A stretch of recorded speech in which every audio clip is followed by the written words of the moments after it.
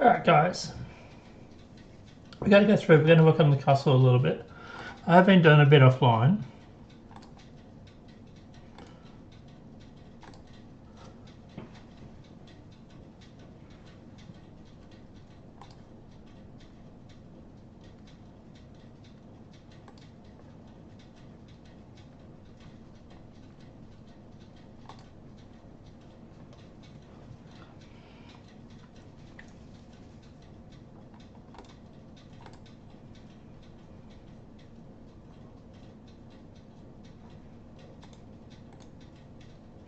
Right. Let me fix this and then we'll go through and I'll show you what I've done. I think I've finally locked in the floor height, which is why some of this has all been mucked up. So what I've been doing for the past couple of days is just fixing everything that I broke when I moved stuff around. So there.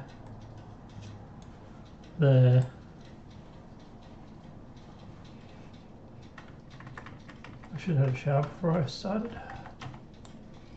And there. Like that.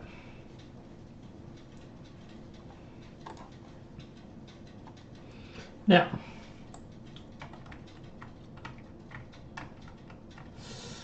right, so it's not perfect. There's a lot that needs fixing still, but let's start with the outside, going inside.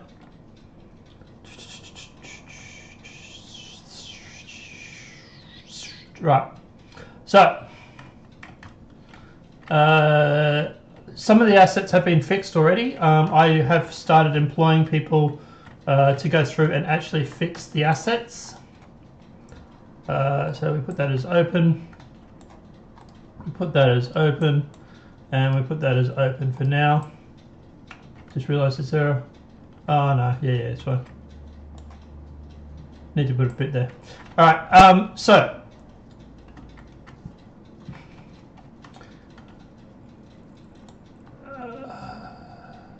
hang on a sec.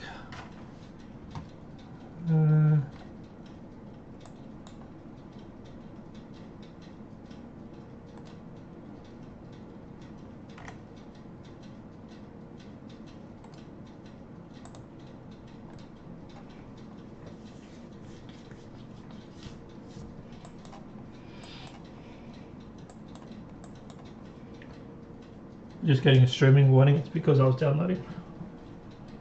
I mean, uploading something. It's not making better. Never mind.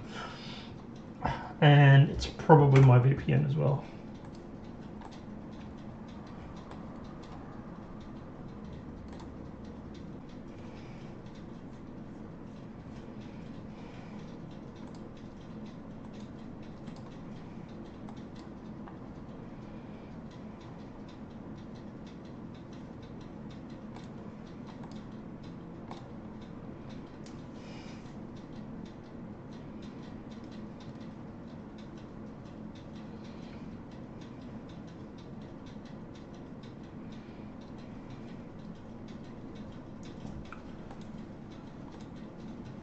Right, okay, we should be back.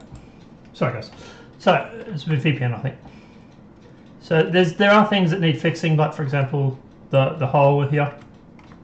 But yeah, we'll get to all that sort of stuff. So in here, obviously we have the room, which is just a normal room. We're probably going to make something like that, maybe like a weapons officer or something like that. And then we have this room as well. And then we also have this room here as well, right? So we've got those three rooms. Now, for example, here with the doors, if we actually click play and give it a couple of seconds, I've gone through and added to the blueprint where if the door's open, it actually pivots the door at 45 degrees or 90 degrees, so you can actually enter and exit the room. If it says it's not open, it basically puts it back to 0 or leaves it at 0. And is locked is basically going to be a function where if the door's locked, you need a key or whatever it may be. So see, doors open, so the doors actually open. And you can see here the asset is actually fully fixed because I gave it to someone. Cost me 30 bucks, wasn't a lot, and they went through and fixed it for me. And basically, instead of me going through and fixing it, I was able to focus on other stuff,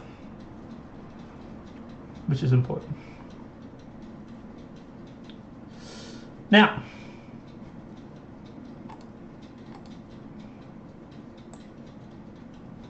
so we've got that. Obviously, at the end of the day, you know, there's a few little things that need fixing. Is there? Yeah. But yeah, basically this room itself is pretty much untouched. What I need to do is go through, fix this wall here, and then I want to duplicate it and then basically bring it in down here. Well, that one's fine, but down here, and then just basically bring it down to all the levels. So we do have that for some reason. I've been noticing as I've been going through and working on this that it looks like when he built it, he's stuck a few things everywhere, and a lot of it's been just tidying it up. So yeah, but apart from that, it's done a good job with it. Right, so obviously, you know, floor still needs fixing some areas, but let's go through. We got this level here, which is the one when you come in. This is the ground level. You go up, obviously you've got the room up there. Okay, that needs fixing too. You got the room up here for obviously for storage. You got the dining room and kitchen obviously next to it. In here, I went through and I made this asset. It's basically just by extracting other pieces from the other ones. That is supposed to be like there. There. So a lot of it's just going through and just fixing up stuff like that. I also noticed over here there was this part. Oh yeah, which is that there. Yeah, which is fine. Not a lot I can do with that one. I can maybe plane cut it. Maybe do something like that. Alright, so, and then obviously you've got the room over here, the meeting room, which is obviously just for meetings and stuff. Storage room, obviously, in here. And then you come up to here, you got the doorway, you go upstairs, don't mind the mold on the wall. You come out here, which is obviously this area. I did have to shrink this door down quite a bit. I'm still not decided whether I should go through and actually put in like one of these doorways, and that way I can leave it at the same height. But I did sort of want it to be a little bit grandeur because it is sort of like entering the hallway to like go up to the library and stuff, right? Or going down to the main room. So I did want to sort of distinguish these doors from just like normal doors. This area here all gets turned into a library. Obviously the wall here to block that off. Gets this here, there'll be basically a wall that comes all the way along and then shoots all the way along here. And then there'll be like an archway that you can go into to sort of go through and go into the library.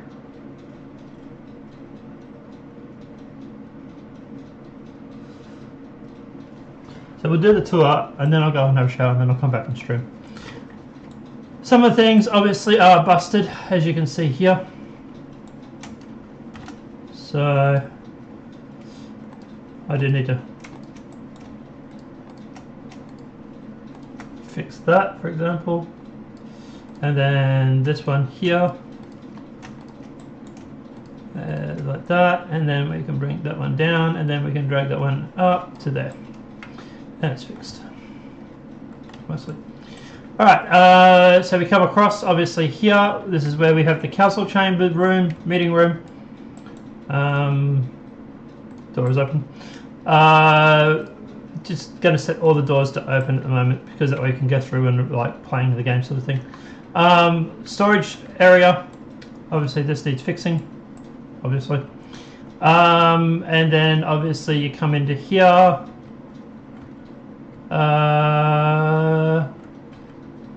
Yeah, that's right. It's upstairs, isn't it? Cool. And yeah, basically we're going to make this sort of like a library foyer sort of area, alright? Now, I just noticed I actually made that staircase like go onto the wrong level.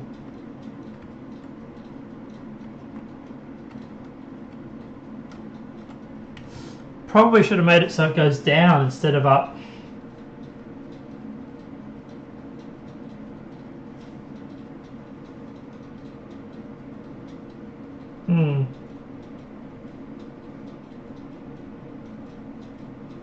Be a whole lot of work just to redo it.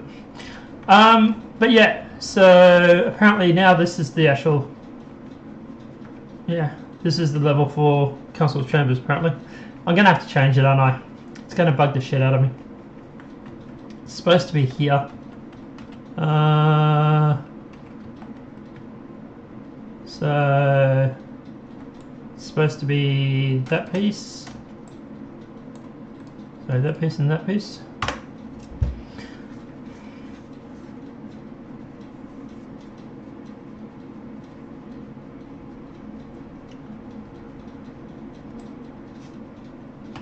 So that looks like. It's actually not too bad actually. So what I would do is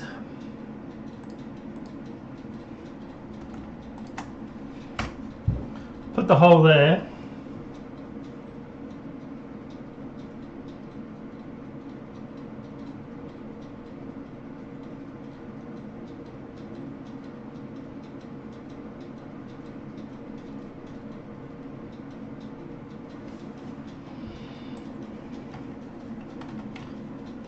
Hang on, no, undo that part because that's a wall for that part.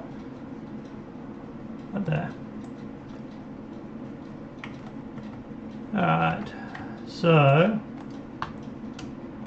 can I just go through and select this whole thing? I hate it when I go to all the trouble of building something and then it's in the wrong spot. Like that. Let's group it. And then we want to drag it out. We want to rotate it. This is what I've spent most of my days doing, is just fixing stuff I fuck up. 180. And then we move it back. Oops, no, that was wrong. And then we move it back like that. And we move it down. Right, so it goes like that, and then up here,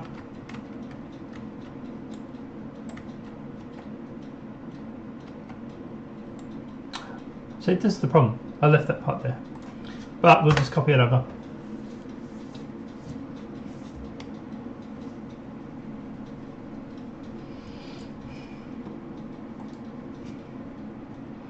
And then drag it back.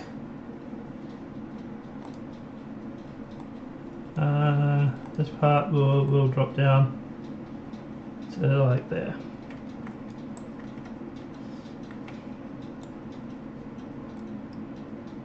Like that. Actually, let's just get it out of the way for now. Alright, so stairs. Drop to there. And that one we can delete those now.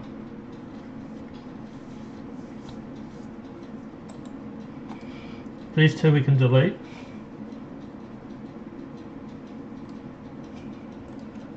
That one, it's autosave, I tell you what, drives me nuts.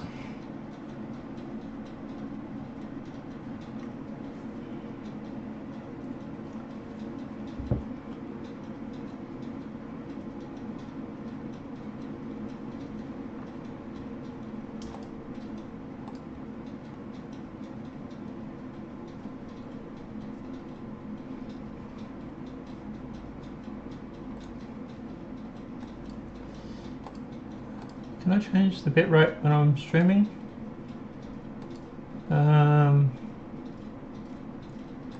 Yeah.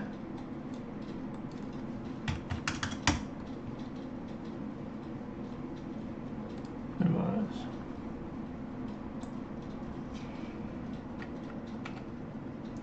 Alright, so this we'll put to like that. Now this one and this one and that one we can now, yep, we want to delete that.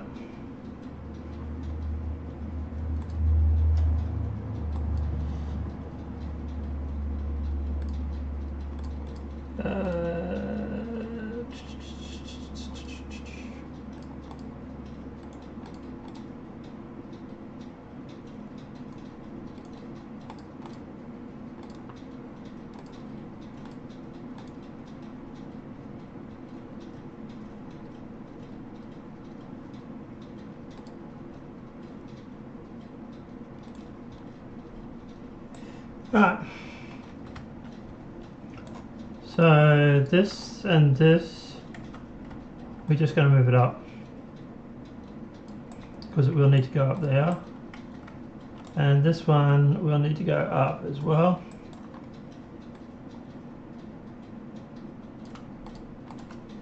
And bring that up to there. And now these three, we're going to drag them up.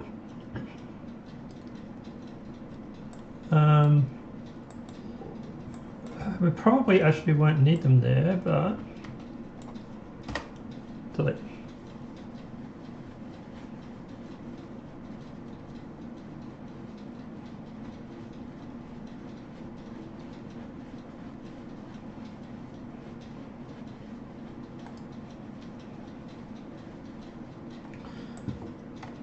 Right, now the problem is that we've got that.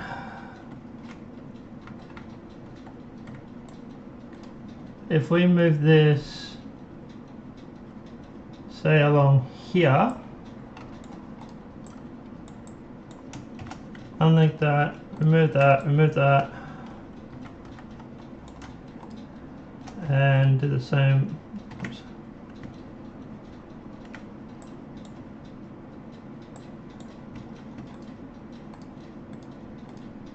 Like that. And then now these, we can just delete.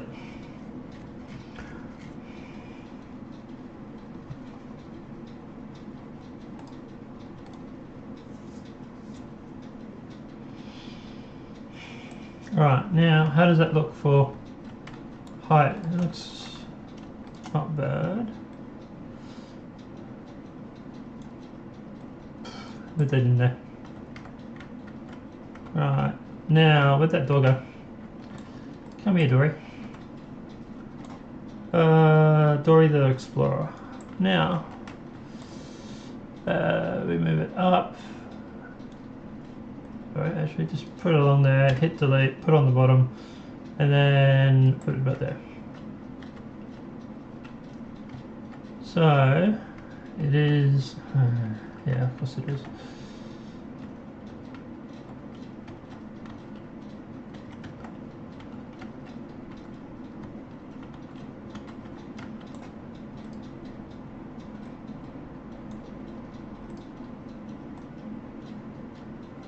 That, and there, and then that, and that, and that.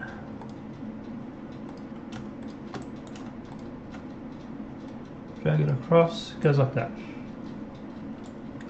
And now that one, we'll throw in there, like that, and it ends like that.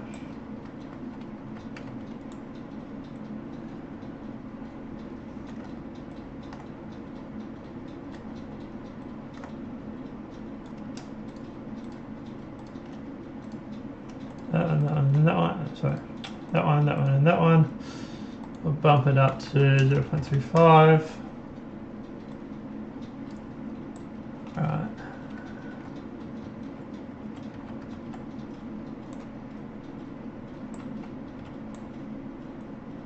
Get over to there.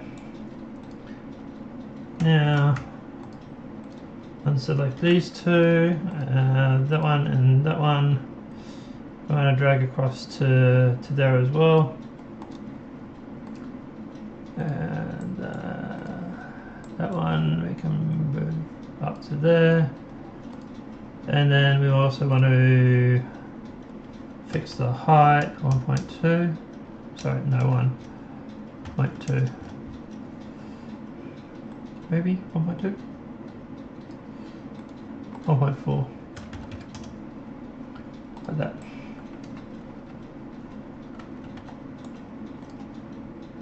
I'll have to do something with this door. Alright. Just for now, we'll just delete it. We'll add it later. See how we go with this. So, we got the entrance now.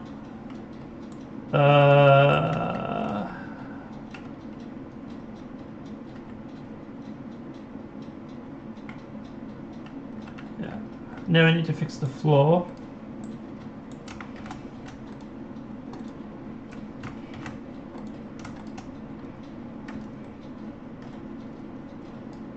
Like that. Floor's now fixed.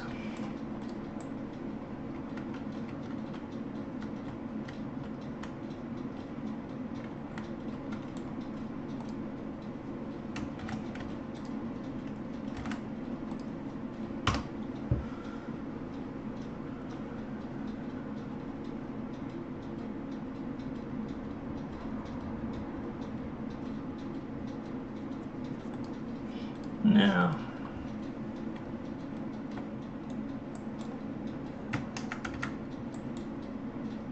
and this one 1.5.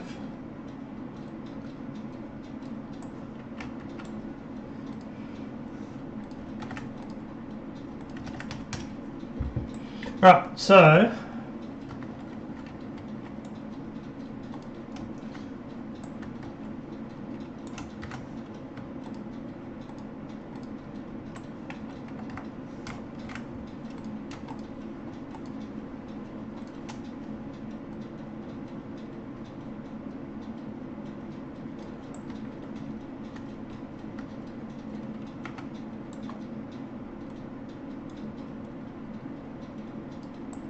something like that.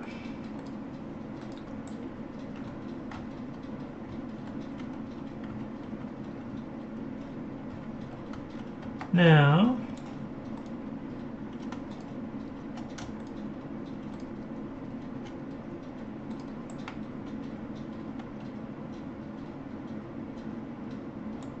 that right then we can delete because we got it there. And we do actually have a triangle, I've noticed, in the static meshes, so that's cool. So this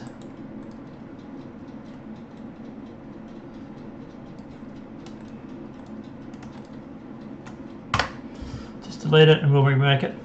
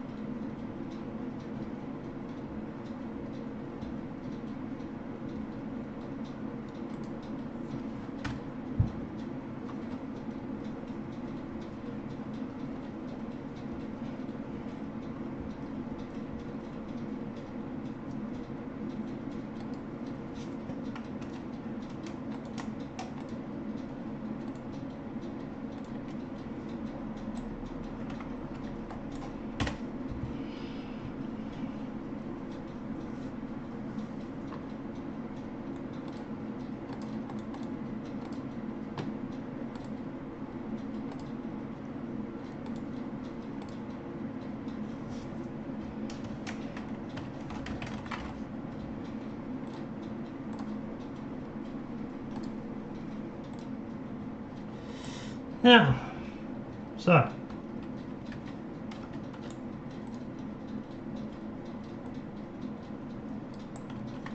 that, So that one we want to make it 3.5, 1.5.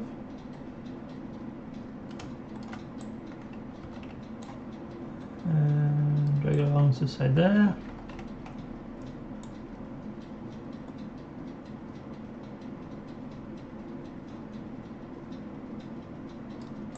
Like that. And now this side, it's about there. Right, so I know we've got to put like doors and stuff on yet, so you know, we're just sort of getting a feel for it just for the moment. And it goes like that. And how's this side look? Pretty scuffed as well, to be honest. Comes along here. It's about, yeah, a little bit over, a little bit more. And then say 0.5. I hate it when it goes the wrong way. 0.6. And then we'll just move it back a little bit. Alright. So we do need to put the doorway arch in.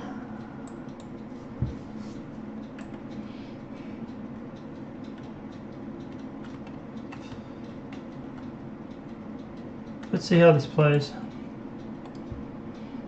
Well, it's loading. Here, right back.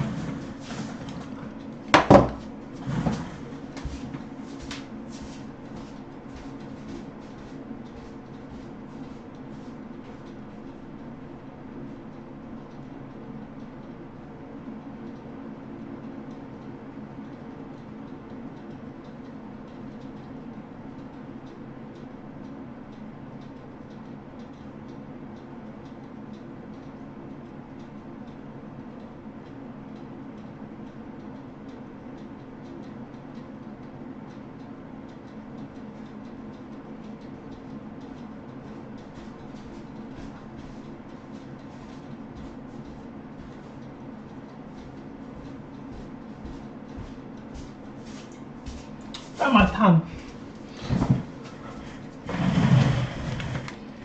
Right, so, okay, yeah, it plays pretty good. So, you don't have to worry about hitting your head or anything, bumping around, anything like that. Cool. Now, we've got to worry about this door. We have a few options. What we do need, we obviously want the grand doors, right?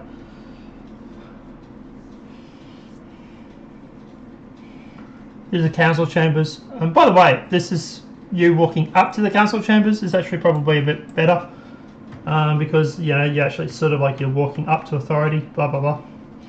How does it look on this end? Oh, plenty of room. Yeah, we can just box this off. And yeah. Right, so we need the room. We need the door.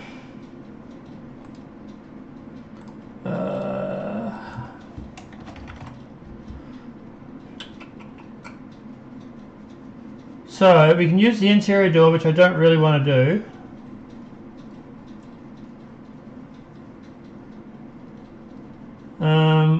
Small entrance door, will that work?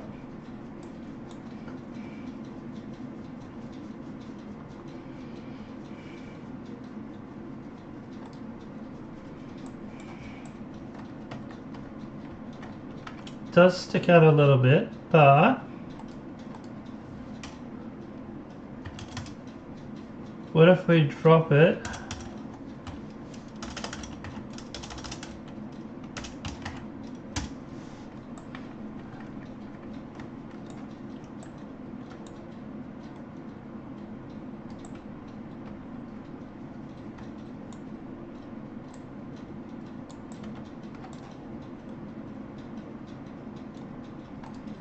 Something like that.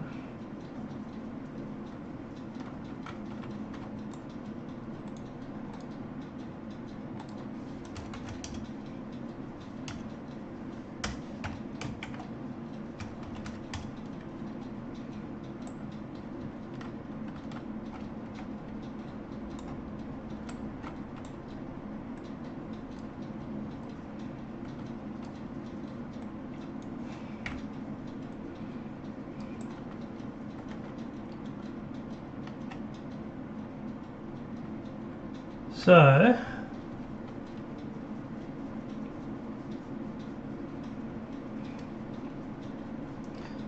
the problem is I need to actually put the door on this end.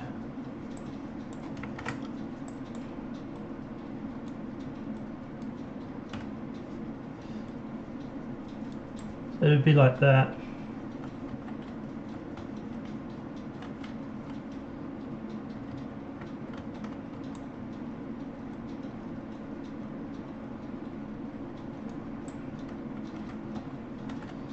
We are sort of shrinking this room a little bit, but we can actually move this all back. That's actually an option. Move the whole thing back, make more room. Let's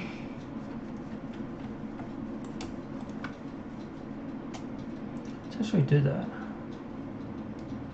So we'll make it so that the door is actually flush with this. Right, now this whole wall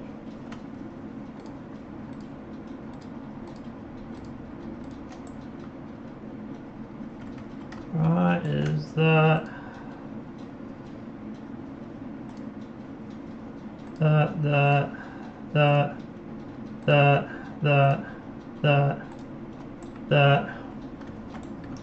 unselect the door.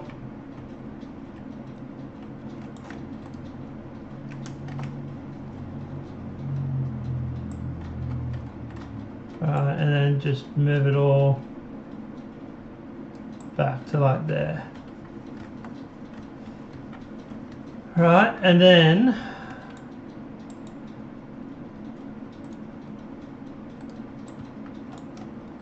the little fireys get to go forward a little bit, and the doorway actually gets the doors and the staircase comes back,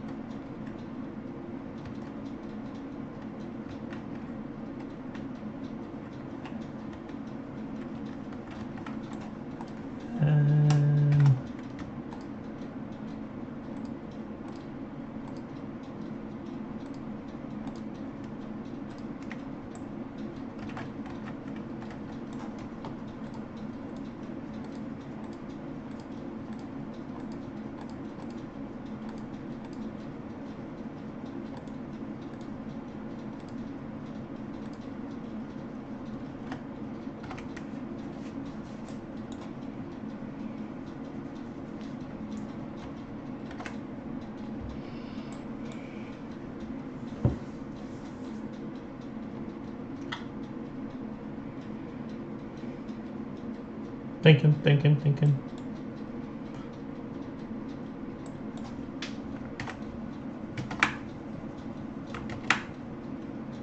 I want to unselect that one.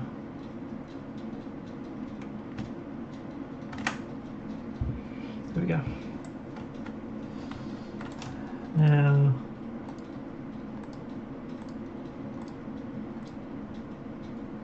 oops. No, hang on.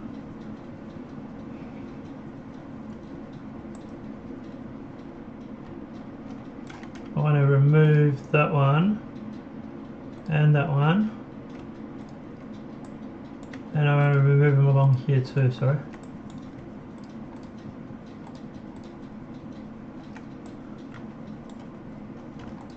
And along there.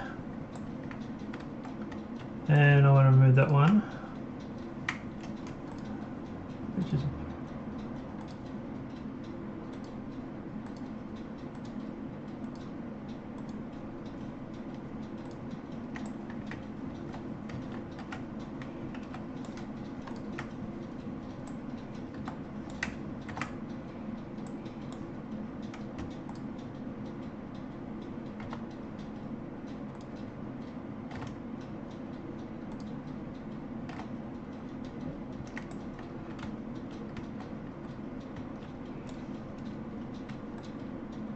there. Reselect that. Alright, so that's that floor. Now, if we go through, grab the wall,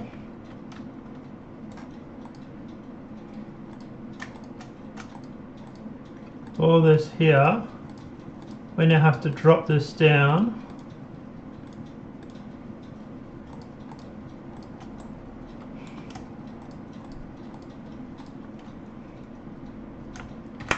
That's another group.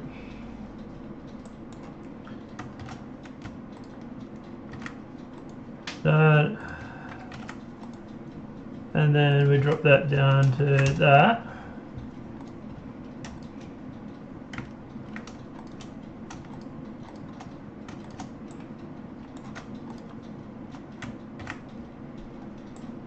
So that's the new group for inside the building. Inside the conference room.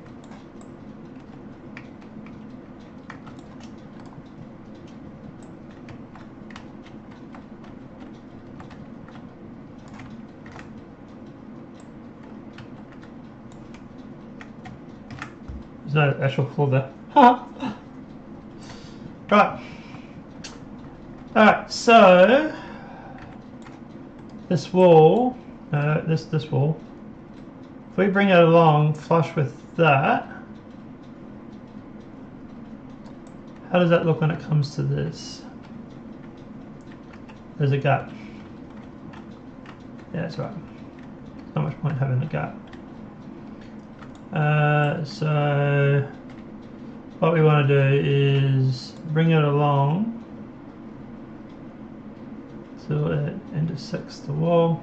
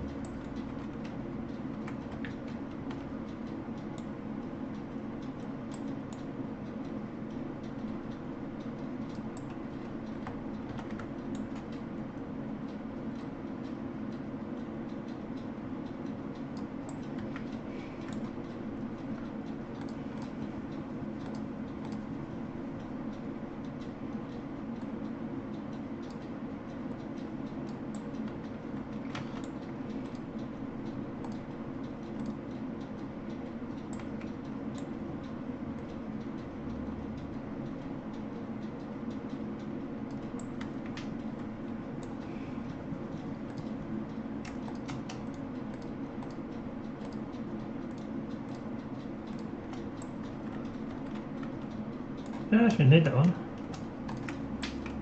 And probably don't even need those actually.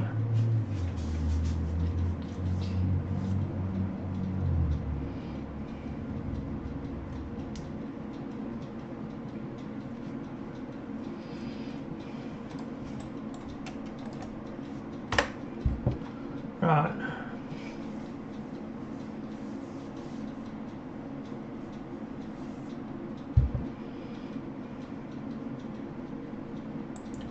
So, has to be at the top of the stairs.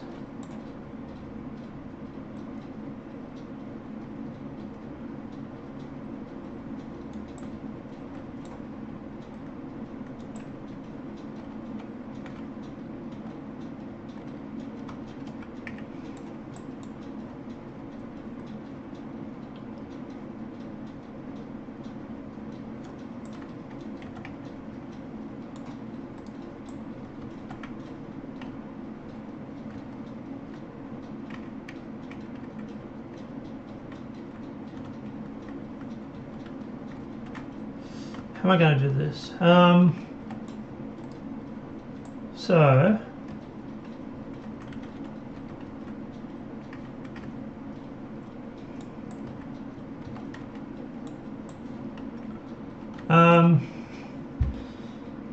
you need to go up the stairs. The door needs to be at the top. So the wall to the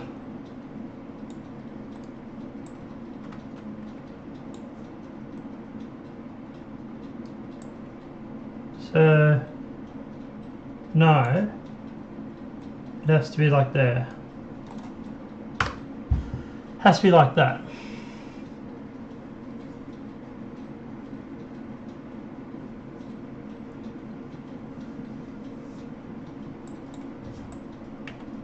Alright,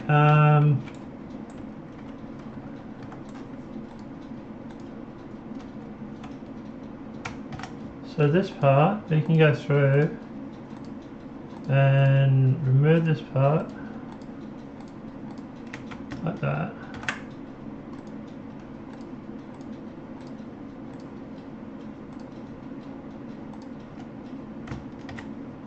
That's one side.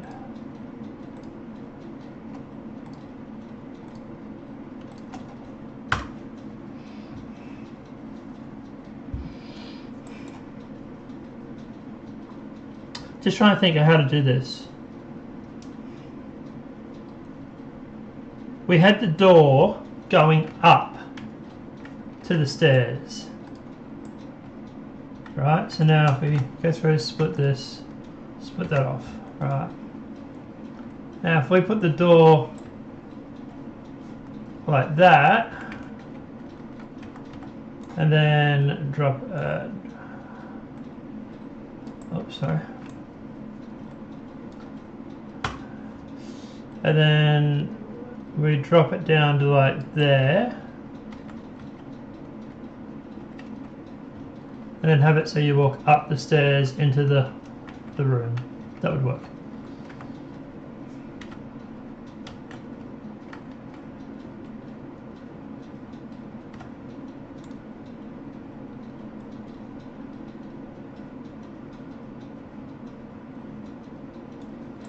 Yeah. Now,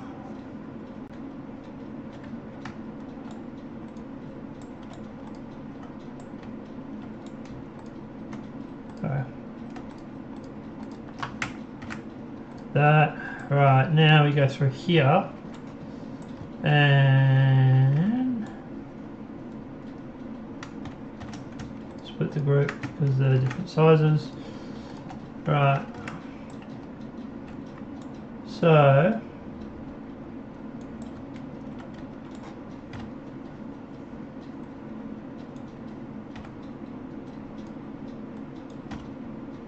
like that.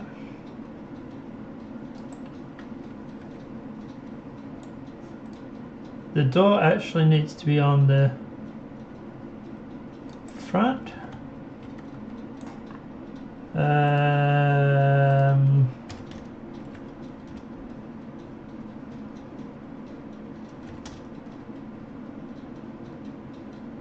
Yeah, we can shrink the short staircase.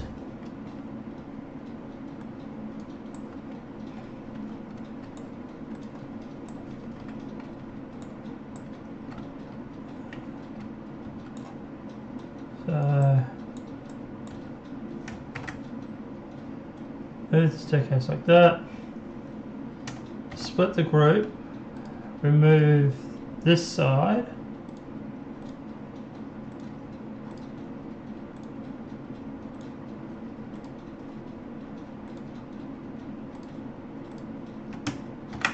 Relinked it,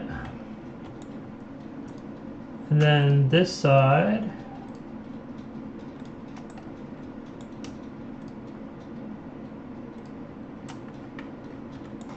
and then we relink that, and then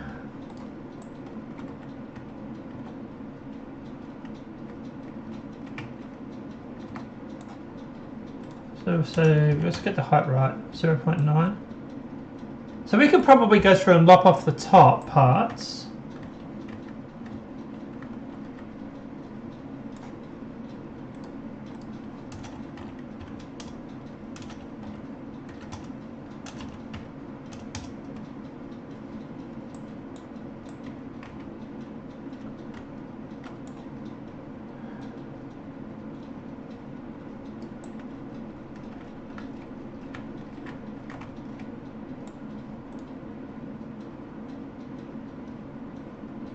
Normally you go up the stairs and you go into the door. So it does need to be this way around. Because that way when the door opens, it's not going to bang into the step. I know it's not physically going to do that, but you know what I mean. So if we put it like that, and then say drop that down, and then we put it along here, for example.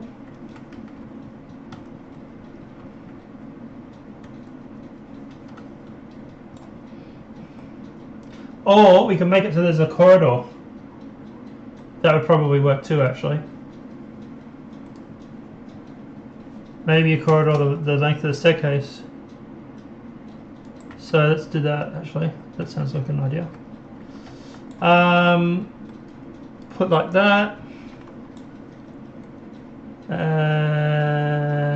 Like that.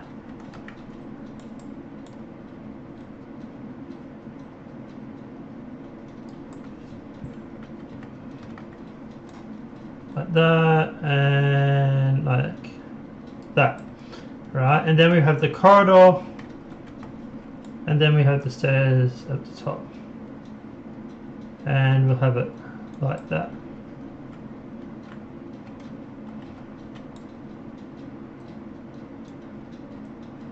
Like that. But it's still too close. So let's bring it back to say line with the doorway, like that. And that gives us all that room, right, which is cool. Alright, and so that means the flooring here needs to be edited. Well, it doesn't actually, we just leave it as it is. But this part definitely needs to be changed. We're removing this part and re-adding that as a group. And then this part, this part, this part, and this part, and this part. We then go through and actually do that.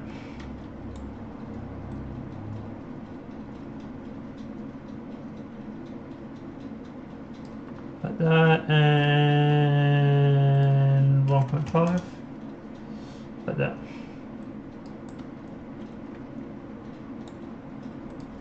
.6.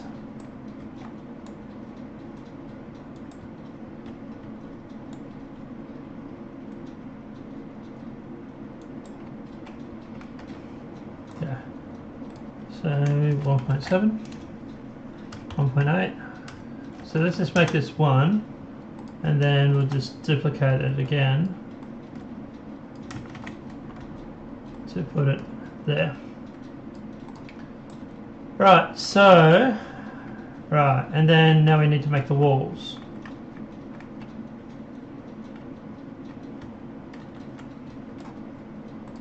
So, let's grab, yeah, maybe.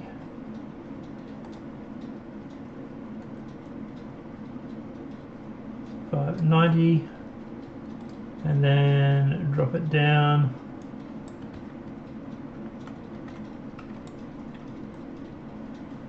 To like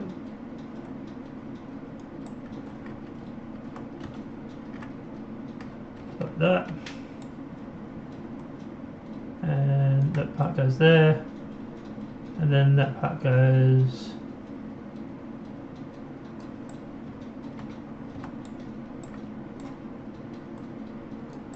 all the way into there.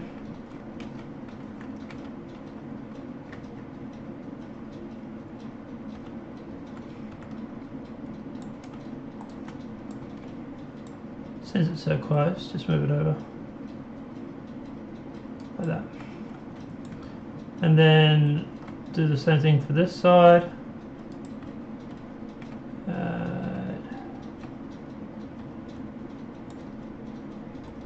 Get a little bit of room, a bit more, something like that maybe. which means this wall is actually, let's back to about there.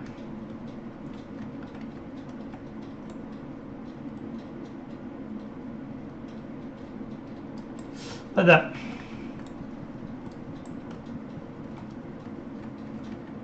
So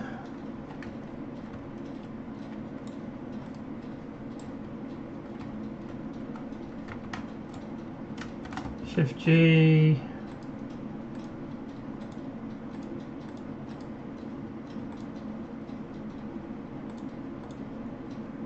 I need to move these over.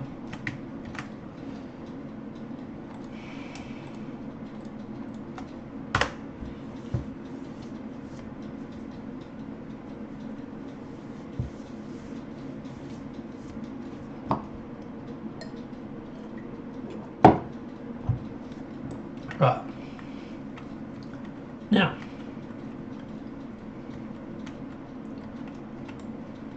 actually this one needs to go that way.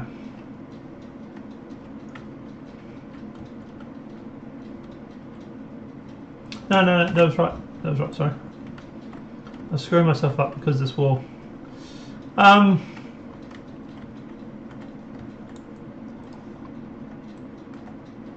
Just gonna pop it up for now.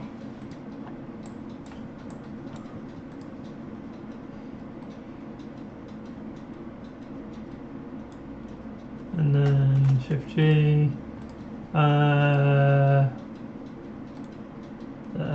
No, we want that one.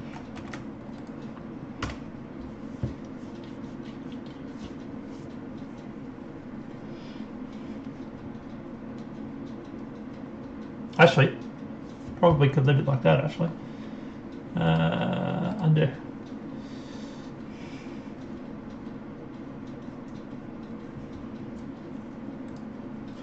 Now what we do is we can put these guys, oops, over here, and this guy over here, and then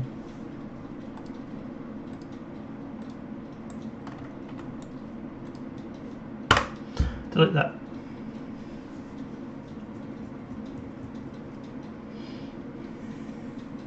So you put like suits of armor or something in here, or maybe a statue or something. Yeah, something along those lines.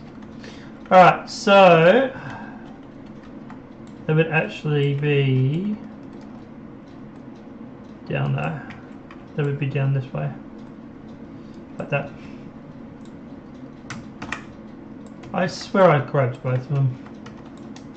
Try this again. Alright, down to like that. Now this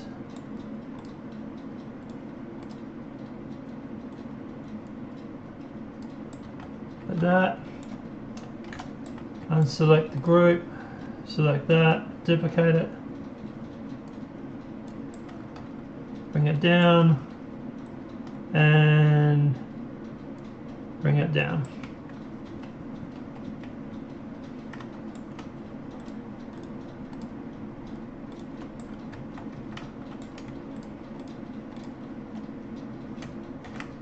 That's a group. Okay, just duplicate the group.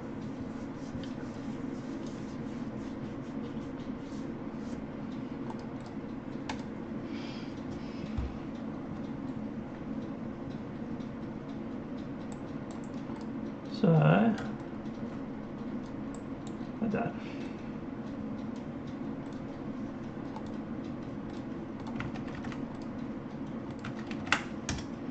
Right, now,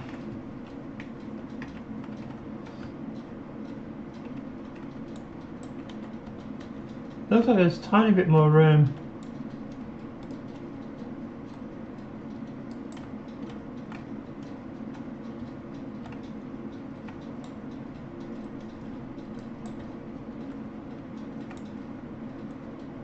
There. Right, now, actually, to be honest, we probably want to make it snug.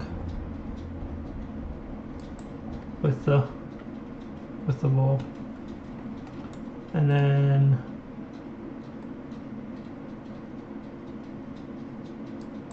snug.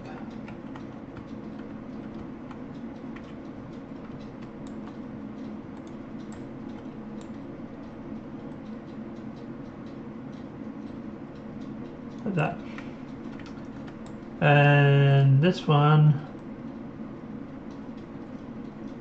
it goes to about there.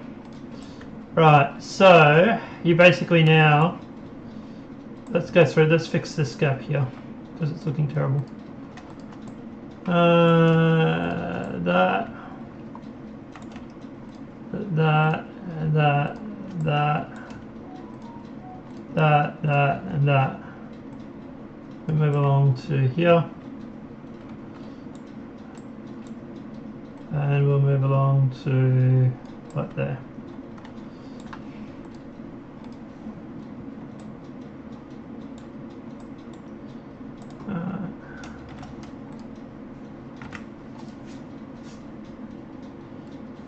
So it's that.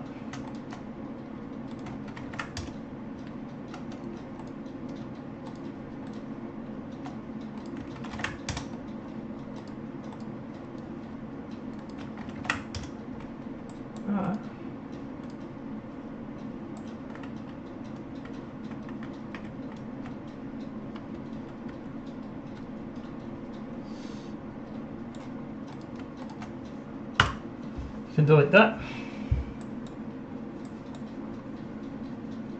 Hey, music.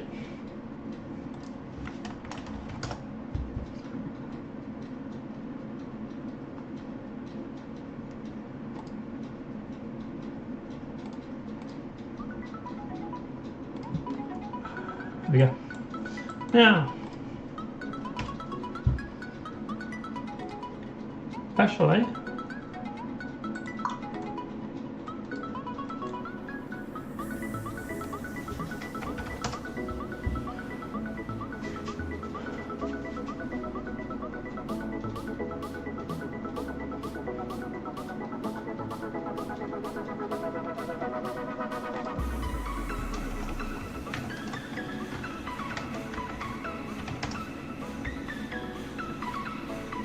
says we're building a Gothic castle.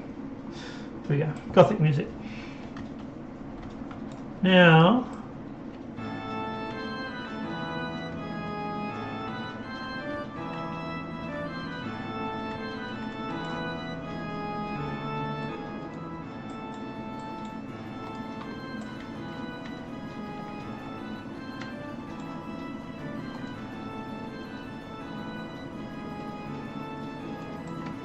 halfway. About halfway.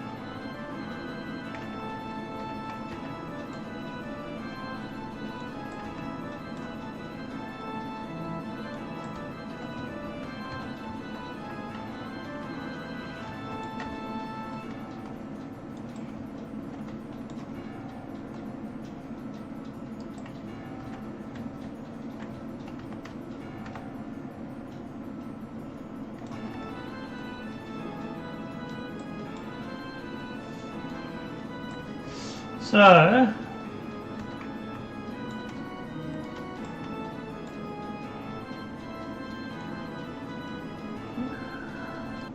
let's go on to something else. How much is that? Alright,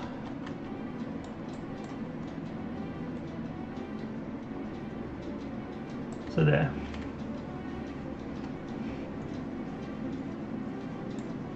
Except for this one, it goes right across, wouldn't it? No, it'd follow the wall.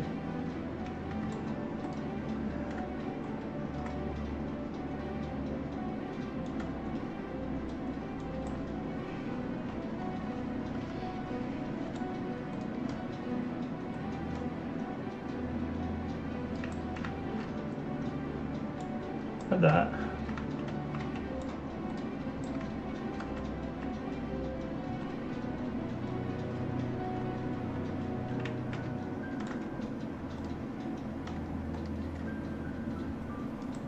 And then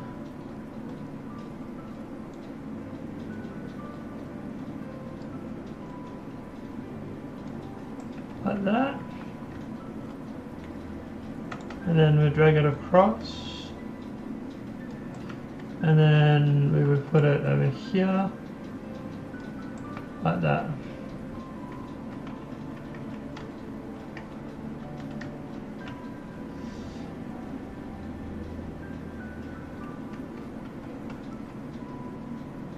Why does that one indent? Ah, because we select the group. I hate it when it does that.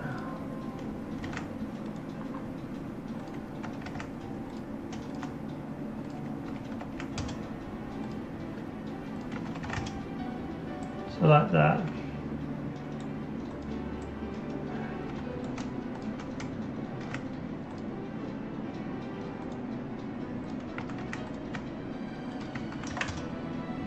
Like that. And we could probably shrink this down to 0.5, 0.6, close enough.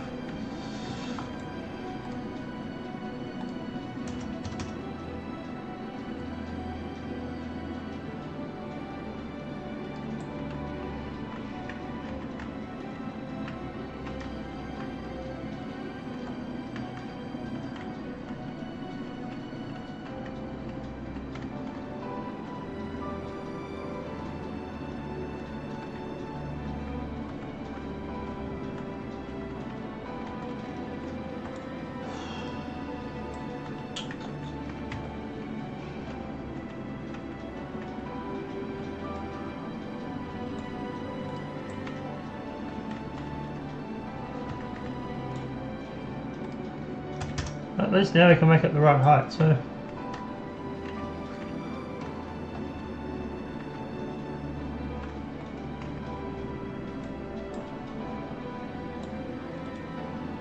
I don't know about this wall part. Thinking maybe go through and remove that. Oops.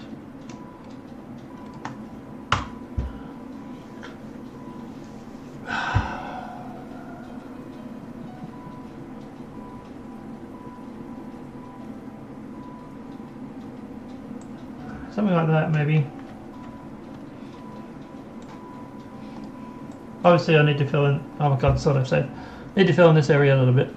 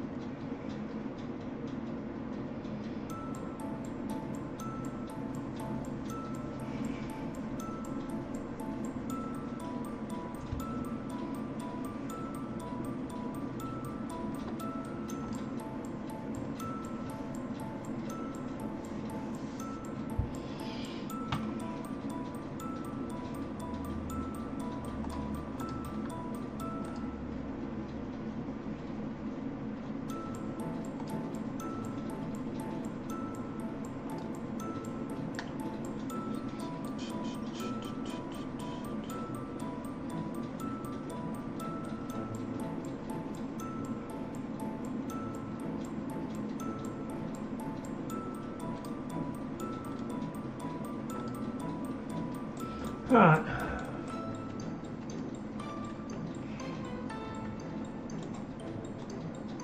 Wondering if we should just move this whole wall to the front of this. That'd make it flush.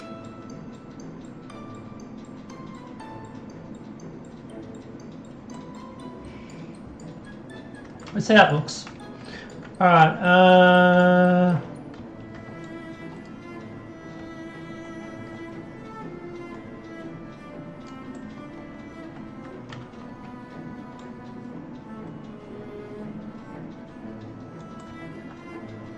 like that.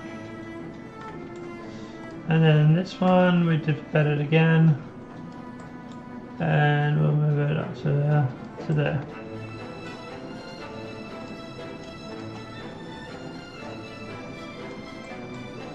This is some Tim Burton sort of music. I like it. And say make it 1.5. Oh, so 1. Move this over. Say 1.25 and 1.25 because my brain is autistic and it bugs me. There.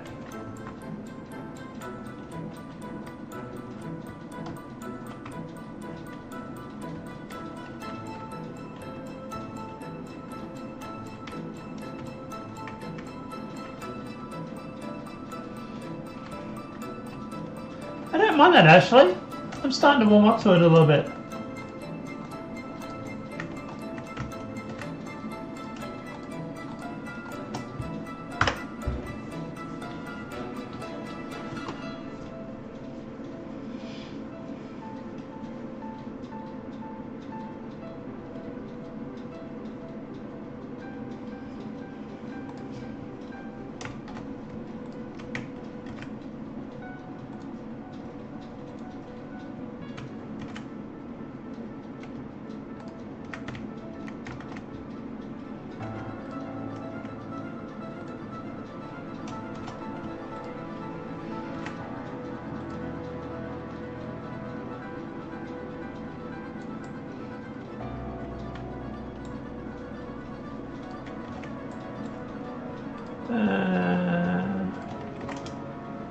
Like that.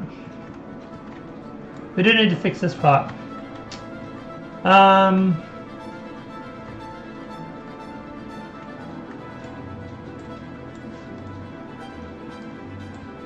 Let's grab this wall. We can always undo it, right?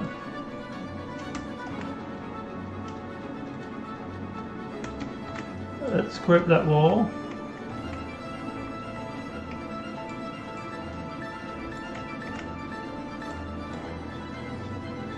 What if we bring it forward to look like that?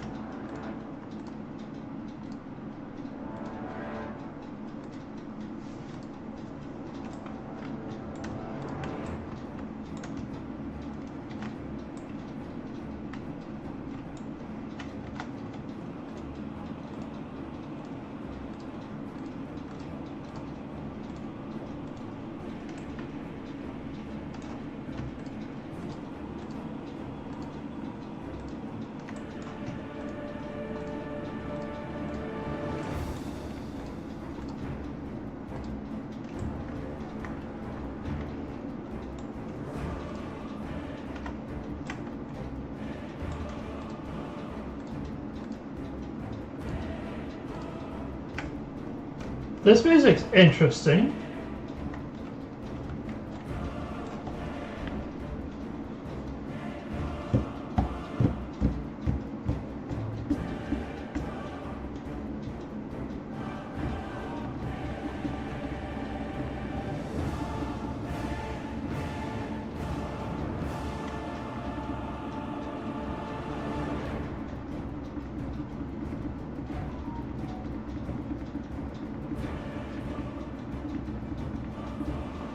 I like this music.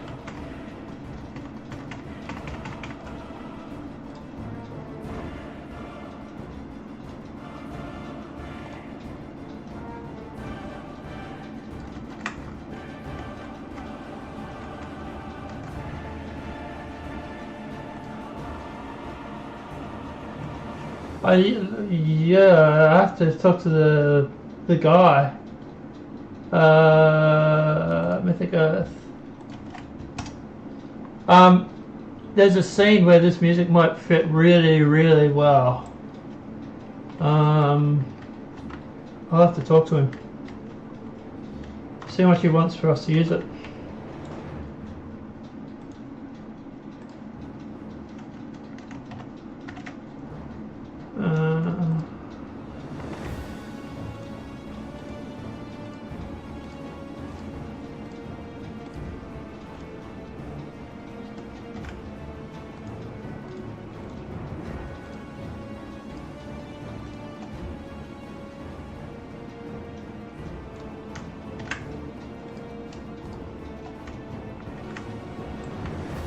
Like that. Break it.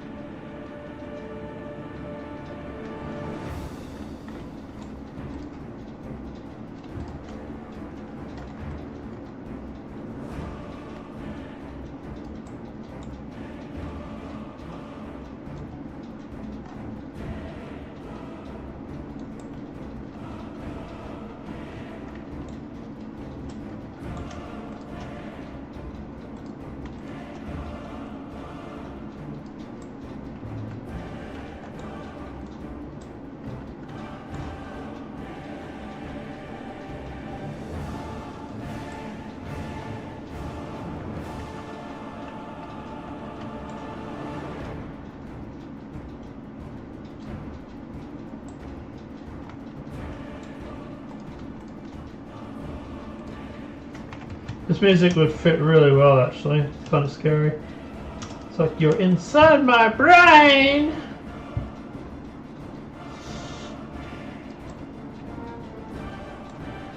There's a scene in the game at the start, at the very start. It's at the start. You're not going to ruin anything. Where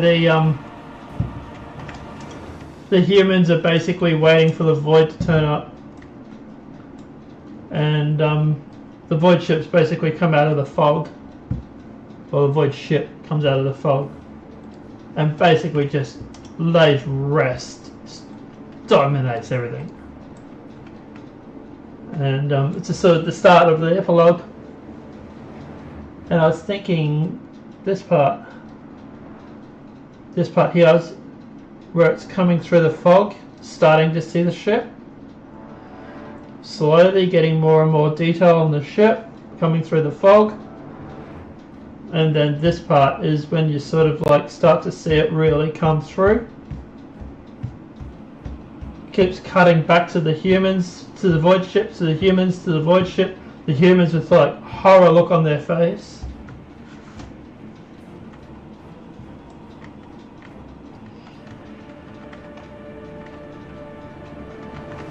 And this part, you really start to see the ship now.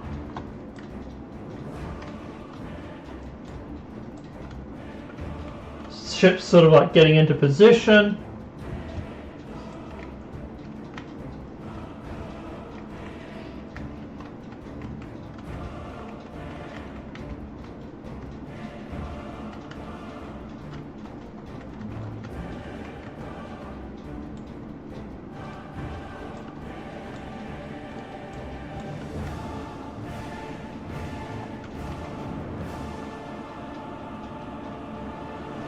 And then, boom, this is when everything breaks loose.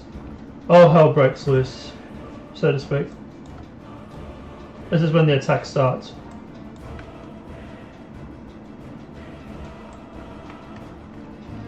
Won't tell you what the attack is, but yeah.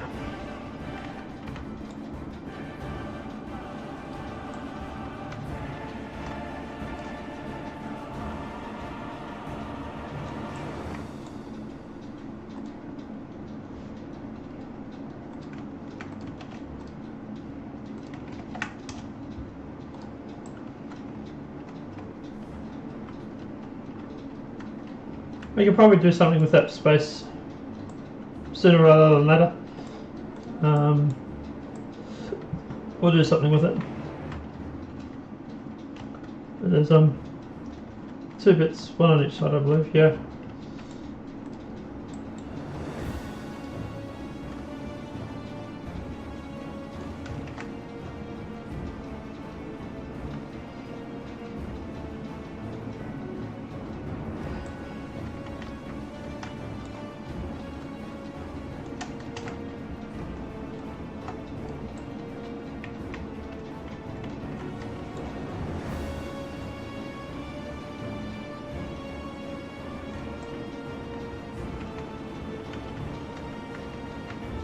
By the way, the intro sequence, fucking amazing.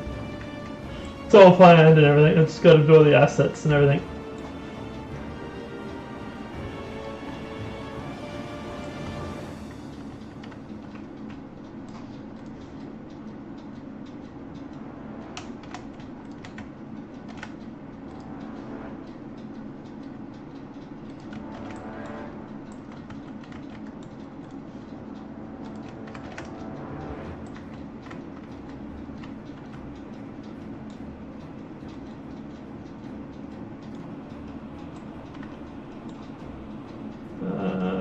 Change this to unlit.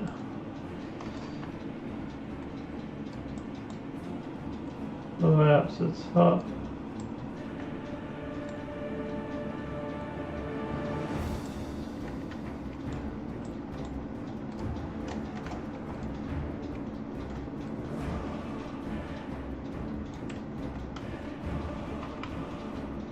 I love the chanting.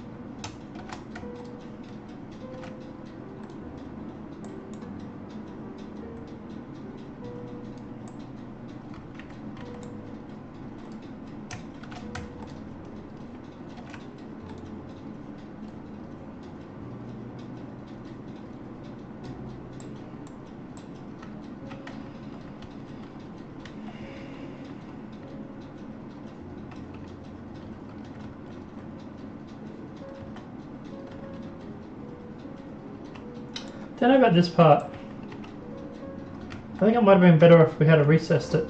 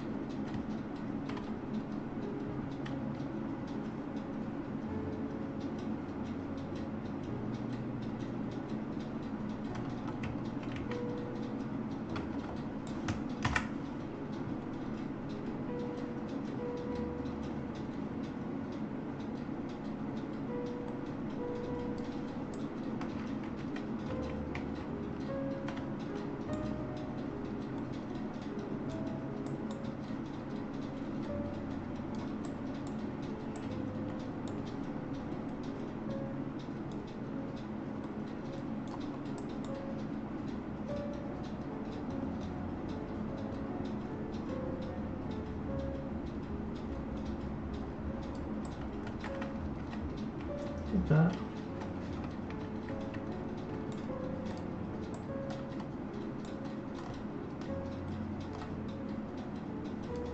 It's very somber song. Yeah.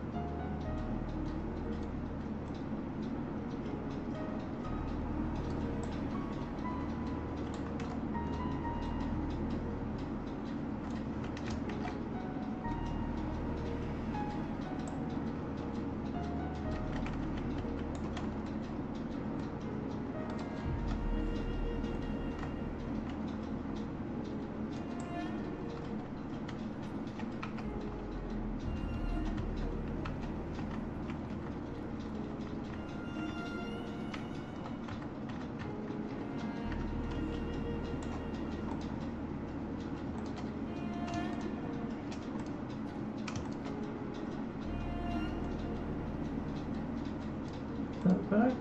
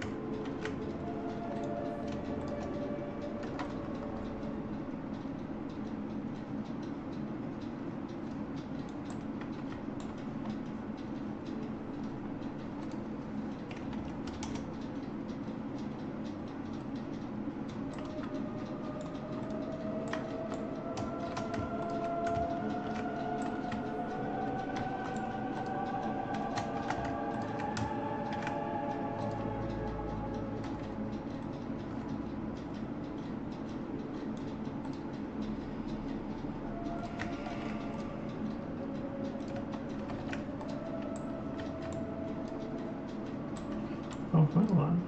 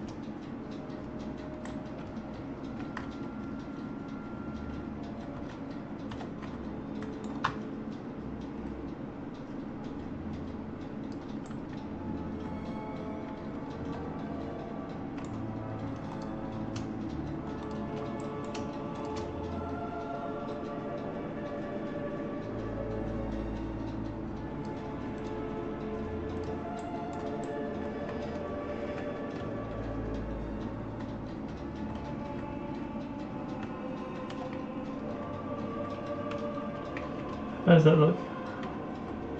Looks better.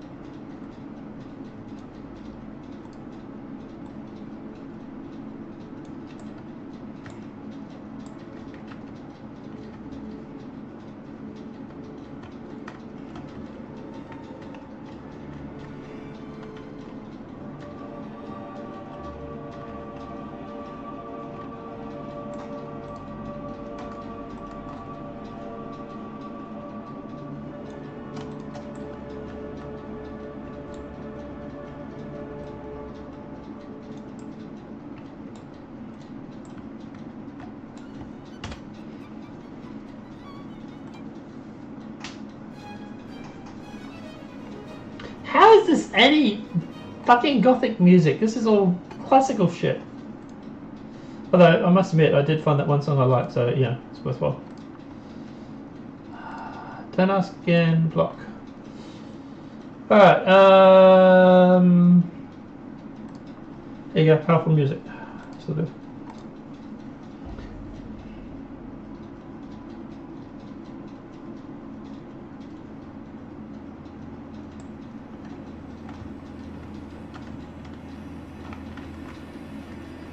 Alright, so that is all done, that is all done.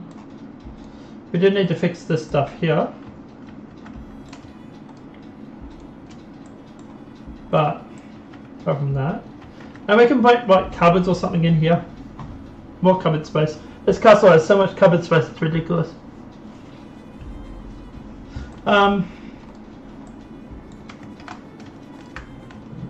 Anytime I find like a nickel cranny that I don't have anything for, I just put it as cupboard space.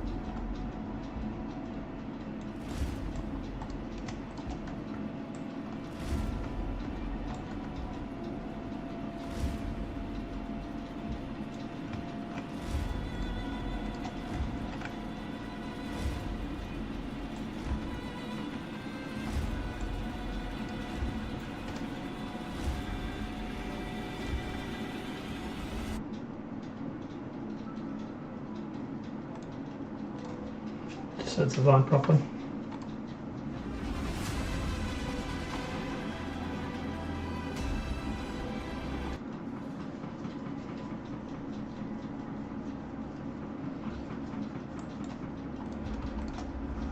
We'll delete both lights actually.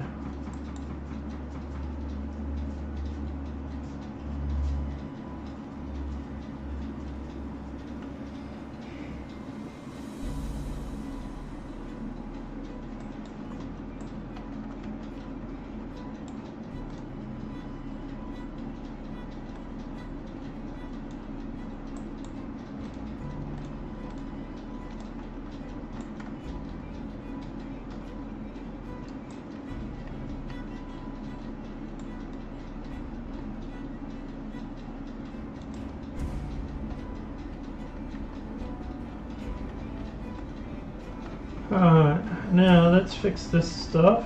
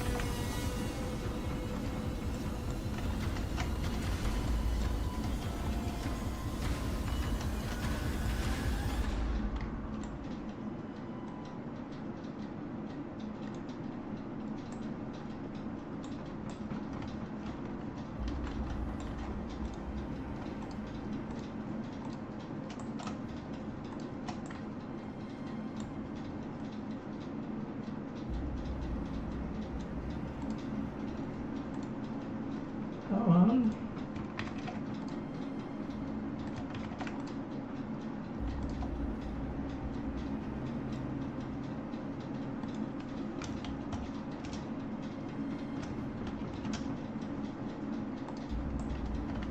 That.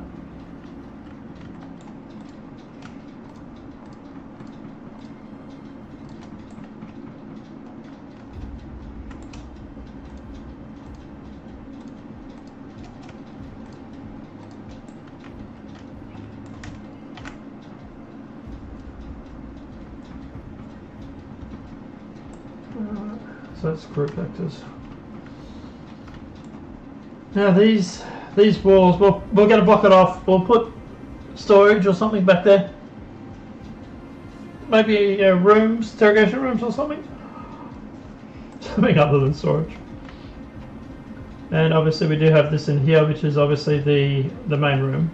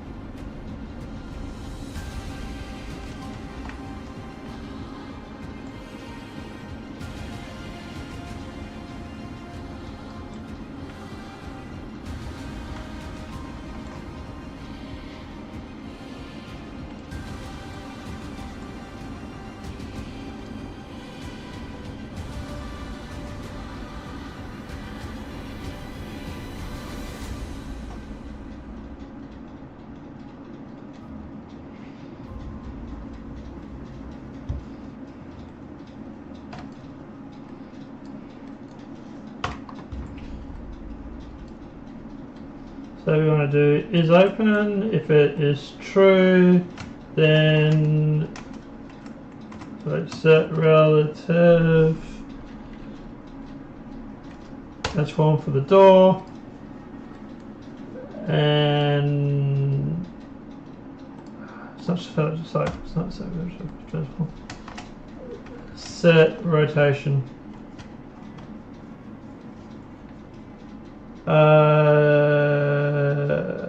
Relative rotation. And it's -90. That's all I can do for now. That part.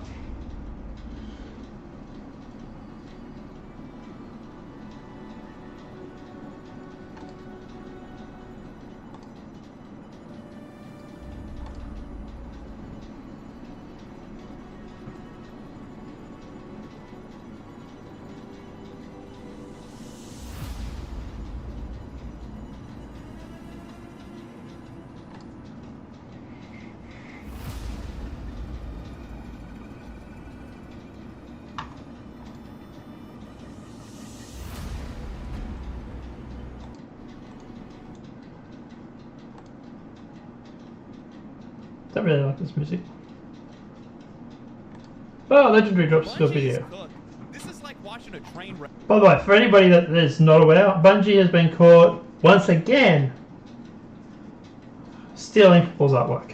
Big shock. In slow motion. If you guys do not delay this game, you know what? No. It makes for far better content. It's a lot more entertaining than Marathon, I'll tell you that right now. They just got caught red-handed, lifting art from some random artist on Twitter and just throwing it into Marathon. The funny thing is, this isn't even the first time that these guys have gotten caught doing something like this before. It's so lazy, it's so scummy, it's so blatant, and it shows how little creativity the studio has left and how hard and fast they're trying to rush Marathon out the gate. I played Marathon, and I can say with absolute confidence, it's not going to work. No. It's not. It doesn't stand a chance. No. They don't understand the audience. They don't understand. The reason it's not going to work is quite simply is this: is that you have games that are free that do the same thing. By the way, you're banking on what? Your Bungie base, your Destiny base? Well, okay, but a lot of people play Destiny for PvE. Yeah, there is a PvP aspect. You got the Crucible, but no one really jumps into Destiny and says, "I'm going to just play the PvP." They play the PvE and then they jump into the PvP. It's a side note. Understand the game, they don't understand the genre, and it's so woefully uninspired that it makes a lot of sense as to why they're just copying things that other people are doing, and in some cases copying their art, I guess, as well. You compare this to a game like Arc Raiders, and the contrast between the two of them couldn't be any more clear. So today what we're going to do is we're going to talk about the allegations against Bungie and their artwork, and also the pitiful reception of Marathon. They are not going to beat the Concord allegations.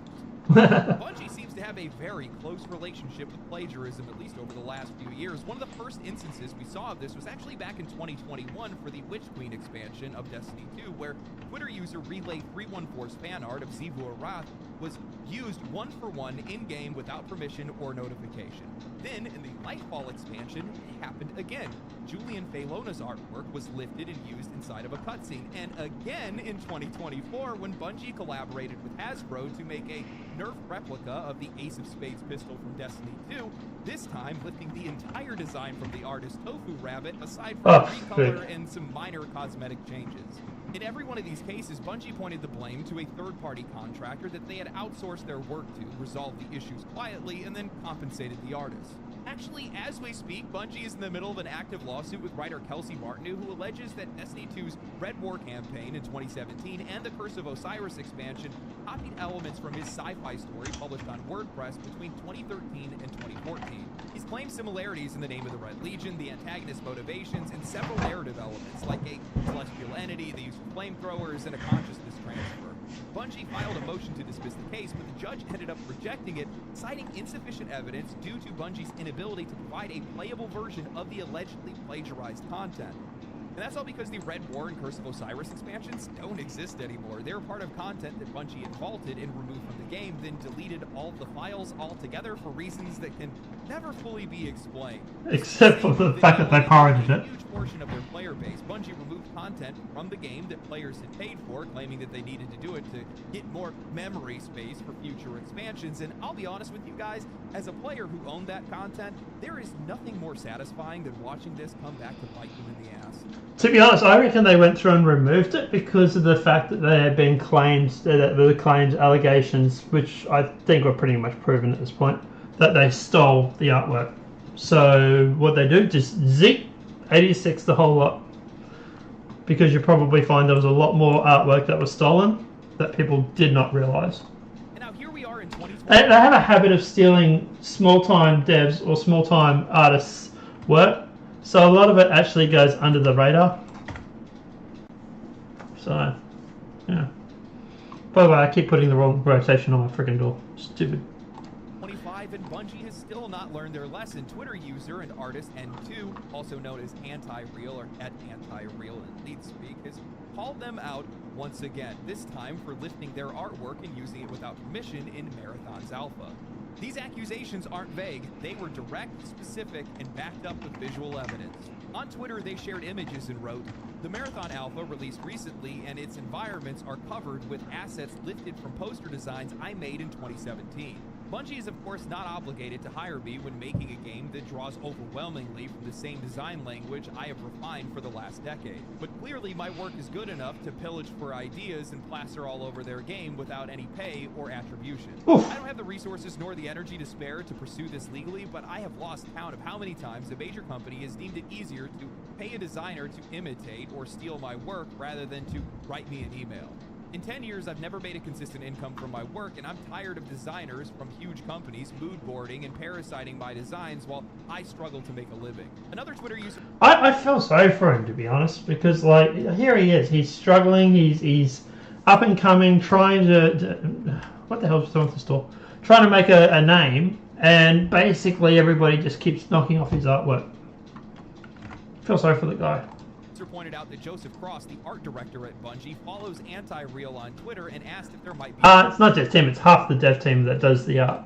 Connection. The artist had responded saying he's followed me for a few years and a few others from Bungie, never heard any communication. Just to add insult to injury, mainstream media outlets began circulating fake quotes from the artist, attempting to sensationalize the story further by fabricating statements like, "I'm completely floored. This is my full-time job. I sell these posters online. They're not obscure. A major company has deemed it easier to pay a designer to imitate or trace than license or commission the work." This didn't come from the artist, and using fake quotes to farm clicks on top of an artist that's already being exploited is a special kind of vile. Now, if things weren't sketchy already, just 2 weeks ago, before these allegations went public, Joseph Cross, the art director for Bungie, posted on Twitter about how excited they were to work with Krupa Haas, a brand and design agency that Bungie had brought on to help with visual development, identity, custom typography, and ARG campaigns for Marathon.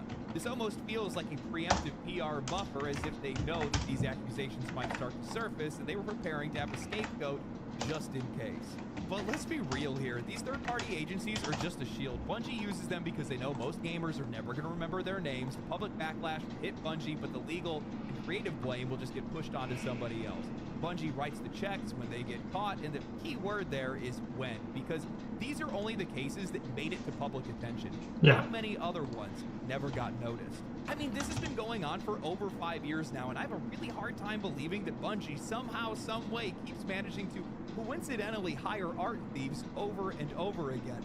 The common denominator here in every single one of these situations isn't the freelancers or third-party vendors, it's Bungie. So why does this keep happening? Why do they keep doing this? Well, that's because they just don't have the time or the talent anymore. Bungie has laid off aggressively in recent years. A lot of the talent that they let go were key contributors to games like Halo, Destiny, and Destiny 2. And with Destiny 2 in decline and pressure from Sony mounting ever since they acquired Bungie in 2022, they simply do not have the same creative force behind their projects anymore. They are rushing Marathon and other content out the door to meet deadlines and deliver returns. And when time runs out and creativity is thin, people take shortcuts. And honestly, that makes a lot of sense because Marathon feels like a game that's being shoved out the door, ready or not. Bungie has done almost nothing to engage with their audience before the release of the closed alpha, and then their entire rollout of the game has been messy. The initial teaser had some intrigue in the cinematic trailer. People like the ARG elements and the visual direction, but the gameplay trailer absolutely tanked. At the time of this writing, it has 24,000 dislikes. Most of the comments are flaming the game. They've also delivered nothing but mixed messaging. They told Destiny 2 PvE players that Marathon isn't for them, despite the fact that it's their loyalty, time, and spending that funded Bungie's projects in the first place. Instead of honoring their core audience, they are chasing it. As a big Destiny 1 player, I tell you now, there's no way this game is for me. I'm not playing it. So, yeah. New one they don't even understand, in a genre that they've never even developed in before. It's yet another case of a studio abandoning what made them successful in favor of mimicking what's trendy. And honestly, what else would a mimic do other than copy everything else around it? We are going to see a lot more of this, a lot more. All these companies that have been complaining about rising development costs, all these layoffs that we've seen, that is all pressure that is being laid on top of these designers and artists. And the more that they have them making these cookie cutter games and these copy paste projects, the less time and resources and experience they have to be able to make anything, the less creative freedom they have, well, the more likely they are to start cutting corners. And part of that is because they're just trying to save time more than anything else, but the other part of it is they just don't care. That's why you see stuff like this. We see this with workers that are just phoning it in for a paycheck because they feel like they're forced to do the work, because they feel wholly uninspired by it, because they're not being led properly. And as a result, you get something that is uninspired, and you get something that most of the times ends up being plagiarized. Journalism is going through the same thing. Games journalism specifically is going through the same thing. After the Polygon video, I actually had some writers reach out to me and they said, you have no idea how bad it is for us right now. All of these companies have basically made it where, you know, we have $20 an article. You have to put out 50 articles a week. You can only talk about very specific games, only the biggest games, and you can only write about it in a very specific way. And that's the reason why we get a lot of the writing that we do. And I think that's a fitting description for what Marathon is, because they're under those exact same pressures in that exact same situation right now where they're being forced to make a game that I don't think that they actually want to make. Sure, there's probably a few people that are there that are all about it, but it's not an entirely team effort, I don't think. And people don't realize, I don't think they're taking it seriously, that if Bungie does not deliver with Marathon, they are done. This is it. This is the only thing they have left for them, because Sony has invested too much money in them for too little return, and they are desperate for a live service hit. And if Bungie's not the one to give it to them, that's not going to work out for them. They have wasted billions of dollars at this point trying to get their own live service hit. And I played Marathon. It's not it. With better competition that's out on the market, with better competition that's right around the corner that delivered an alpha at the same time as yours, it's just not going to work out. This is going to be a last-ditch effort, a Hail Mary with nobody there to catch it. Now, in a lot of cases, when I'm feeling off about a game, whether it's from the previews or the early footage, I tend to second-guess myself. Maybe I'm being overly critical. Maybe it's not as bad as it looks. Maybe I just need to get hands-on with it to see the full picture. Then I played Marathon and Arc Raiders back-to-back, and now I was being way too generous with Marathon.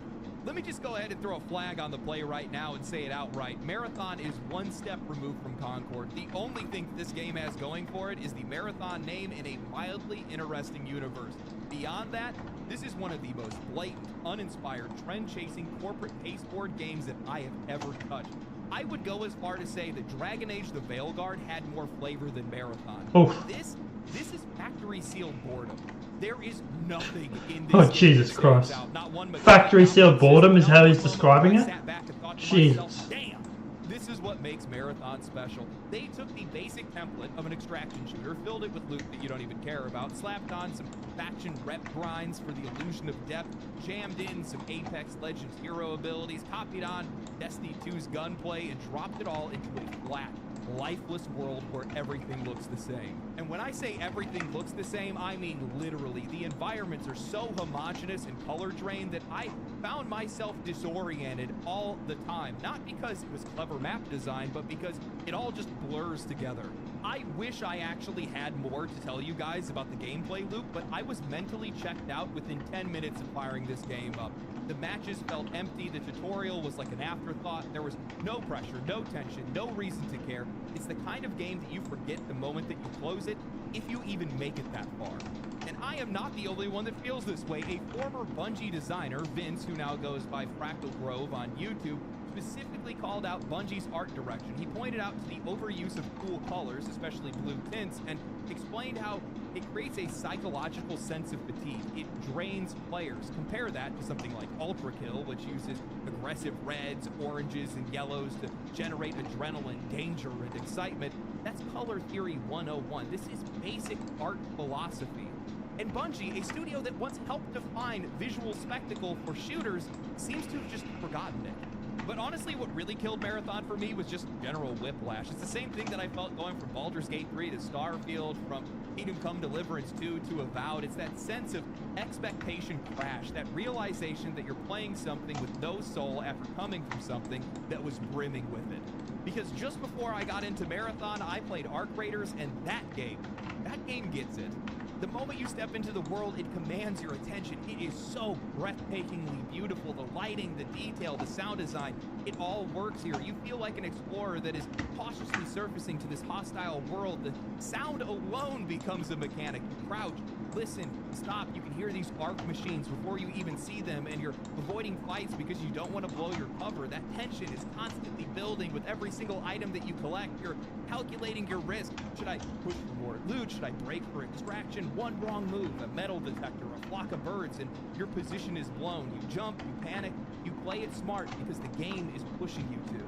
And Arc Raiders actually understands the audience that it's going for. It's an extraction shooter for the mid-core crowd, and it nails that balance. You have a pet rooster that goes out and brings back materials. You can dismantle in the field so you can make room for more loot. And yes, unlike Marathon, Arc Raiders actually has proximity chat. Embark doesn't think that they need to insulate their players from one another for safety reasons. It's like I said before, and I must say it again, if you do not include proximity chat in a game about tension and human interaction, you do not understand the genre that you're making.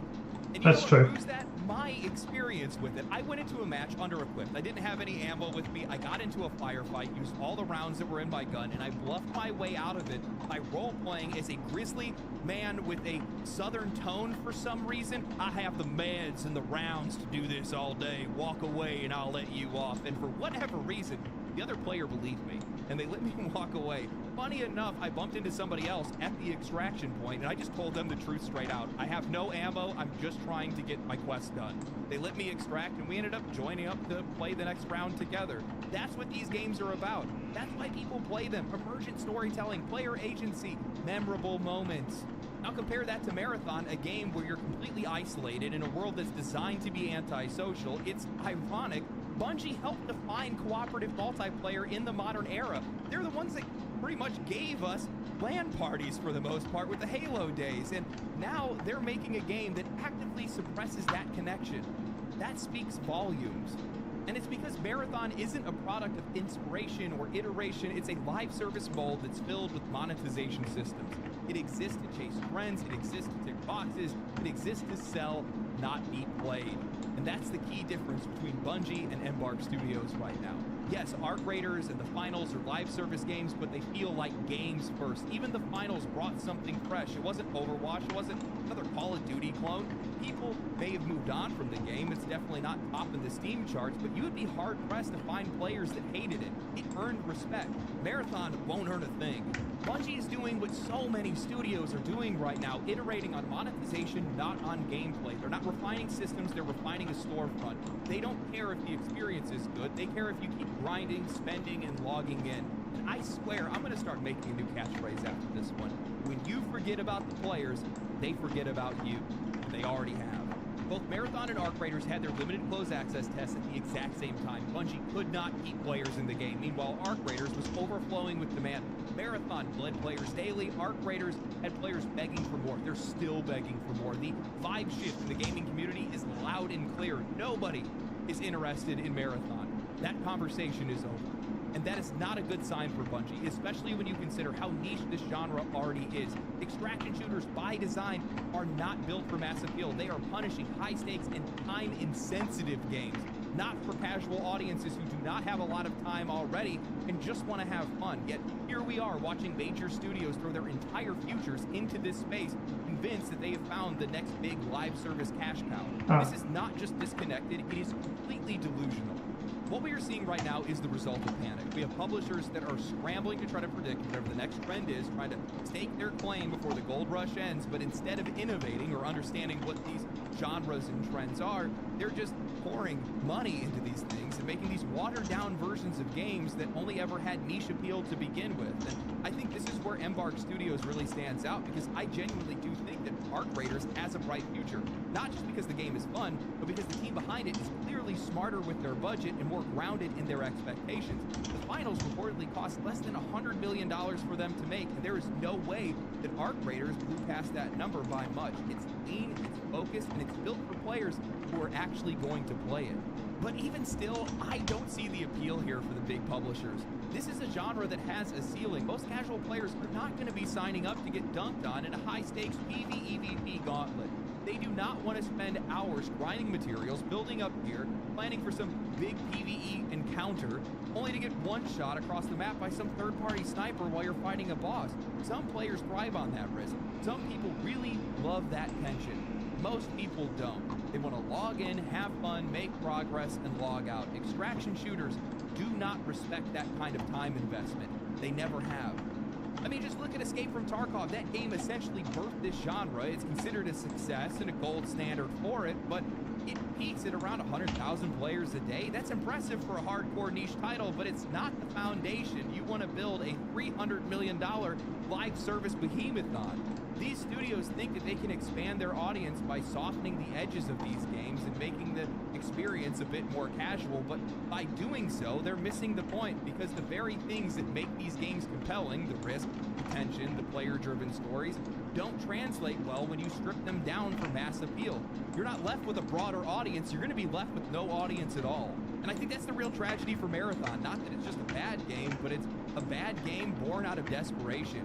It's corporate wishful thinking in playable form. A studio chasing a trend it doesn't even understand in a genre that was never built to carry that much weight. It's not the next big thing, and it never will be. They need to stop trying to make the next big thing, and they need to go back to making the thing that they think is cool.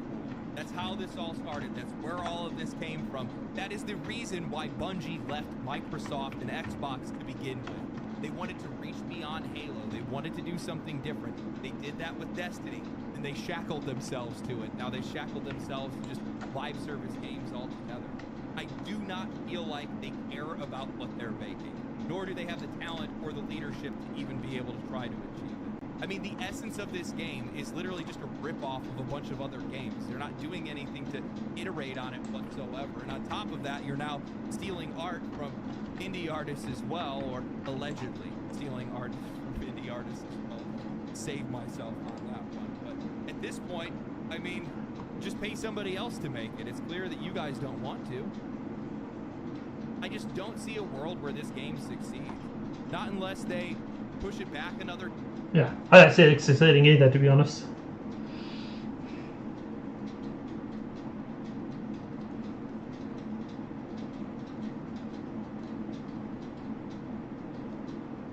Yeah, they've admitted they stole the art, by the way, for anyone that was watching.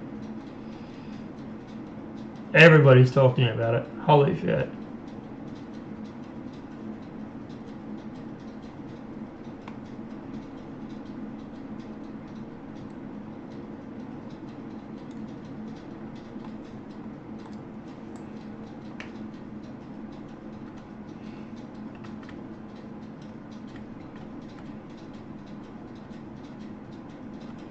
Cool. Alright, so we've done that part. Now we do need to obviously make the cupboards. And that'll probably help shrink this room a little bit too, so it won't feel so big.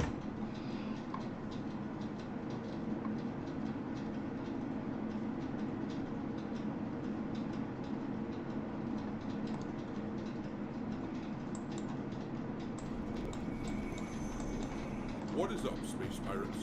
This is your Admiral, the chronically charismatic Dr. Disaster. And thought Concord was peak levels of poor design in gaming. The characters were uninspiring, just plain ugly, and as a result, nobody played that game. And Sony took it right in the face. Bring it! Come on, bring it! Like I said, I thought that Concord was peak levels of poor design. I believed that this was the top level of failure that a game could reach. After all, Concord was dumped after only being released for about 2 weeks. We have been joking that Marathon is Concord 2.0 because it's another live service title under the Sony umbrella which features ugly characters, but I will give Concord this. At least their art was original. Bungie is now being accused of having lifted a good chunk of their Marathon art from this independent artist right here. You're a thief and a liar. You lied about being a thief. You don't do that anymore.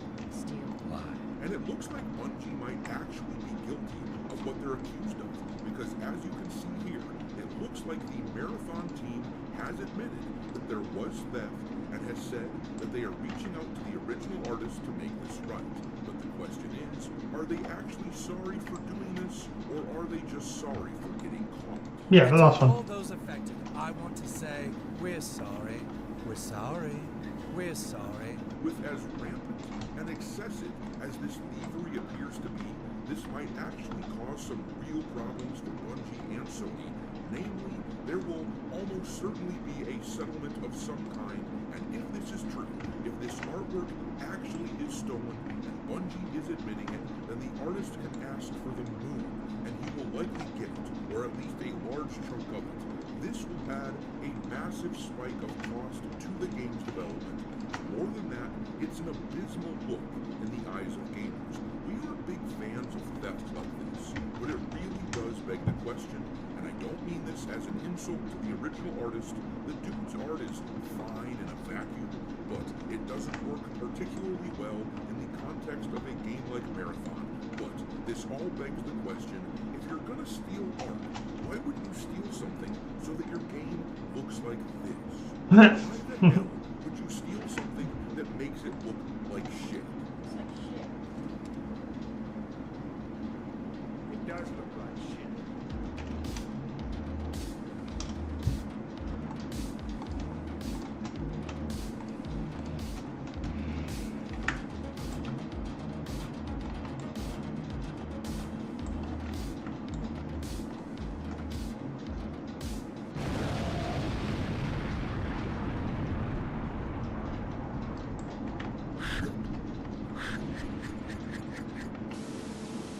Alrighty, hearties, make sure you hit the like button on this video, share it with your friends, subscribe to the channel if you haven't yet, and also, please consider supporting the channel by becoming a member. The first part of the novel that I've written, a dark fantasy story called The Darkest Heritage, is now available in audiobook format for members only. The book itself will be ready to purchase on Amazon. Probably should not be lazy and just do the wall from scratch. It's going to be a lot of effort editing it. Marathon, then consider becoming a member of the channel for as little as $5 a month, and look for the book when it releases. But anyhow, let's look at these claims that Marathon... Oh, I also need to put in the stuff. It all starts with the artist's post here on X, where he says, the Marathon Alpha released recently, and its environments are covered with assets lifted from poster designs I made in 2017. And then he continues, saying, Bungie is of course not obligated to hire me when making a game that draws overwhelmingly from the same design language I have refined for the last decade, but clearly my work was good enough to pillage for ideas and plaster all over their game without pay or attribution. I don't have the resources nor the energy to spare to pursue this legally, but I have lost count of the number of times a major company has deemed it easier to pay a designer to imitate or steal my work than to write me an email. In 10 years, I have never made a consistent income from this work, and I am tired of designers from huge companies moonboarding and parasiting my designs while I struggle to make a living. And fair enough, the guy has every right to be annoyed at people ripping ripping shit from his work like this, and he has such a strong case that it won't take much in the way of time or resources to sue these guys and get really strong compensation. This image here has been circulating on social media. The artist said that he hid loss. Apparently that's a meme that I'm not familiar with, but he hid this meme in his design from 6 years ago, and then the next guy replied saying, "Here from the future, if anyone doubts the theft of your art, then this confirms it." And apparently that image shows the meme right there, so clearly this is theft that we're dealing with here. And then this guy shows a side-by-side comparison of art from the game next to art from the artist, and he says it's his entire portfolio. The further back you go, the more it looks like new Marathon. Even the QR-looking pixels start showing up on everything. This is so effed. And to Bungie's credit, it does appear as though they are acknowledging that this happened and they are looking to do the right thing. Of course, since they were so quick to admit wrongdoing, it makes me question whether or not they knew about this ahead of time, meaning they may not be sorry they did it, they're only sorry they got caught. Pirate Nation on X wrote, "Bungie admits design art used for Marathon was stolen. The artist responsible for the theft has already been fired. The new art team was unaware of the theft. They are currently researching how deep it goes." Yeah, I'm calling bullshit on that. Like, you know, like if it was just the once, then like, yeah, sure. You've gone through and you've been a victim of someone that works in your studio not actually doing their job properly. But, yeah, how many times has Bungie been caught stealing artwork now? Yeah, once, okay, twice, okay, 3 times. You know, but now, oops. And reaching out to the original artist to make amends. And then underneath, he posts something from the Marathon team.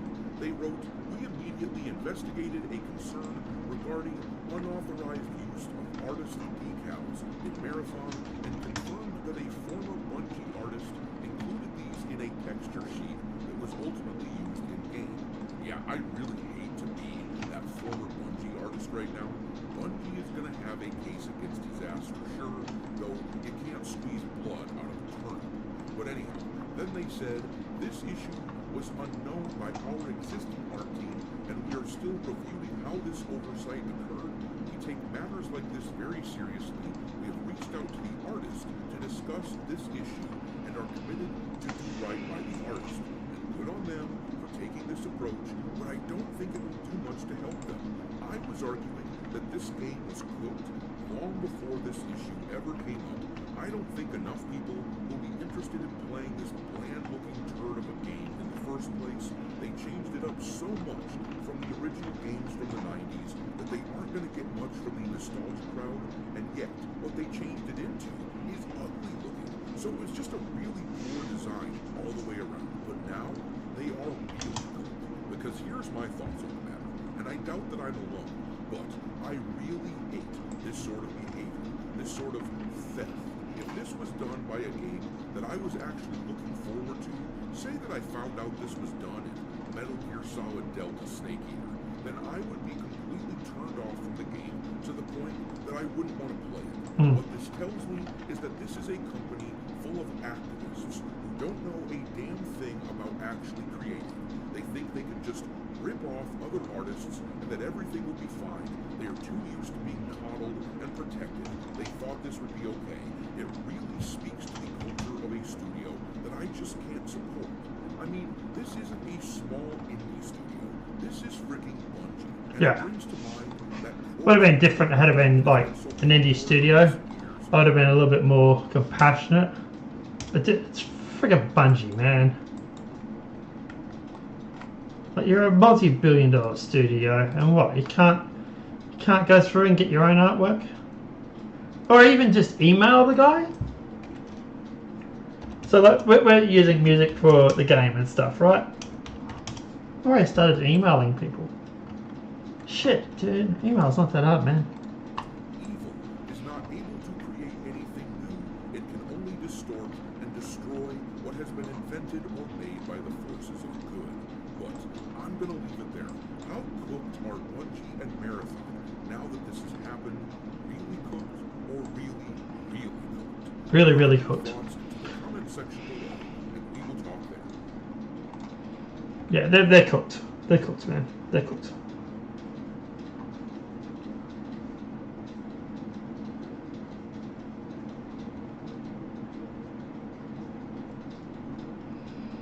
Everybody's jumping on the Star Citizen bandwagon.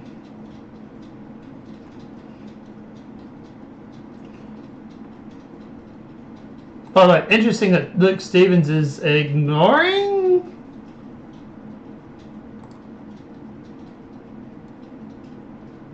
Yeah, after claiming that Assassin's Creed was hugely successful, Luke Stevens is ignoring the whole situation about the stock, the share meeting, the investor meeting. Funny that.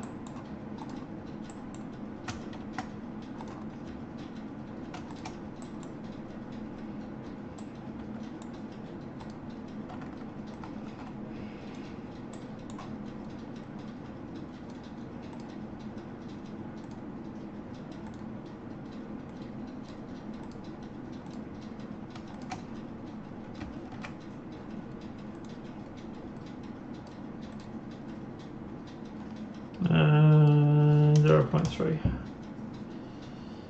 0.2, 0.15,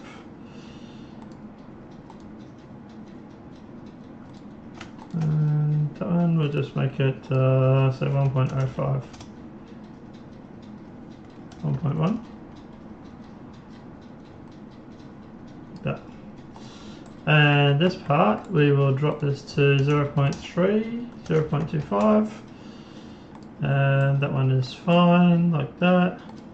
And that would just drop down to 1.1, or up to 1.1, sorry, and drop it down 1.2.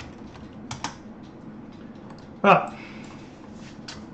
I'm going to open that door. We want to open that door for now, and that one should be open as well. Cool.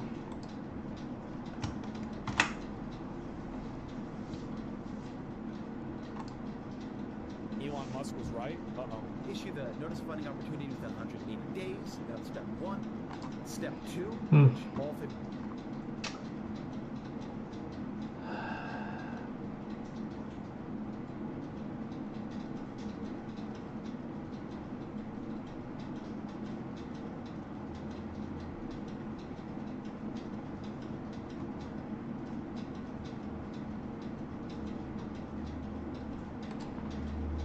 Someone sent me this, it's interesting.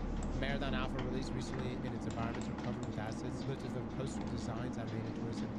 Bungie, of course, is not obligated to hire me when making a game that draws overwhelmingly from the same design language I have refined the last decade, but clearly my work is good enough to privilege for ideas from the class are all over their game without pay or attribution. I don't have the resources nor the energy to spare to pursue this legally, but I have lost count of the number of times a major company has deemed it easier to pay a designer to imitate or steal my work, to buy me an email. In 10 years, I've never made a consistent income from this work, and I'm tired of designers from huge companies moonboarding and parasiting my designs while I struggle to make a living. So, hold on. Which one is his design? Is it the one is it the other one, right? Okay, if you can't tell which one's his design, that just goes to show how much of the work has been stolen. So here's our room now. It's a little bit more fuller than it was.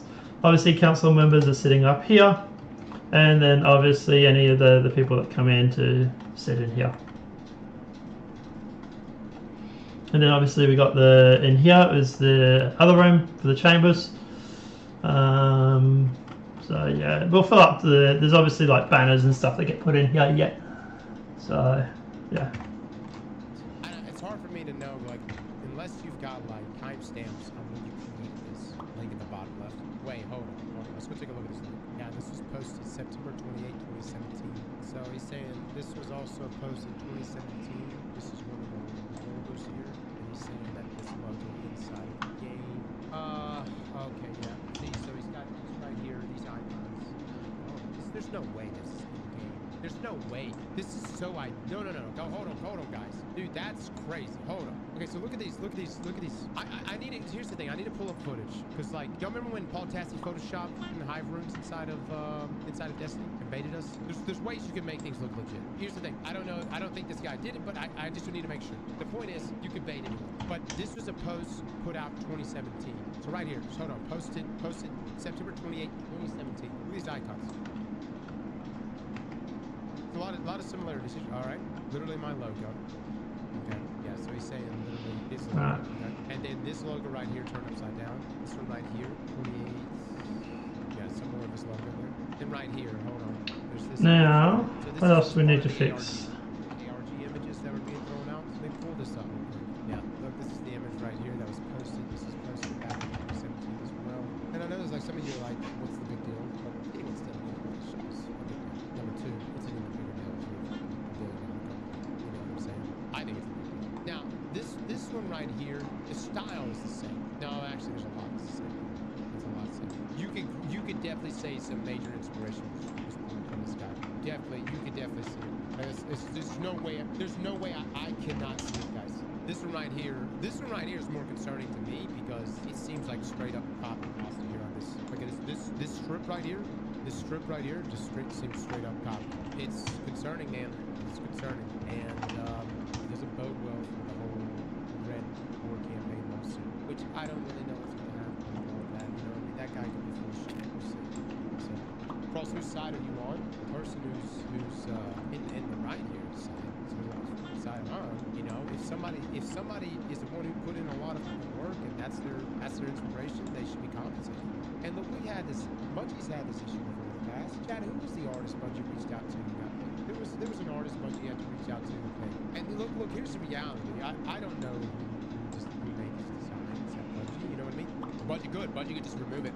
ARG though they can, and ARG is already out. So you could definitely say there was heavy inspiration from this. You could try to say no, you didn't get any inspiration from it. Maybe you could. My opinion.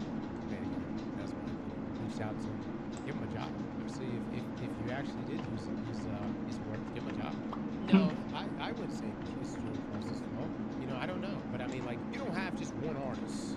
You got your artists and you got tons of people that work on it. I will say this. That's the thing too. Like this sort of stuff it has to be checked off, right? So even if, let's say, like, okay, sure, say it was this guy stuck in the artwork and everything like that. Okay, fine.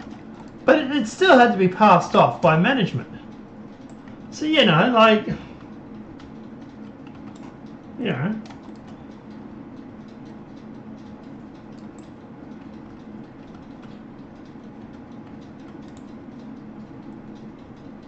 I don't think they cared. I think they have an ego. I think at the end of the day they thought, we're Bungie, we'll just steal his artwork, he won't know. That's what I think. It's my opinion on it. But we'll see. This is what I think. You could have all types of people on a team, and there's a lot of pressure for you to stand out. And sometimes you're like, hey, you come across some shit that looks really, really good, and you want to make a splash, and there might be some copy pasta right there. You know what I mean? Oh, I'm not saying it's not death. I'm not saying it's not wrong. Of course it's wrong. I'm just saying that I think that happens in a lot of places, like a lot of industries do. Pressure is on, people are trying to stand out, and then eventually they'll resort to doing some crazy shit to do it. You know what I mean? I think the chevrons are a stretch, the other two are sus, if you will. Yeah, the chevrons are, the double up though. And then like this right here, you know what I mean? There's no like bevel, no nothing. Alright, so say that's a stretch, okay. This one right here, where that's why this is the one that's gonna get you in trouble. This one right here. My graphic designers in here, my folks that are, this is your industry. You looking at the information you see here, plagiarism, clear cut, to you guys, plagiarism, 100%, absolutely. But Bungie, better get ready to break out that wallet, man. You know, look, I got thumbnail artists too. Obviously, we're not pushing out $1 million games or anything like that. But to be honest with you, if someone approached us and said, hey, listen, your thumbnails are stealing and ripping all of my shit, all of your ideas are coming from me, two things would have to occur. One, you'd have to compensate them with something. And then two, you'd have to let go of the thumbnail artist. There's just no other way. You know what I mean? There's just no other way. If he's stealing from that guy, who's to say he's not going to steal from him? Look at screenshots I got from Gordon from the Alpha designers. Look at the screenshots from the Gordon. It's from the Alpha. Its designs is in the game. This is from the Alpha. It's in game. Oh my God, it is. It's right there. Bungie, you better pay this guy. That's all I can say, man. To keep this from blowing up, I would get out ahead of this, immediately message the guy, and make it happen. You know, haven't had the name that good. Wonder if the graphic designer is a graphic designer at all. We can add this to a collection. Yeah. Oh my god. Hold on 1 second. Hold on. This is Jesus Christ, dude. So we were covering the plagiarizing stuff earlier. We went into looking at this as fairly as we possibly could. But this right here, guys, posted right here from Elaine, they haven't even hid the name that good. Wonder if the graphic designer is a graphic designer. All you can add this to a collection. So you see the original. Yeah. Right? You can actually see it says the Anti-Real Daily Series, and you can see they've tried to remove it from next to the 28, but it's still, you can see it's still there. Holy shit, that's bad. And then right here, it's God dog it, dude. This is a disaster, fellas. I like again, we went into this being like, look, let's be fair about this. Hey, you know, maybe, you know, especially with all the stuff going on with the Red Bull campaign, comes to Cyrus and that also. It's not, it can't be any more of this. This is bad. Can I just say, guys, Marathon is I don't know. I mean, it's Bungie's thing that coincides with Destiny. And look, this is me not like, look, every now and then we do say this, right? Let's just be frank with you. We do say this. We mess around, right? This is bad. This is just really bad. I don't really know, like, because this is the kind of thing. The game's not even out yet. Now you've got already the narrative is you got a game that's undercooked. Now you got a game that's not gonna that you know, people are associating with Concrete, you know, whatever. But then it was like, but then Arc Raiders rolled out. So it's like Arc Raiders was already a good-looking game to begin with, made so even more when compared directly to Marathon. And so everybody's like, the dialogue here is, there's no way Marathon's going to be able to compete against other traction shooters. Not even the established ones, much less the new ones that are coming out. And then now, you've got straight-up copy pasta happening here. I mean, this is straight-up plagiarism. There's no other way to talk about it. There's no other way to see it. So Joseph Cross right here, who is the franchise art director for Marathon. So luckily I've worked with Parappa Hosk close to the beginning of Marathon's visual development, identities, custom, photography, ARG, campaigns, and much more. So the guy from Sweden, we're a brand and design agency, and we inspire progress. So these guys still exist. I think that's what's going on here. So this thing could have been outsourced to this Purple. So this is not the original account that posted those images. I know Joe Cross follows the artist too, yes. But this is Joe Cross back on May the 5th, so 10 days ago, essentially shouting out this Purple Hosk. Is Bungie get caught having to pay or do the contract? Look, dude, I don't know. This isn't the first time Bungie's been in this situation, and that's the messed up part about all of this. You know, Sweatcicle actually just put out a tweet on this. They stole the Ace of Spades Nerf gun art before and played stupid. They've done it again and will continue to do it unless there's actual legal ramifications from this. It's going to be here's the thing, man. This has got to be stopped. This one, I mean, I can't remember the Ace of Spades Nerf gun thing, but was it like a direct one-to-one on that one too? They actually did they end up paying that guy? Okay, this was the Ace of Spades thing. Hey, Bungie help, Destiny game. So the Nerf Ace of Spades directly lists a commission I did in 2015. This is not similar or coincidence. You can see my same brush strokes and scratch smudges. So if I remember this correctly, yeah, Tofu Bunny, this was the Ace of Spades situation here. Mine, okay, and you see the brush strokes, the link logos here. There are some changes here and there. Yeah. If I remember correctly, they did end up paying this artist, but yes, it's so right here, even Tofu says, I don't blame Bungie, TBH. This is contracted people looking some obscure work I did in 2015. But yeah, feels like a Bungie gut. I've been playing this game for a decade. It's just sucks. We're gonna throw Purple Host under the bus. I don't know, man. I don't know where the designs came from. Here's what I do know. This in square, this person right here, this individual, that was their stuff. All their images right here that they posted, the original images, were images that dated back 2017, guys. I don't know how Sony feels about this Burning Vikings. It's not a good look. It's definitely not a look you want from your studio that you spent $3.6 billion for. You know what I mean? You want to see original works. And these images right here dating back to 2017, this individual, this is their work, 1000%.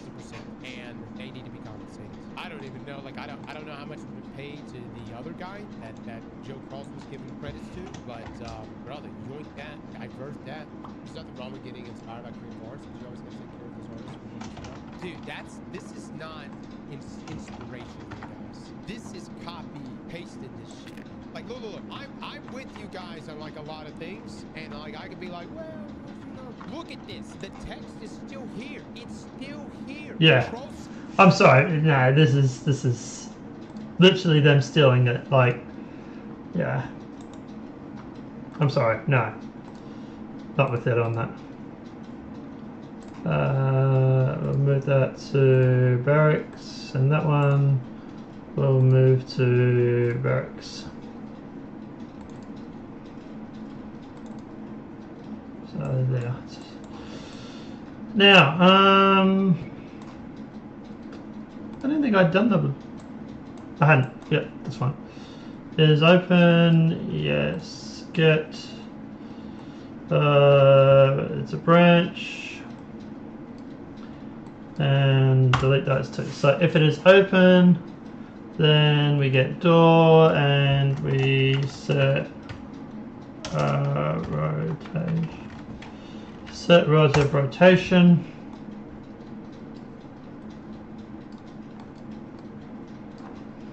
And negative 90.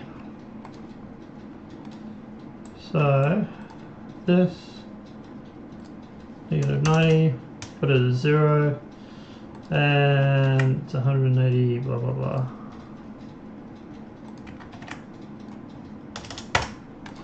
Right, that should have it as an open door.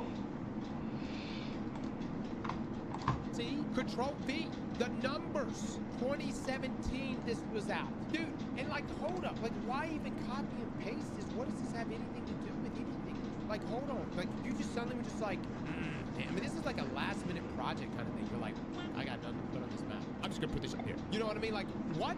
This is not inspiration. This is like, this is the meme of, yeah, you copy a Homer, just, you know, make it a little different. This is just straight up. Just, there's no other way to put it. And if it is, you know, whoever the case is, it really doesn't matter. It's Bungie now. It's their mess, and it's a terrible, terrible one for Marathon. Because this is going to be the conversation. This is going to be the main topic at hand. It has already been trending, and it is non. I think, well, it's probably still going to trend.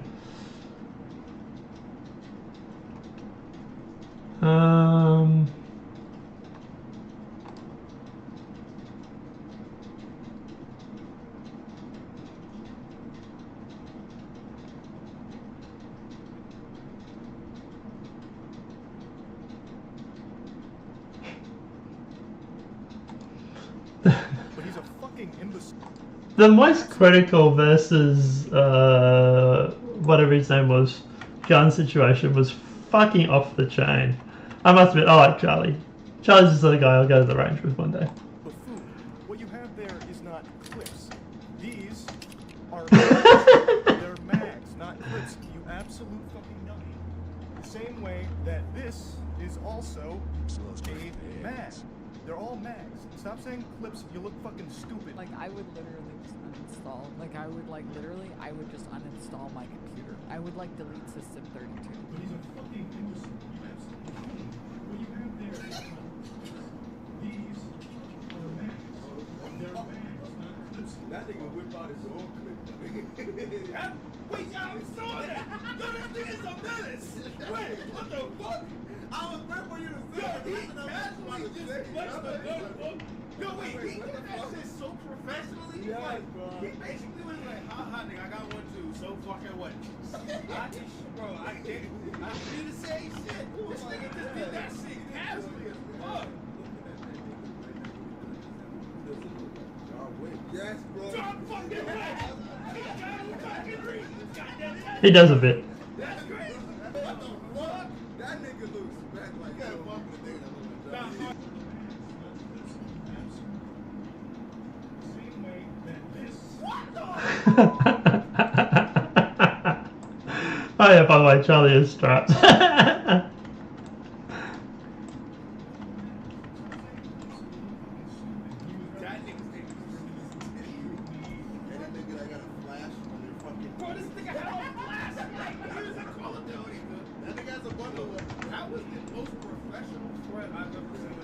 But he's a fucking imbecile. You absolute buffoon. What you have there is not clips. These are mags. They're mags, not not clips, you absolute fucking dummy. The same way that I know Charlie had the hammers. Oh yeah. I know Charlie had the hammers. And I'm sorry to be that guy, he's like the grammar police of guns, but he's a fucking imbecile, you absolute buffoon. What you have there is not Cliff beats. These are mags.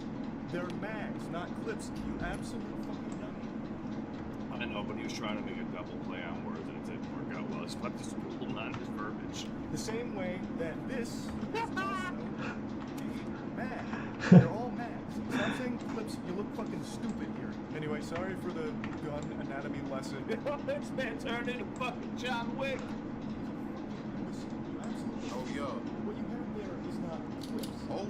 These are mags. Oh. Not clips. Oh. He came out with the camo gun. Pulled that mo. Nigga think he John Wick. Hold on. Hold on. That boy giving us gun education. Clips, absolutely. The same way that this is also a mag. They're all mags. Stop saying. Oh, he pulled the pistol for show. He pulled the pistol. He just took out heavy artillery. But he's a fucking imbecile. You absolute buffoon. What you have there is not clips.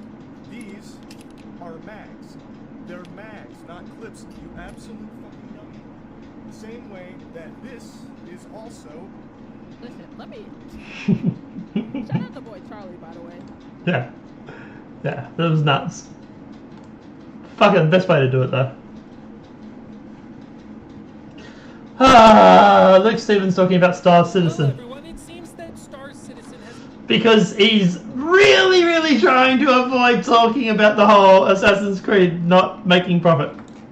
It's officially overstepped. The developers have ticked off the most hardcore Star Citizen fans, and the whole community is revolting after spending $800 million on the game. I know that sounds like a fake headline that they've raised that much and that those same people are upset about, but no, truly, they've actually gone that far and people have had enough. And I'm going to show all of it to you because it's crazy. It's insane. I do want to say at the outset that I've played Star Citizen, okay? People think it's not a real game. It is. You can actually download it and play it. We've played it on stream over on Luke Stevens Live, my second channel. We flew a bunch of ships around different planets. We did some missions. We did some quests. We went and at one point held a funeral for one of the players that met an unfortunate end. And we flew up into the atmosphere and dumped his body out the back of it while like all sorts of fireworks were blaring.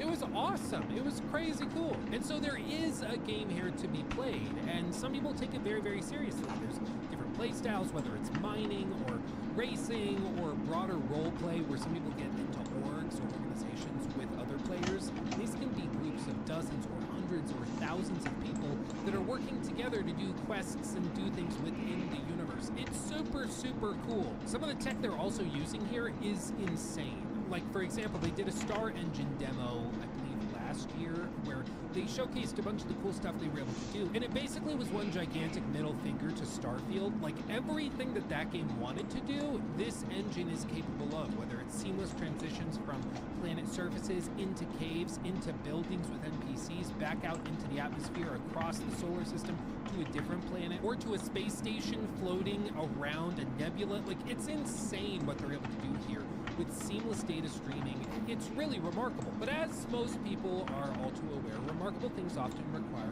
remarkable budgets. And that certainly is true with Star Citizen. They've raised over $800 million at this point from 5.6 million different people. And every time I check on this number, it's gone up by an insane amount. It's just wild how much money they make with this. And as you can see, if you go to like monthly earnings, you can see that like in November of last year, they brought in $20 million in a month. Granted, the game like doesn't technically, it's not in 1.0, it's not fully released or anything. This one, like in December, they made just around $18 million. It's crazy. Granted, they only made 7.5 during January, February, but they're starting to recover, and as they hold more events, they make more money. But it's wild the amount of money they take in. It's really crazy. And in case you're wondering how they actually make that money, it's with bundles and packs like this. So for example, if you want to get into the game, you have to buy a starter pack that maybe has like a $45 ship. If we go here to game packages, you can see that one down here, the Aurora MR starter pack. And this is where most people start. They pay $45, they get access to the game, and then they can work their way either to earn some of these ships in-game, or they can pay real-world money in order to get the ships that are persistent. That's right, because if you grind for like 6 months to get enough in-game money to buy a super awesome ship that is like $1,000 in the real world, they do regular data wipes, which will delete that. That's only... Okay, so here we're starting to get into misinformation already. That is only for now. It's only when they have to, and they're not regular. They're far from regular. It's only when the database gets corrupt, or they do a massive update of the database. You grind for it. But if you paid real money, you get to keep it wipe to wipe. Makes sense. I mean, obviously, it would be insane if they took away the thing we bought. Just to be clear, that's how they kind of keep people engaged. Is just as they grind for the ship, they might wipe it, so you have to start over. So that's why people get pushed into just buying it, so that they don't have to worry about that.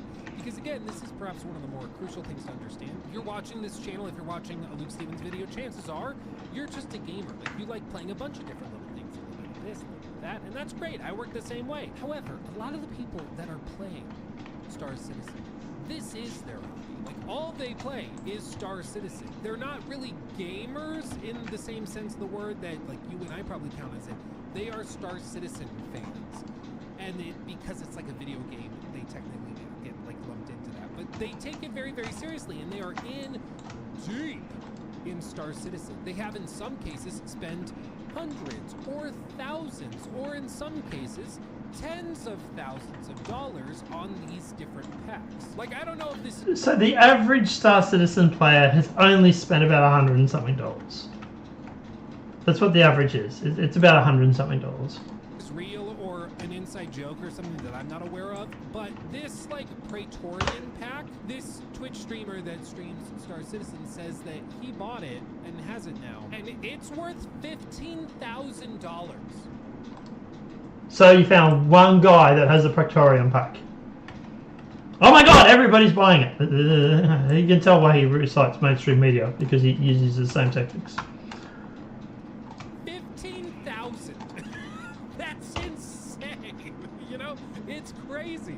I guess, you know, this is like the ultimate tax write-off. I would love to sit on the conversation with the IRS when you're trying to explain how this is a tax write-off for your business. But still, I mean, I guess if you need to spend money, this is a good way to do it, because there's always a new pit to throw it into. But Jesus, it comes with 66 ships and 105 different items. Wild. Absolutely wild. But that's why they've raised over $800 million, okay? That's why.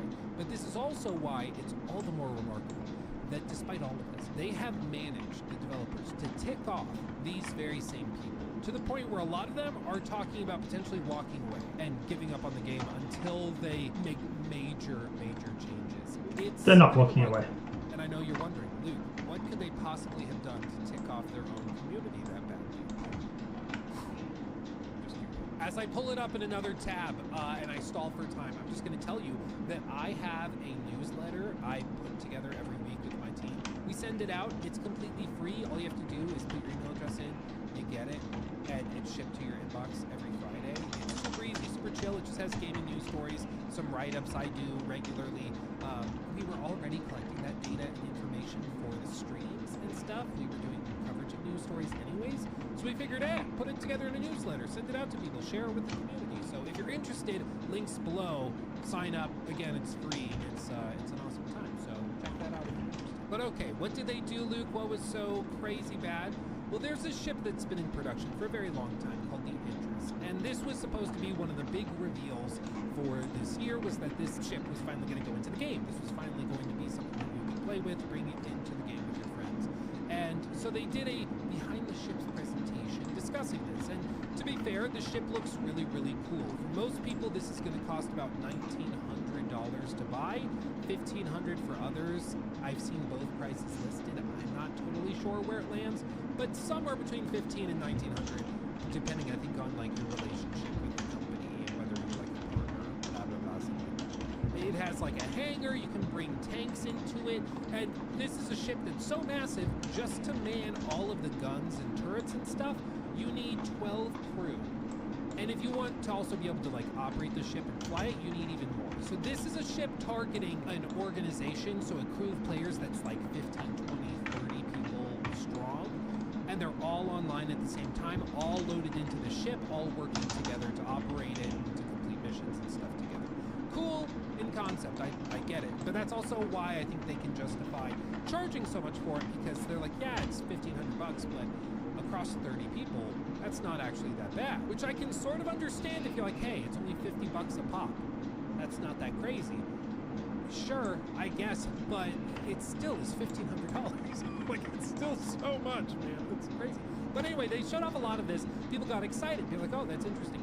But there's a couple of other little tidbits you need to understand about this. As part of this announcement, they revealed, of course, that it was going to be launching with all sorts of different various like attachments and things that can make it more useful. These turrets, for example, that you see, typically they need to be manned. However, there are certain things that you can use to basically have them be AI controlled so that they auto-aim, so you can fly the ship even without a full crew. Sounds good, right? Those are called like AI blades, is my understanding. And they're basically like mods that you clip into a weapon or a system or a ship to make them operate the way that you want them to, or a different way. Maybe it increases the rate of fire, or it just allows them to freely like lock on aim without you needing to have somebody manning in the turret. Cool idea. And they also have things called blades that also are just broader vehicle mods that you can use on a big ship like this, or even smaller ships that they have designed them for. And these can do things like increase top speed, make it less maneuverable, or increase maneuverability, but decrease the top speed. Again, they're basically just mods that you clip into like your ship's computer, if you think about it. And this all initially sounds fine, like, oh, new attachments and stuff for your ship. And that's why, as people started reading the announcement from Freya at CIG on this forum post, people weren't that worried about it. But as they got deeper into the post, they started to see some worrisome trends.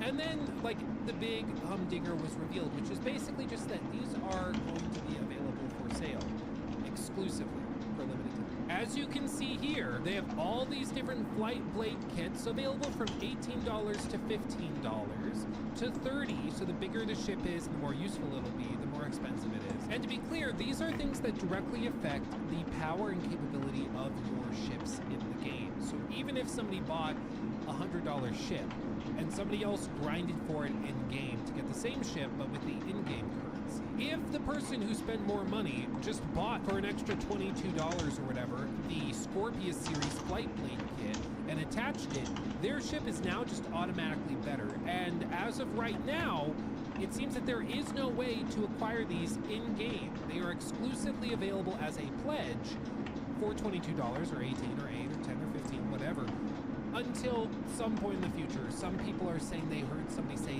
3 months, others are saying 6 months, other people are saying there's been no confirmation, so we just don't know right now. I think it's 3 months. Way, they are locking behind a paywall, many paywalls, I guess, very small paywalls, contrasted to the broader paywall that's all over the place with the $1,500 ships and stuff. But they are paywalling little bitty upgrades like this. And people are just finally like having enough, because paired with this was also an announcement that they're paywalling other stuff.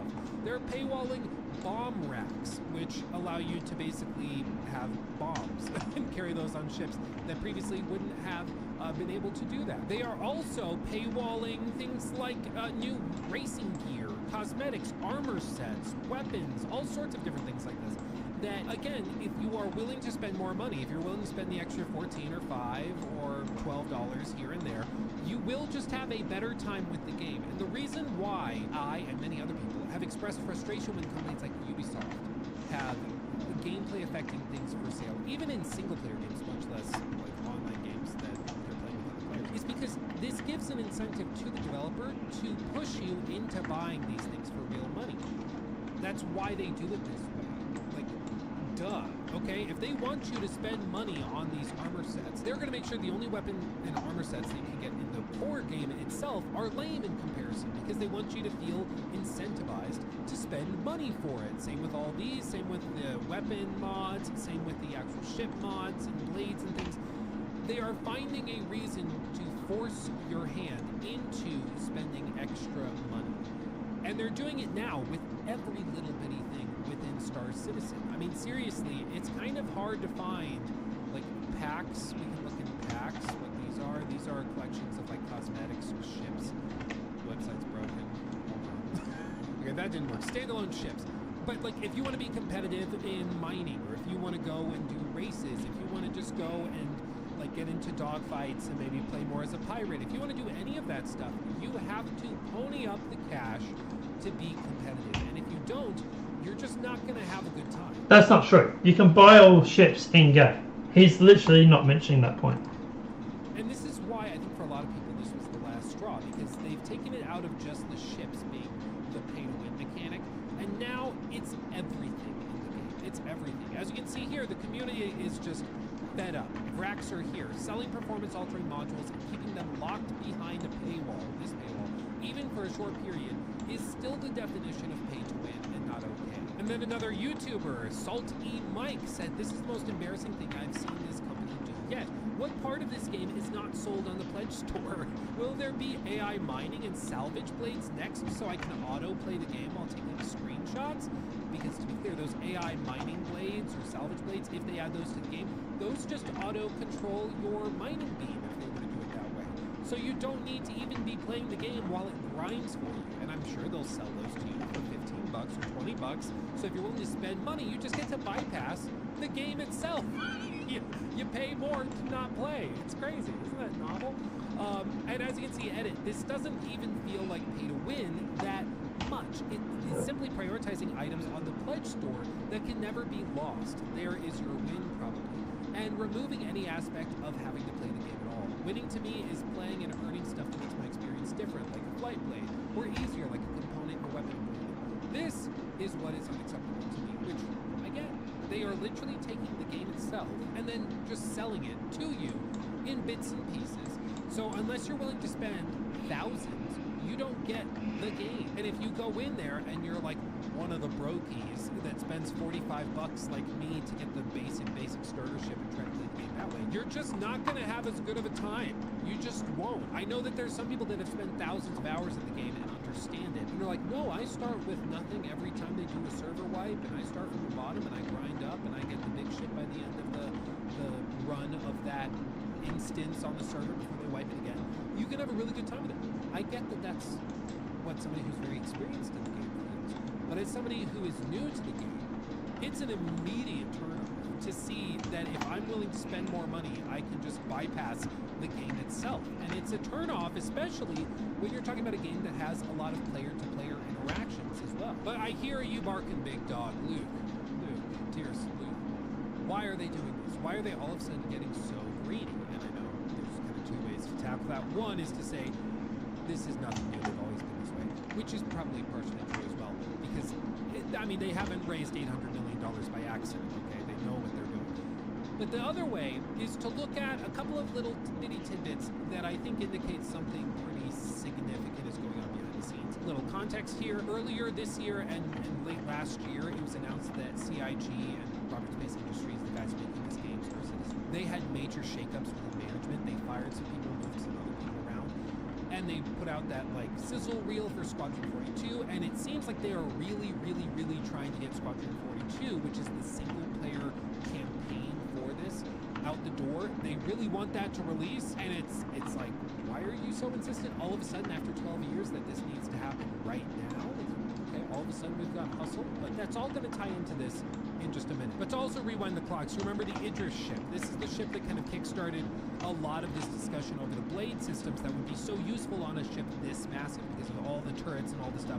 Using AI blades would be super useful. Having blades that increase maneuverability would be super, super useful, but they're all locked behind paywalls. All that's super crucial, okay? But there's a point in this video where they're talking about it where something kind of interesting happens, because this ship was not supposed to be released right now. It was supposed to be released next to that Squadron 42 game. And there's a little interesting tidbit I want to play for you from a video that was put together by that one and only Salt E. Mike, whose video and rundown on this has helped me make this video. Let me just play it for you, okay? What's the deal here? I thought we weren't going to release this until Squadron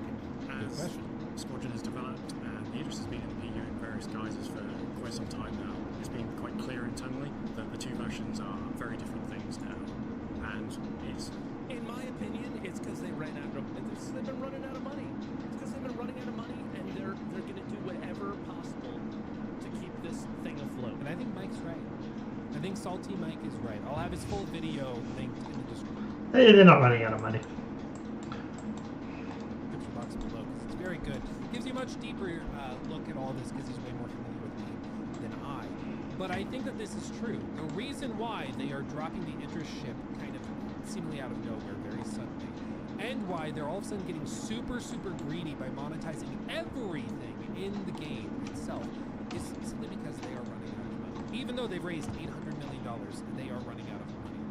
And we know this is also starting to happen because they revealed some financials. Granted, these are the financials for 2023, even though they were released on May 2nd of this year. They're staggered by a year. But even with those financials, we can start to see some worrisome trends. And you can go to their website and see this yourself and break it down yourself. We looked at it over on Luke Stevens Live as well, where we did a bit of a deep dive in it. But broad strokes, the primary thing to take away from this is that they are still raising money. True, but they are spending a lot of money, and they are burning through a lot of money. Lots of red, okay? Making a game like this is quite expensive, and they have been doing it for over a decade without a full release. I mean, it's absolutely crazy. You can see they also hold a CitizenCon event every year with 3,000 people in Los Angeles where they showcase the game itself and all that. This goes to explain the 26% increase in our expenditure, including CapEx over 2022 with all the cost categories up. Like, they burn through a lot of cash, okay? They really do. They've increased, like, marketing spend. They've increased spend on the IT side, on the dev side, all over the place. As you can see here, salaries, publishing, marketing, contracted dev costs, CapEx, G&A, other dev costs, and it's just going up and up and up. And I'm betting you 2024 total expenses are also going to be all the way up even higher than this. And yet, the money they're bringing in is not going up that exponentially fast, okay?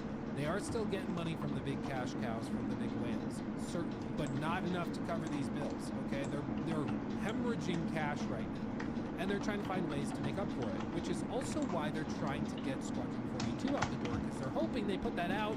That maybe makes $300, $400, $500 million. Boom, we got some more cash to finish the post-season universe, and then we can introduce like a subscription model or something like that. We'll see if that works. But they're running out of money. They just are, okay? And at some point, just trust me, bro. Have to either they're running out of money. Product that makes the money, or they just run out of money and the whole thing shuts down. Like, there's not many ways for this to go.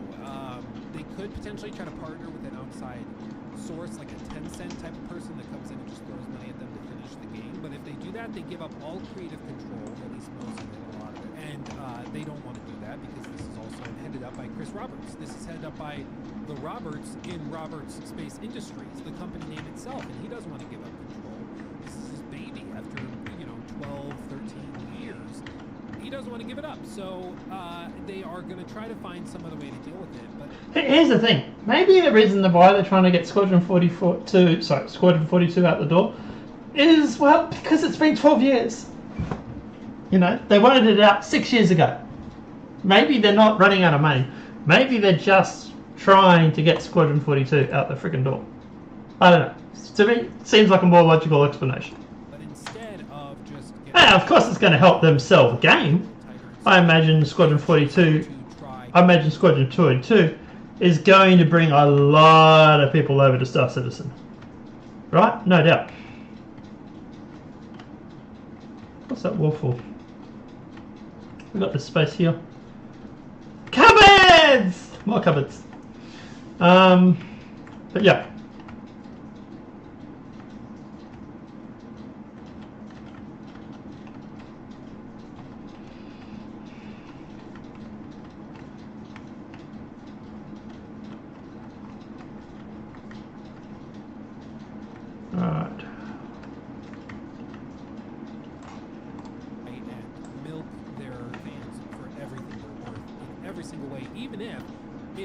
fundamentally breaks down the integrity of the game itself, to the point where now Star Citizen, it's not even really a video game, it's just a gigantic flea market toolkit of a bunch of different little things.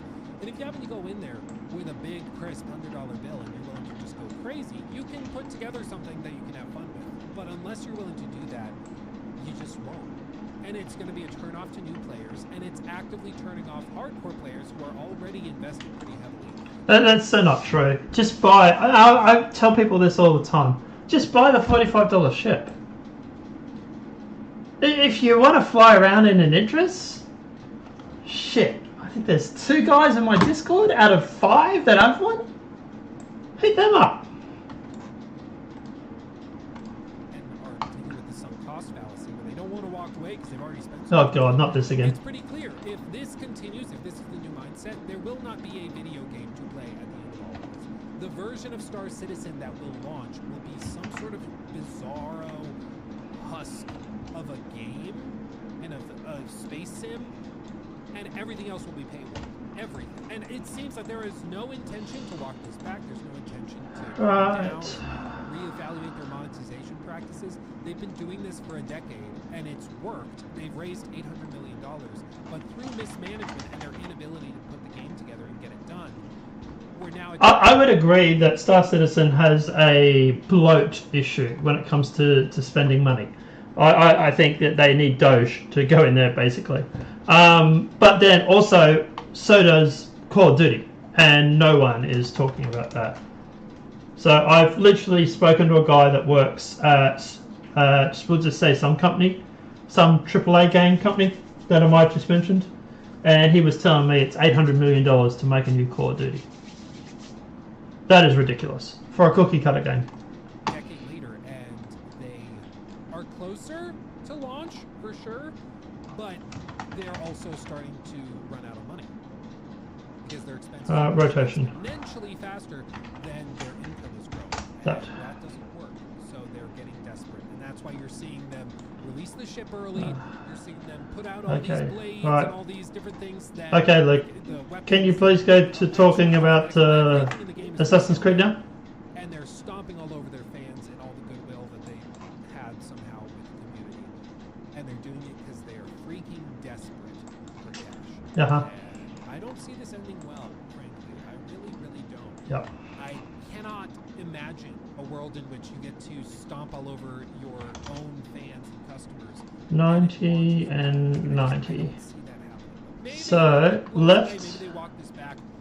You know, an hour after this video goes up, they walk it all back, and you get to make a fun pinned comment saying, "Ignore all of this." But as of right now, this is. Why would you pin the comment? Why wouldn't you take the video down if it's wrong? People that I've spoken with who are really into Star Citizen saying that they're just going to walk away, that they're not interested. Okay. That's crazy. But let me know what you think of all of this in the comment section below. I'm not walking away from Star Citizen. I'm just too fucking busy to play it. But yeah, let me know. Let me know what you guys' your thoughts in the comments.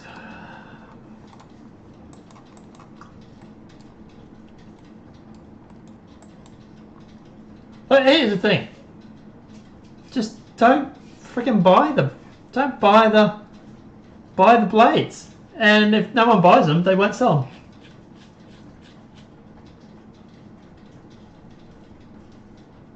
Oh, Bungie broke the law. We've got the... So we've just had the rules against ruling against Bungie when it comes to, I think it was the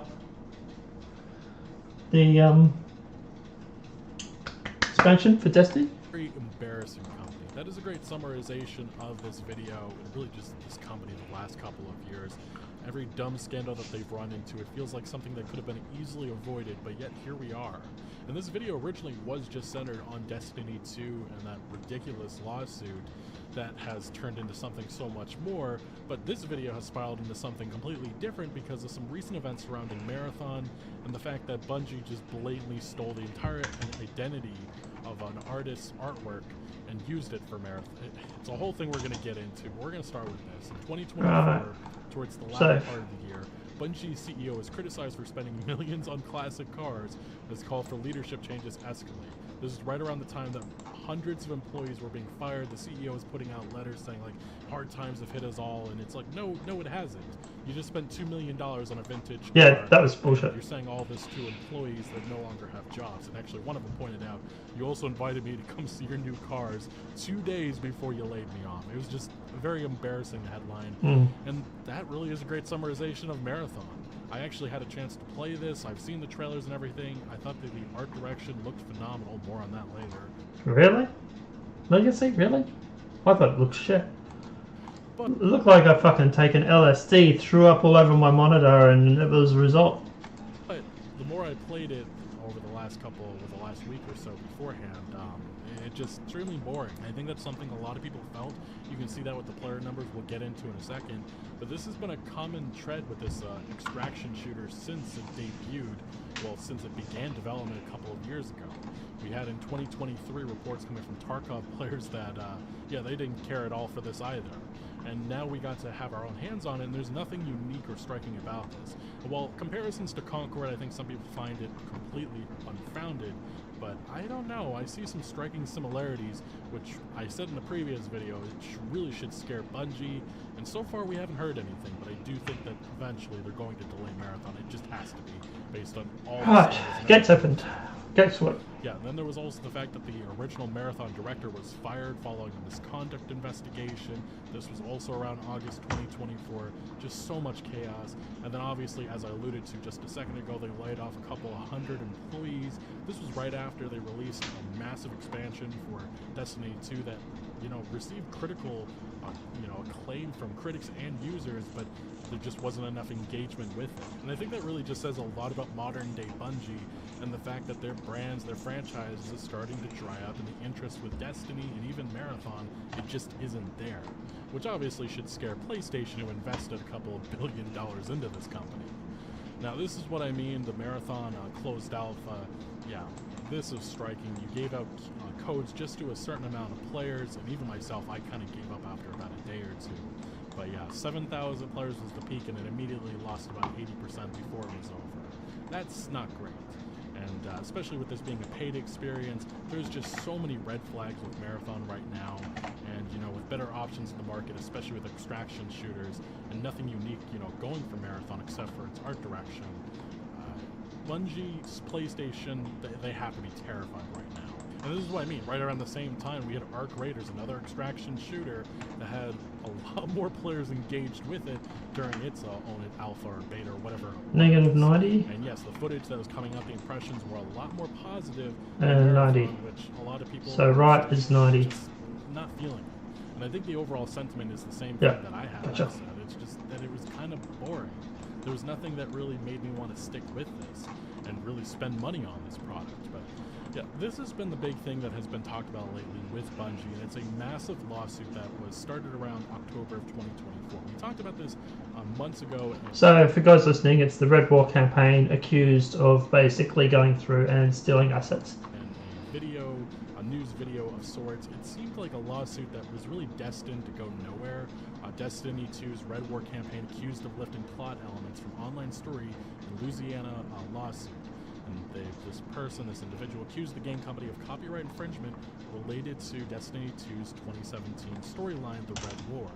Plaintiff Kelsey Martineau, who in 2013 and 2014 created work under the pen name Casper Cole, alleges that Bungie lifted elements from a story he published on WordPress.com, a random WordPress, and the similarities a lot of Destiny players have said it just doesn't make any sense.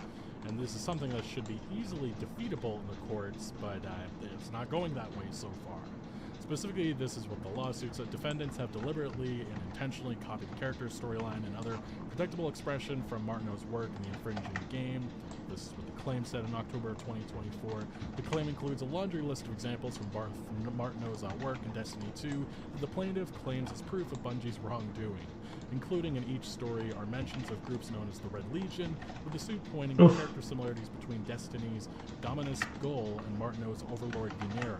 The document goes as far as to say that both Red Legion factions mimic one another and that their goals directly overlap, blah, blah, blah, blah, blah. They say that there's a bunch of other narrative connections and similarities. That means that Bungie absolutely stole it. And, well, again, a lot in the Destiny community found this completely unfounded. It's a stupid lawsuit, probably going to go nowhere. And then there was also some updates. This individual also made claims that the Curse of Osiris expansion also stole further of his work. But this isn't where this lawsuit is going in the direction that you may think, because Bungie, they did push back on the lawsuit. They said the claims don't hold up, and then they pretty much went to the courts and said, let's just dismiss this lawsuit, it's ridiculous.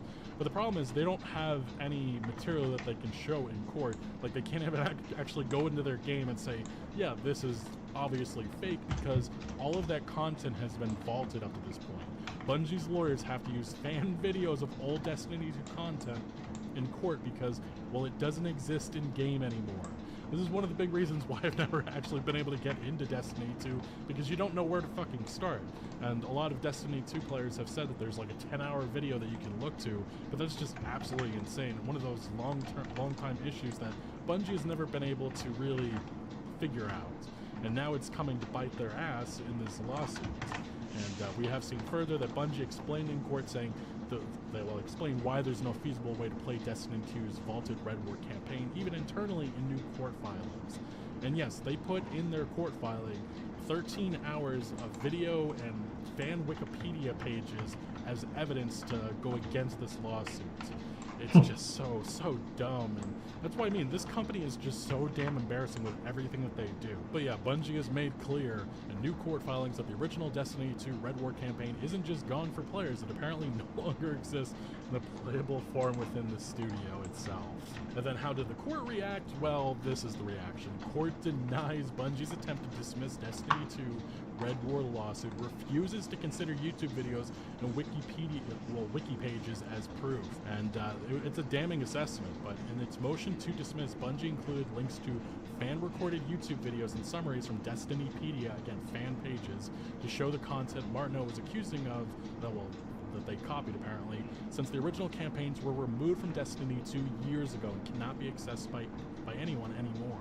But the judge was not on board with that. And it goes on to mention... Yeah, I find that very hard to believe. But, yeah, like at the end of the day, like, obviously I'm editing this level here, right? There's another build that has the actual game mechanics in it. Like, you know, like, I find that very hard to believe that you can't go through, even extract the assets or whatnot, or even deactivate some assets to reactivate some more. But, yeah. That Bungie archived the original code that comprised the Red War and Curse of Osiris campaigns, known as Legacy Builds. Game director Tyson Green's declaration reads, however, the Red War and Curse of Osiris Legacy Builds can no longer run because the outdated code is incompatible with Destiny 2's underlying operational framework, which has evolved considerably since the Red War and Osiris campaigns were retired. As a result, Bungie cannot feasibly provide the court with the original Destiny 2 game as it existed in 2017. And just the idea that they're potentially going to lose this lawsuit because they can't access their own content with their own... Yeah, I'm calling bullshit. I really, really am. It's just, honestly, so embarrassing. And this is just modern day Bungie. Everything. I'm calling bullshit. I really am.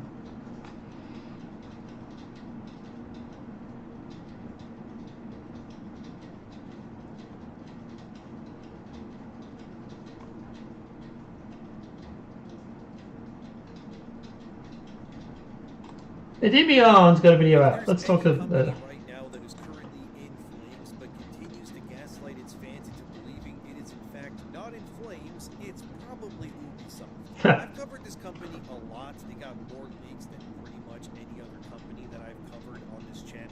I broke all kinds of stories on these people. Now there's even more bad things happening with them, and one of my sources told me some behind-the-scenes stuff too as well. To start, Assassin's Creed Shadows was touted to be this savior of Ubisoft. Every single journalist website tried to gaslight you into believing that this game would save that company. They used targeted language like saying that Shadows hit 3 million players, but not actually telling you the sales numbers of actual copies sold, because the real numbers... So I have to move one of those statues. ...than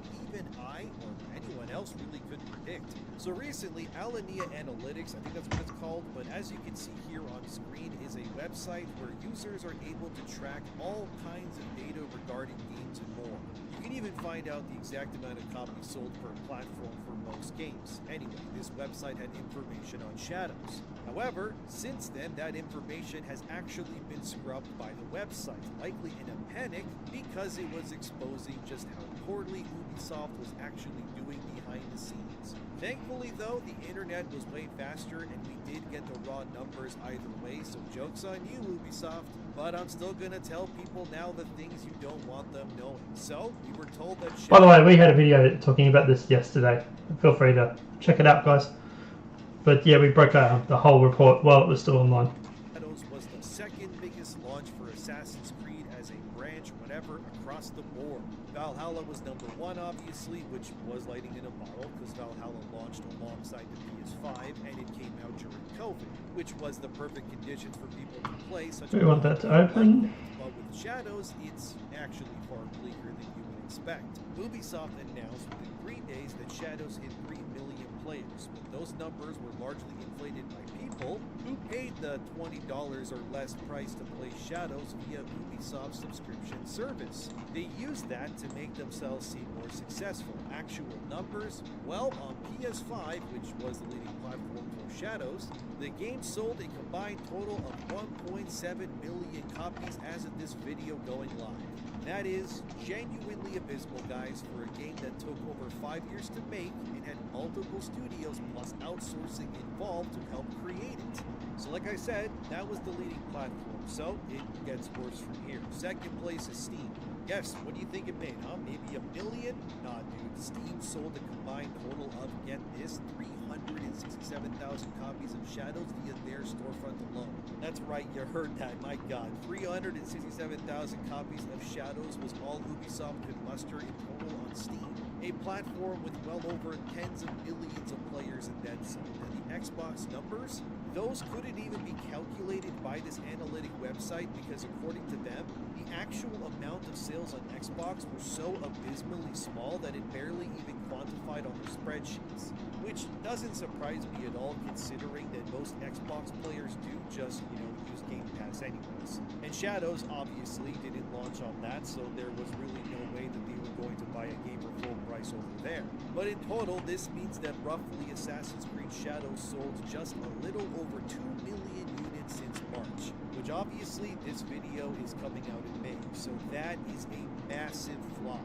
And a terrible performance for what is arguably Ubisoft's biggest franchise in their company's hands, and now that we know this thanks to Alinea Analytics, it's no wonder that Ubisoft had to sell part of themselves to China's Tencent to save the company from complete financial oblivion. As I was told by sources, the general idea here is that starting this summer, Ubisoft will start laying off people en masse if the plans are still what they've been holding up to for a while now. Because without Tencent's influx of cash, which by the way, let's talk about that real quick, Ubisoft is currently worth about $1 billion, which may sound like a lot, but for a company with somewhere in the 16,000 employees, yeah, it's not much. You can pretty much guess that to keep those employees paid and kept at the company, Ubisoft likely has to pay somewhere between 100 to even $200 million at least to keep all of these developers employed. When you're worth just $1 billion or so, that's just not really feasible to do, and it's no wonder that Tencent gave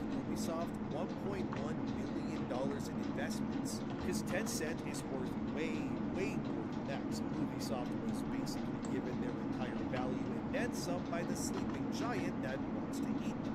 And now that giant owns 25% of the company, it's only a matter of time before they own all of it, man. And there's really no way this doesn't end with Tencent just owning them outright. I know Ubisoft's higher-ups are fighting tooth and nail to not let that happen, and it may take years, but it's inevitable unless they can somehow turn this all around. But when your biggest franchise sells just shy of 2 million units plus in like 2 months, I think that's about right. You're gonna hit that panic button. Claire Obscure, by the way, that sold 2 million in under 1 week, and it was made by... I've been meaning to play that. It looks really good, that Claire Obscure's Expedition 33. I've watched a few playthroughs, so I know what happens. But yeah, it looks absolutely amazing. Really actually interested in that, actually.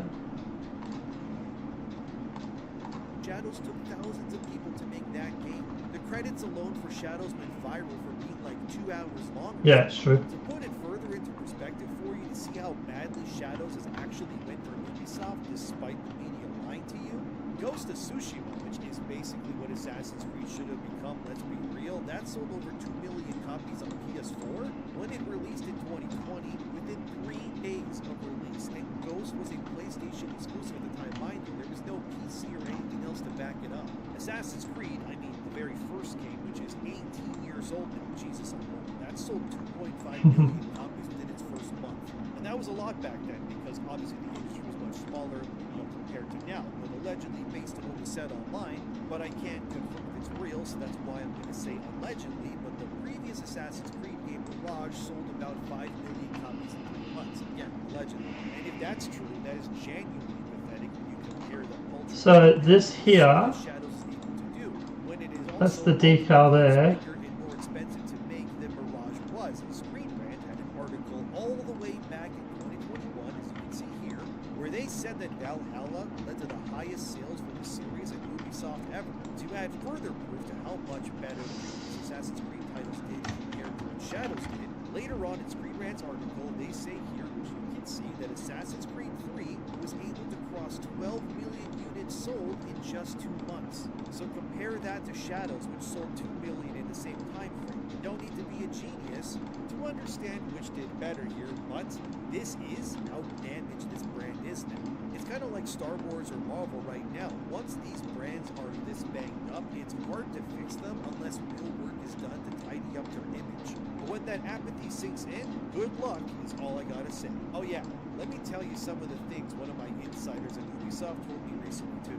So, one of the things I was told by my insider is that they were told, based on how things are going on inside at Ubisoft, that Tencent plans to take over the company completely by 2027.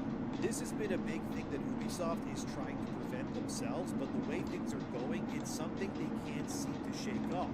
I was also told around 2 directors have already been fired from Ubisoft, and they're already having been laying off people quietly, but mostly on the IT side.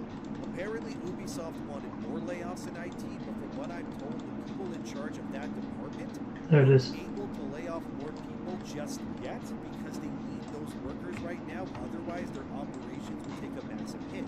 So pretty much, these IT workers are now being treated like pigs in a slaughterhouse right now, and they're keeping them until they get a bit more fat and juicy before they take their one-way trip to being harvested, pretty much. I'm also told that the politics at Ubisoft are still very much left-leaning, and that many of the people higher up in the company are still hell-bent on erasing any form of conservative values within Ubisoft. Still ridiculous, they're still on about that, but hey, that is what I'm being told. And this is for my Canadian viewers, but I'm also told that a lot of the higher-ups at Ubisoft hates Danielle Smith.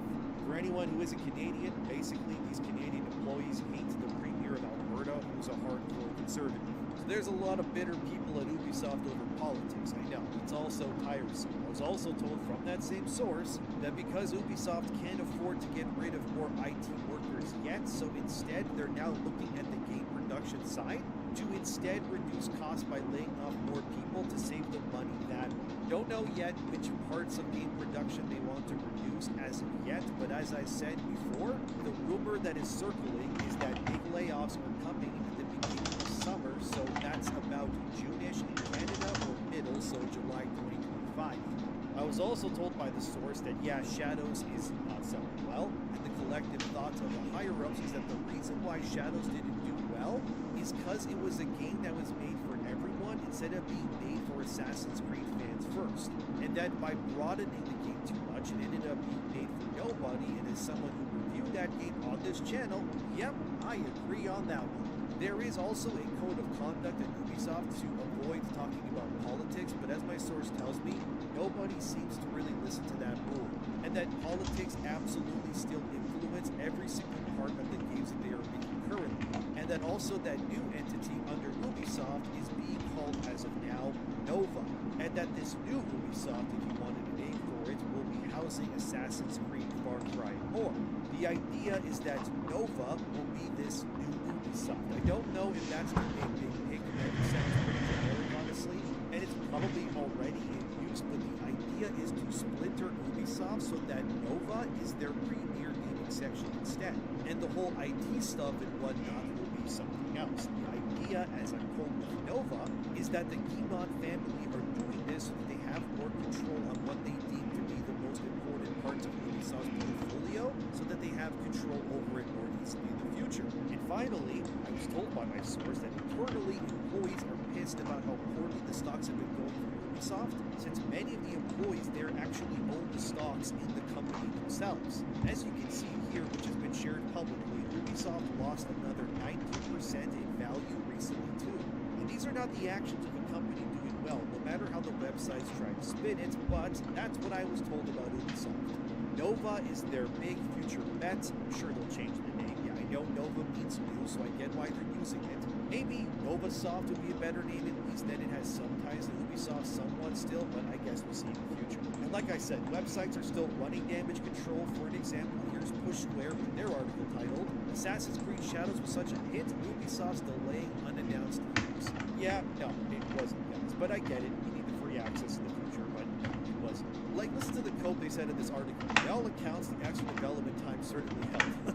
No, but having now reaped the benefits of launching a well-received product, Ubisoft has delayed a number of unannounced titles which are currently in the works. Well-received? Shadows? What are they talking about? That game was not received well at all. God, I hate how Access Media just completely forgets about the past whenever it doesn't cater to their stories like this. Ubisoft could kill someone, but pay these types and they'll unironically say, what do you mean Ubisoft kills someone? No, they didn't. It's revisionism, man, and it's really gross to see. But here's more of what Ubisoft said in their code. After a thorough review of its pipeline that took place from October to December, the group decided to provide additional development time to some of its biggest productions in order to create the best conditions for success. The only other big game Ubisoft currently has coming is the next Far Cry game, which I talked about in other videos already. To catch you up quickly, it's set on some island. You have to save your family from being kidnapped by some shady group of people. And originally, that new Far Cry game was going to star a single female protagonist. Okay. It was basically John McClane from Die Hard, but they pivoted, and now the main character is a man. Besides that, the only other hit I can think of maybe is that Splinter Cell remake, but we know that one has been confirmed to be made for the modern audience, so I guess you're likely going to get a super sanitized version of that game, unless Ubisoft throws away their stupid in their brains and just remakes it as it is, but I doubt it. It's also funny though, because you have outlets like France 24 with articles like this one titled Assassin's Creed No Savior for Struggling Ubisoft, a bumper release for the latest Assassin's Creed installment, did not save French video game giant. Yeah, it failed, guys, no matter what they claim.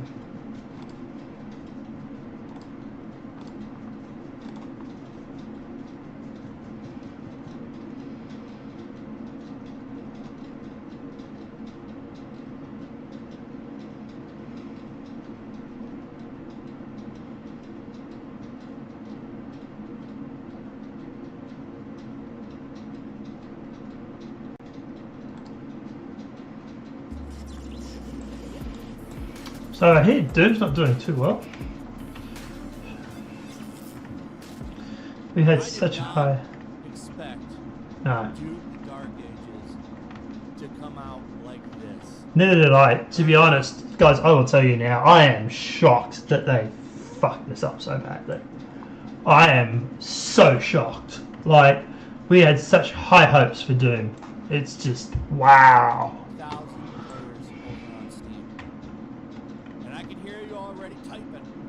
Well, it's on Game Pass. That's a fair point. But I would like to point out that Expedition 33 Is also on Game Pass. is also on Game Pass. Yep. And it's doing just fine over on Steam.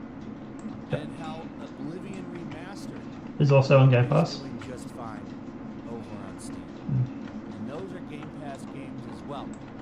And they're doing just fine on Steam. What happened? There was no real backlash surrounding this game other than the DRM, and I understand that's a big deal, but a lot of games have DRM and they do just fine. It doesn't stop a lot of people from still playing it, sadly. But I didn't see any big backlash other than the physical discs, which wouldn't affect Steam. There are no physical discs for Steam. You know what I'm saying? So, that shouldn't have affected the Steam platform at all. So I'm a little concerned, and I'm concerned because I'm a Doom fan. I don't want Doom to die, and I don't think, well, I think they'll still make another one. And if they do, it'll probably be more like the other two. Yeah. The biggest complaint with this game that I've seen is the gameplay is slow. Whereas if you've played the previous two, I mean, they are fast running gun games. I've heard that. I don't know if that would actually impact so much on the sales though. Like,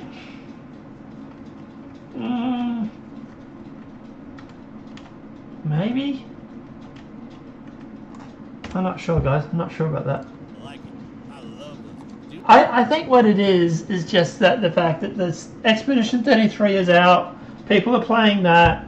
People are playing, you know, Elder Scrolls. You know, like even Asmongold, for example, right? Earlier today went through, and he was playing Doom yesterday, and he went back to playing Expedition 33 today because he said he can't put it down. You know, so I wonder if it's a bit of that, maybe. People are just busy playing other stuff.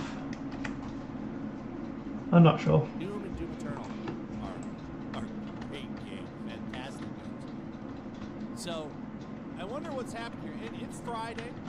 I'm sure this will grow. I could see this hitting 50,000. Yeah, but 50,000 for Doom, man, that's bad. No, they're sort of, you know, like Assassin's Creed numbers. Which I guess maybe is better, but you really would want to see this around 100,000 players. No, more than 100,000, man. You'd want it to be around 200,000 or 300,000. So, you know, I don't know what their budget is. I don't know how much money they put into this game. Maybe they managed to make it up cheap and reused a lot of assets. I don't know. But this is concerning to me. And like I said, there's not a lot of backlash. Not enough to really hurt it. And I haven't seen any bad reviews. If you go to Steam, it's very positive. All that's recommended. The biggest common denominator that I've seen here is something that is worth pointing out. Not as good as Doom Eternal. For some, the hardest part of playing the Dark Ages will be letting go of Eternal. I see this game as an overcorrection from Eternal. Doom is one of the most respected franchises ever, and while each entry has its own camp, all of them are beloved by the majority of players. That said, there's always an inevitable clash between industry trends and player expectations. Sometimes pushing a franchise forward is necessary.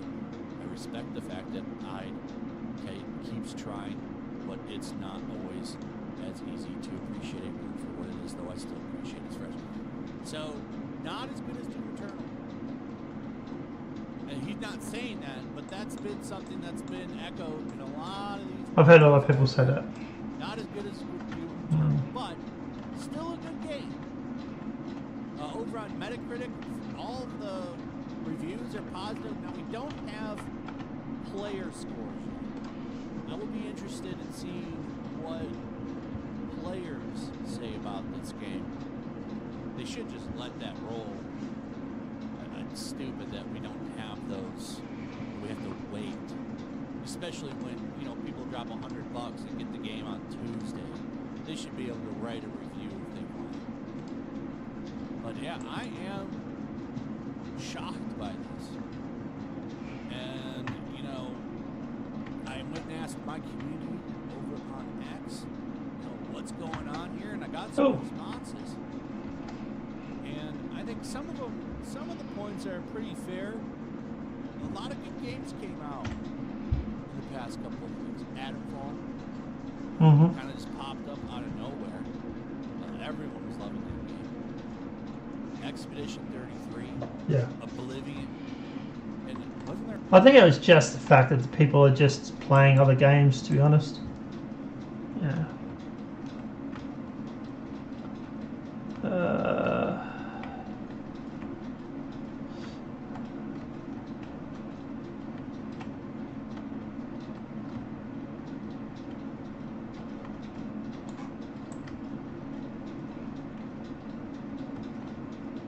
Right, so yeah, okay. Oh, that part needs fixing. It's just constantly fixing little things.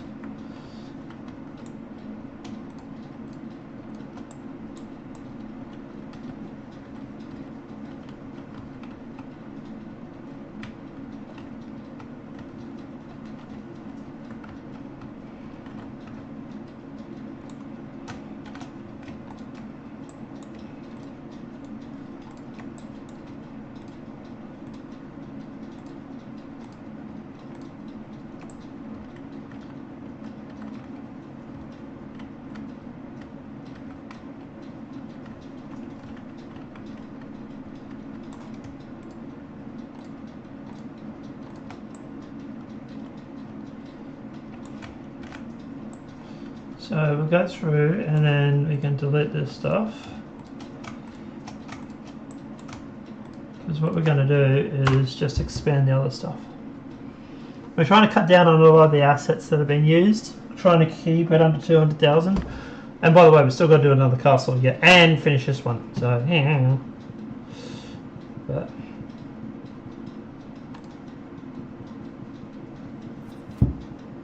see, even like heel versus babyface right now, he's playing Elder Scrolls 6.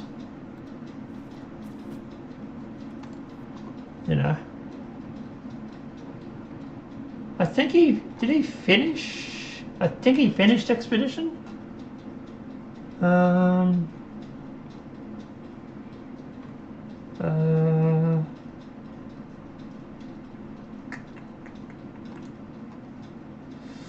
Gaming videos. Adam for this. Yeah, no.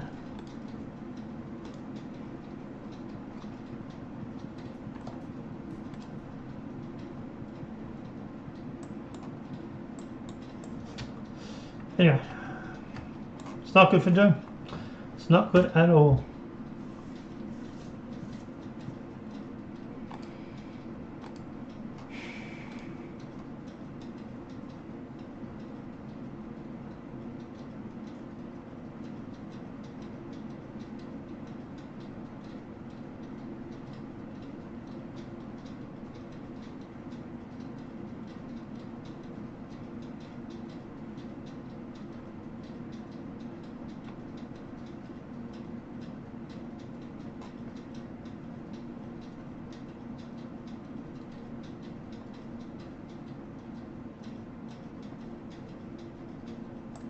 Right.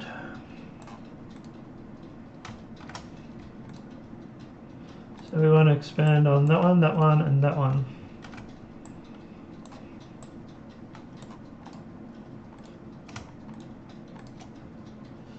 And say 1.5.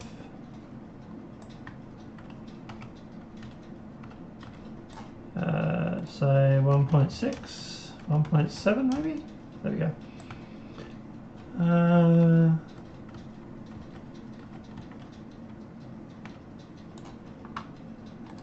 And this one will go say 1.2, 1.1, 1.2.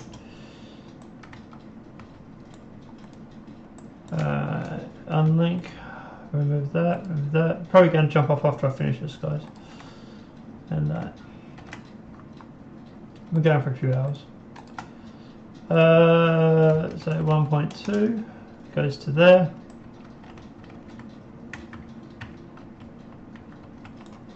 That one we will delete, and that one we will delete.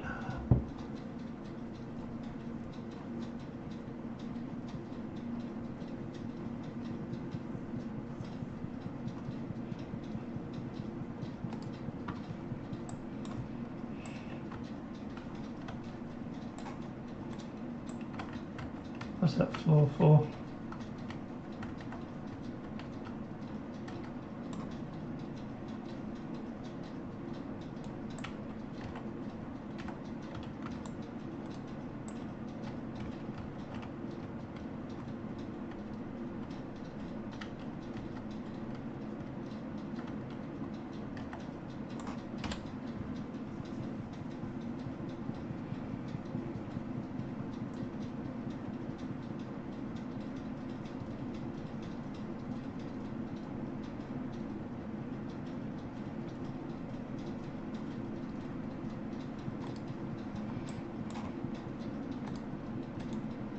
Alright.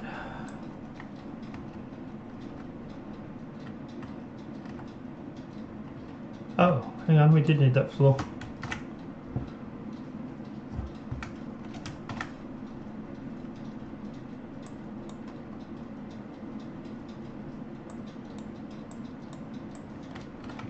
Yeah, that goes there.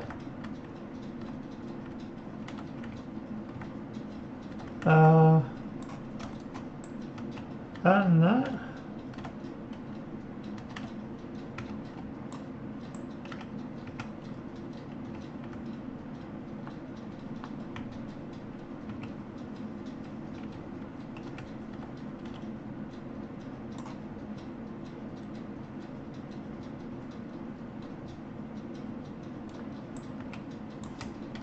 Like those.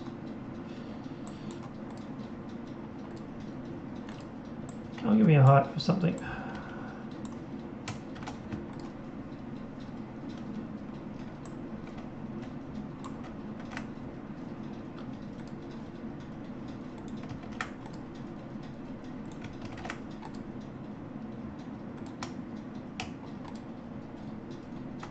Yeah, so there we go.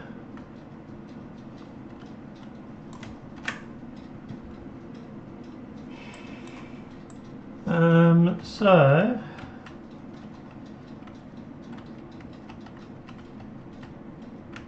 still hidden room. Drop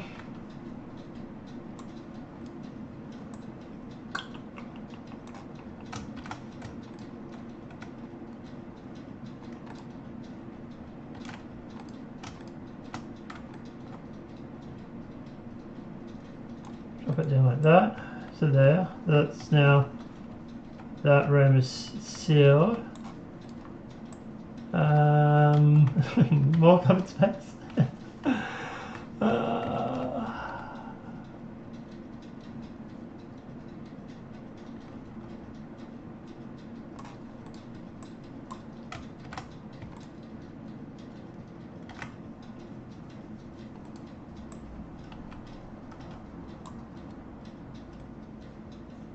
Like that.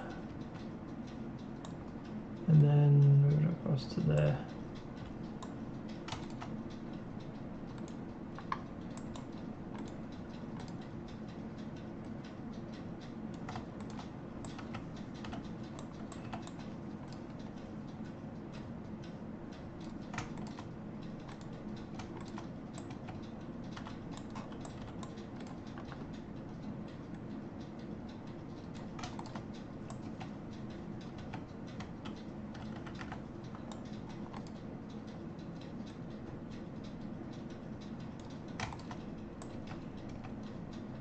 Okay, cool. Now, I'm actually thinking that maybe better off going through and maybe actually putting the wall on this side.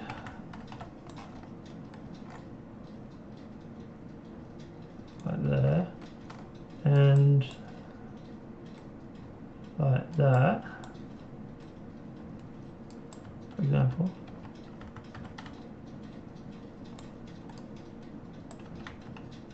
Like that. And actually opening up this wall.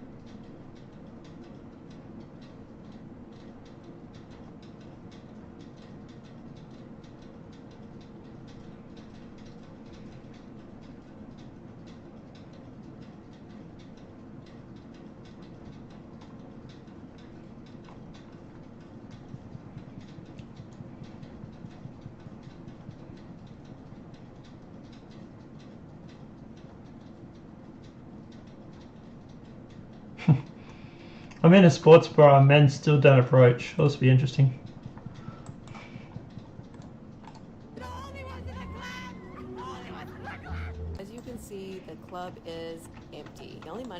was from when two girls at the very end, my very last stage set, threw a little cash on me. I was able to pay my house fee, and I believe I profited $10 to $15.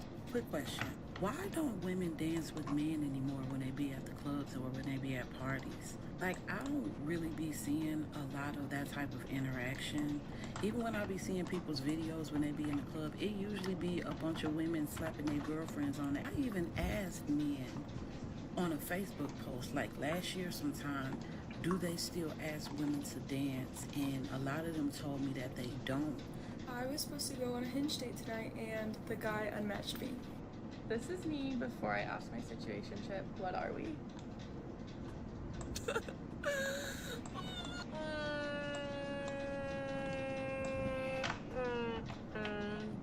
What's going on?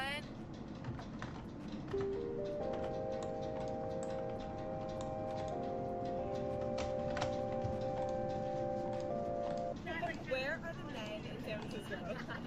Where are they? Not for me.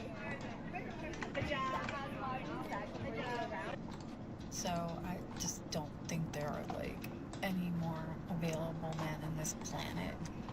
I really don't. I've never had it this hard. A few moments later. That's what I want for Christmas. Tons of these. This is such a cool room. It's all full of dollar bills. Fake ones, of course. It would not be real, but definitely what I want for Christmas. So can I ask you an honest question? Why would a man approach this? Why would a man be interested in this? Exactly. Men are likely going to ignore you every single time. This is not... No, ma'am. You have children, man. Come on. I just walked into Abercrombie for the first time since middle school. Where are all the hot shirtless dudes? What happened to them? Why did we get rid of them? Men do not take group fitness classes, and I honestly think it's because they think it's beneath them. Alright guys, trying my first Pilates class. Can the men that come to Pilates classes just stop? Yeah, on second thought, maybe I'll just stay home. Yeah, pretty much. Not a single guy came up to me at the clubs and hit on me. And I found it a bit weird. I was like, kind of offended, not gonna lie. Coming from North America. I accidentally his roommate that I was for years in front of him when he was hurt. The guy who just scored on the Eagles? Yeah, he pissed me off, so... What's his name? Cooper DeJean. I need the men that are okay with this. I need... Wow, it's a lot. Behind us big girls, please. Please don't leave us in the dust. I just know I'm not gonna find my man at this point in my life. Like, I'm not gonna find my husband or my boyfriend or anybody that I'm genuinely interested in until I switch up how I'm moving in life. Everyone always says that there are so many more pretty girls than there are hot guys, and that's not true. There's this human mating behavior person who studies at Oxford, and really what it is that women engage in more looks maxing than men, which basically means, like, on average, women put more time into like hair, makeup, gym, all of that stuff put together than men, which makes us appear more attractive. So it's not that the men are actually less attractive, it's that they put less effort in. There you go. Well, it's a shame because you really don't look that way, so you're kind of pretending. Dating in New York is really, really bad right now. Like, look, I look sexy AF, and not a single soul has looked in my way, in my direction, my directional pattern, like, way. Because you sound like, you know, like you sound like this, and like you sound like you know, as bad as fucking smart as a tampon. So, you know, we don't really want to date you because you kind of sound, oh, I don't know, fucking retarded. And like, if I knew no one was gonna stare at me or like give me at least a compliment, like, I would have just worked out at home. Like, there's no need. There you go, boys. 100%. She does it for the attention. She just literally admitted it. You know, if there's no one was going to give me attention, I would have stayed at home. She's literally just admitted to it. And nobody's asking me out on a date or like to leave my house with me. Like, I can't. Also, like, yeah, I'm not an erotic type, like, feminist type, like, There's a reason I'm wearing a tiny sports bra. There's always a reason. Like, look at me, please. Someone look at me. Smile at me. Please, someone, please give me attention, please.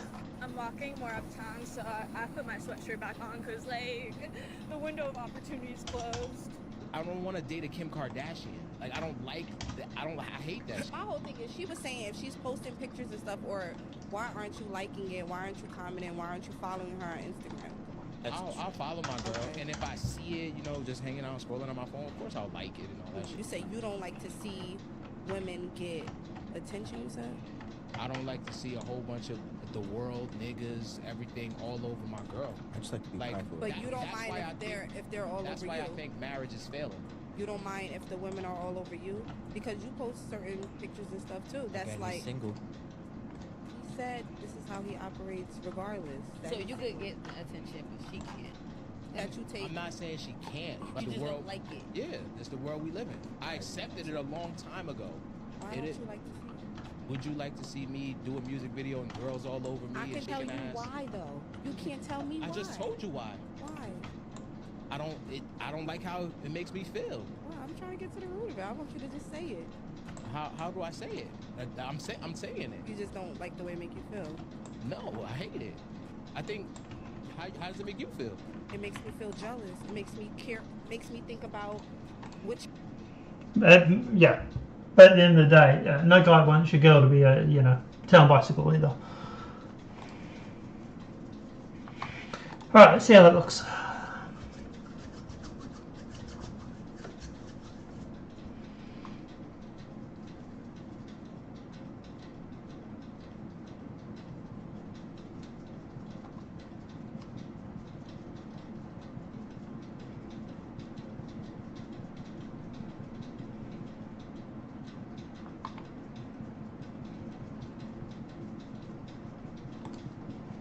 Hypnotic's got a video. A name once synonymous with innovation and blockbuster franchises, but unfortunately today it's a shell of its former self. From endless delays to their underwhelming releases and now manipulated metrics and tanking financials, the writing is on the wall.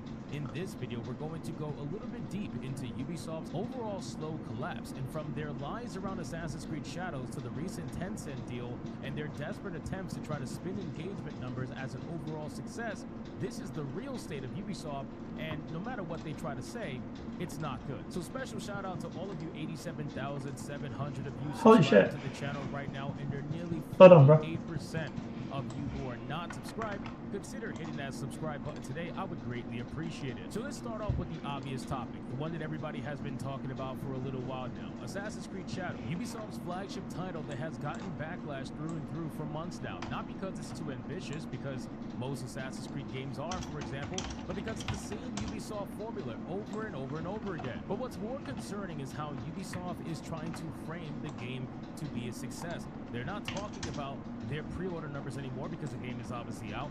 They're definitely not talking about units sold because they never do. Or they're not talking about the overall demand that the game had. All they're talking about the entire time is player engagement. That is literally it. They're talking about how often the game was engaged with, and you don't even know if it has to be with sales or if it was Ubisoft Plus. You have no idea. And that's the entire point. They don't want you to know. They want you to be in the dark. They don't want to be transparent with you. The only people they have to be transparent with is with their investors, but apparently, even during the earnings recently, Assassin's Creed Shadows was still damn near never mentioned. All they said about Assassin's Creed Shadows was that community sentiment was strong.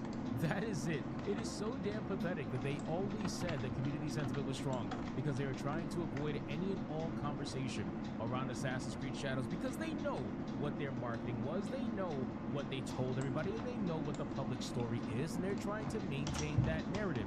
I want to be very clear.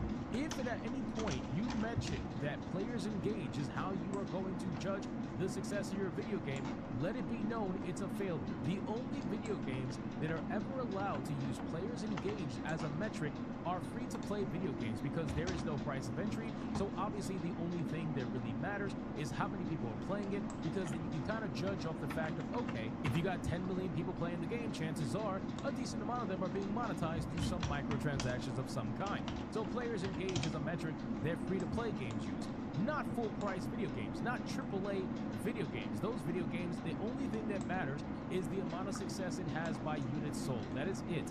You can talk about subscriptions, but I'm telling you right now, the only people that ever subscribe to Ubisoft Plus to play Assassin's Creed Shadows for cheap are streamers. They're the only ones who probably did that. Very few people are out there subscribe to Ubisoft Plus in order to get all their games day one. Need a smaller light for this room. Video games go on sale damn near immediately. You have video games that go on sale within 30 days of release. It's insane. Why would anybody pay full price for a Ubisoft video game unless they are a streamer or some form of reviewer or a content creator? There's no reason. Before I started personally reviewing video games, I would never spend full price on a Ubisoft game. I bought most of my Ubisoft games when they were 75% plus off. There's no reason for me to ever spend more than that on a Ubisoft game. Their value is just not there. But for some people there is, especially when it comes to Assassin's Creed. A lot of people love Assassin's Creed, obviously. It's a long-standing franchise with a name that no doubt still has some power to it. But ultimately, it just wasn't enough. And see, that's it's better. The thing about Assassin's Creed Shadows. When the game was first announced, we said it many times over that I don't think the game is going to be a failure at all. I think the game is going to sell just enough for it to deem itself worthy of an Assassin's Creed name. But the problem is that the company was struggling for a long time. Ubisoft was struggling for a long time, and a lot of the shows for Ubisoft would try to convince you that the company was perfectly fine. It's not. A lot of the shows out there would convince you that Star Wars Outlaws was a major success because they were eating the same PR nonsense that Ubisoft was putting out about that game. If you guys remember, during the pre-initial release, or pre-release I should say, of Star Wars Outlaws, what they ended up doing was they tried to do the same narrative. Community sentiment is strong. Pre-orders are strong. It's the same thing they say every single time about every single video game before they ever release it. It's the same nonsense, and the shills eat it up because they're either paid to or because they want access, and that's why they're doing it. It's really quite pathetic. This whole access journalism thing is absolutely insane. It really, really is. It's 3:30. I should go to bed soon. It is absolutely insane. Access journalism. I hate it so much. I really, really do. 0.9. Let's say 1. Right. But yeah. These games overall have been flop after flop after flop. And the sad thing is that the Prince of Persia game that flopped for them, a lot of people that played it said it was actually a decent platformer. But the thing is, it doesn't matter, right? It just doesn't overall matter. Ubisoft comes with a certain idea in people's minds. When they think of a Ubisoft game, they imagine certain things. So what does this all mean when it comes to Assassin's Creed Shadows overall? I mean, honestly, people were clicking on the trailer. Obviously, people were watching the trailer, got heavily disliked. People were talking about it both positive and negatively, but that's not a success metric. That's ultimately just smoke and mirrors. Engagement doesn't equal sales. You can have all of these subscriptions in the world that you want for Ubisoft Plus, but that is only 1/5 or 1/6 of a full retail sale. You need 5 to 6 to even 7 players on a Ubisoft Plus platform to even equal one retail sale. It really is kind of sad. But of course, Ubisoft is going to try to spin it any way they can because they know Shadows, flopped for the most part. They definitely didn't make their money back, nowhere near. And on top of that, Valhalla is used as a comparison metric every time they get a chance. And that game did really well over the course of time, obviously. It took a couple of years for it to get to where it's at now, but that's how Ubisoft games do. Ubisoft games don't come out the gate swinging. What ends up happening is when they're discounted 75-80% off, people buy them in bundles during holiday sales. And then before you know it, eventually you'll crawl your way to, 5, 6, 7, 10, 12, 15 million sales, but most of those sales are at 80% off. So you end up not making that much money anyway, even though the number looks good and the sales metric number looks good for people. Ubisoft even So we'll leave it there for now, at that point. They started bragging about how many females are selecting the female protagonists in older Assassin's Creed games, as if that's supposedly somehow a financial milestone. It's so ridiculous. So let's talk about the numbers overall. So Ubisoft's latest earning call kind of pulled back the curtain on their real financial state, and it's bad. Despite bragging online about player counts and live service activity, Ubisoft posted significant losses this past fiscal year. Revenue is down majorly. Yeah, we covered this already.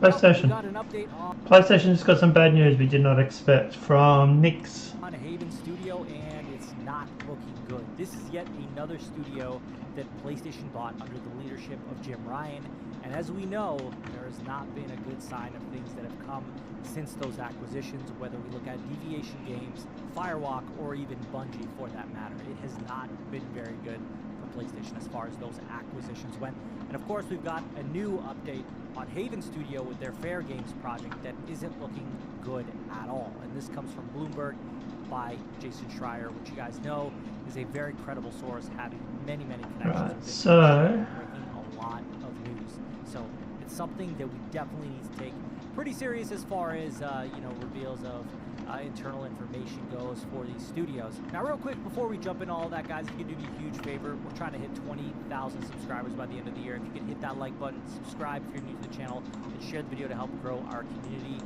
Really appreciate it. Goes a long way. Now let's talk about this report. Jade Raymond, the founder and head of Sony Group Corp's game developer Haven Studio, has left the company. PlayStation leadership didn't give Haven staff a reason for her departure, but it came several weeks after an external test of Haven's first game, the online shooter Fair Games.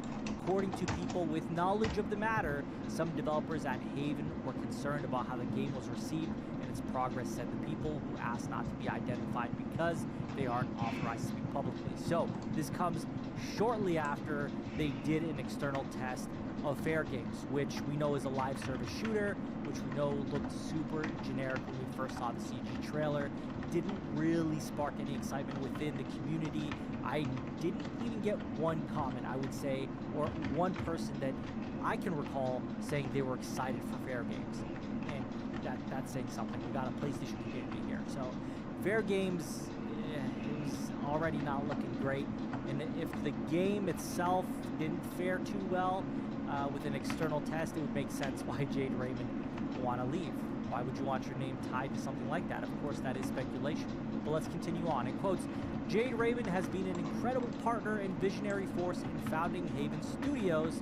We are deeply grateful for her leadership and contributions, and we wish her all the best in her next chapter. This came from a PlayStation spokesperson in a statement that they made. The spokesperson added that the company is committed to supporting Haven Studios and excited to continue the journey with co-studio heads Marie-Eve Danis and Pierre-Francois Sapinski. And if you want to know what they are known for doing, Marie-Eve Danis is a veteran game developer known for her leadership on For Honor as production director at Ubisoft, her programming work on Deus Ex Human Revolution and Driver San Francisco, and her cross-studio production role on Watch Dogs, with nearly 2 decades of contributions spanning major AAA titles and industry mentorship.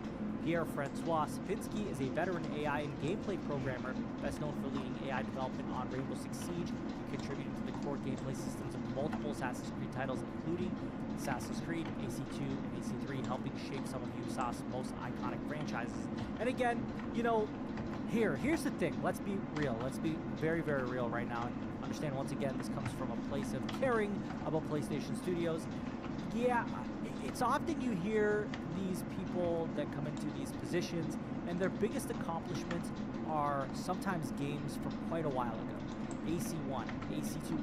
Yeah, once upon a time, those games were like monumental, revolutionary. They still have revolutionized some of the open world games that we see, but in the reality, outside of those games from so long ago, we haven't seen these specific people do anything significant since that I would say is... I'm going to put that there, just in case anyone jumps over for some reason. Is a big deal, at least because the game is very popularized and everything, but in reality, man, it's not enough, at least in my opinion, to save Fair Games and Haven Studio. For me personally, this is not a good look. This is not something that you want to hear. Jade Raymond being the reason why Sony bought this thing. Jade Raymond is the reason why they had confidence in Haven Studio, because this was a name that, headed Assassin's Creed, right? Which is like, you can only live off of that accolade for so long. And here we are, she's not even a part of the project anymore. She's left, and the game is, we have no clue when it's coming out. And I think Sony may see this through to the end if they feel there's something to be salvaged here because they have poured a lot of money likely into this already, between buying the studio, between funding everything for this game to even get developed to the point where it is. It seems like Sony would need to try to salvage it in order to not take a massive loss, but in truth,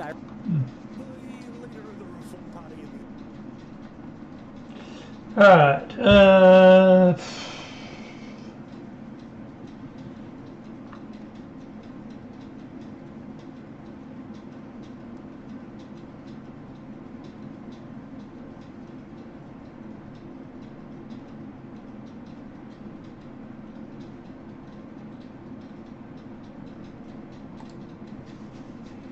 So Marvel has finally released the trailer to Ironheart, a TV show that probably should have been canned years ago. It's been in development for well over 5 years, and odds are it's going to be a disaster because it's probably going to go full MCU because Marvel has sat on this for a long time, and yeah, they've sat on it for 2 years. Stuff was full MCU, and it was a disaster. They pushed this as far as they could down the road, but now I guess they have to release it, and odds are reactions are going to be rough. But here it is, the full-on trailer.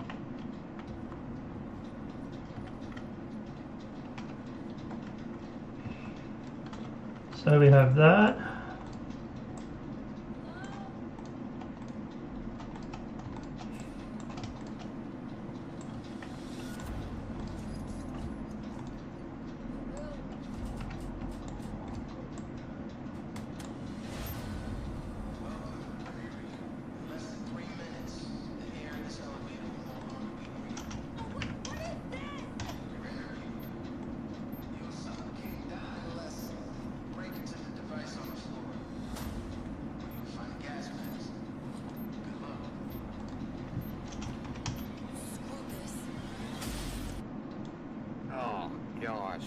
Yeah, it's another girl boss thing. It's so overdone. I'm so sick of it, to be honest.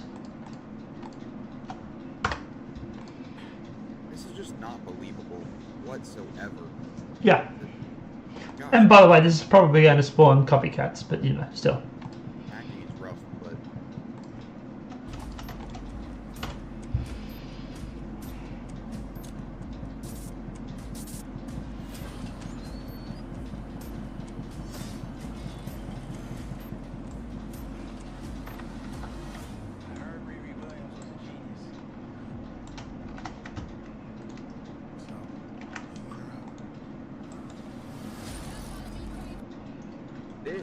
By the way, if you go through an interview and they've trapped you in an elevator full of poisonous gas, and he says, "Do you want the job?" I might be like, "Hey, you know what? Don't mind me. I'm gonna pass." rough. Oh my gosh, nothing is believable, and she's not gonna have a struggle whatsoever. She already feels like a super genius, but we'll see. I see you're fed up, waiting to be acknowledged for your greatness.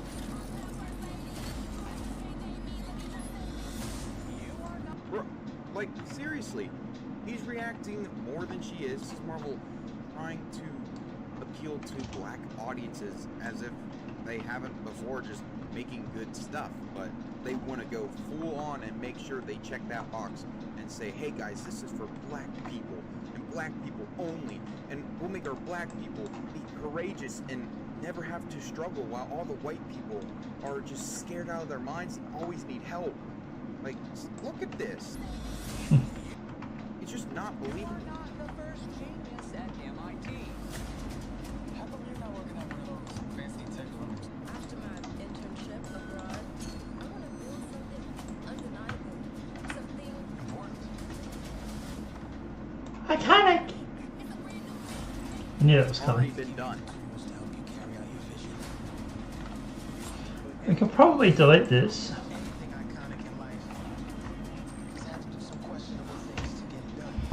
See what happens.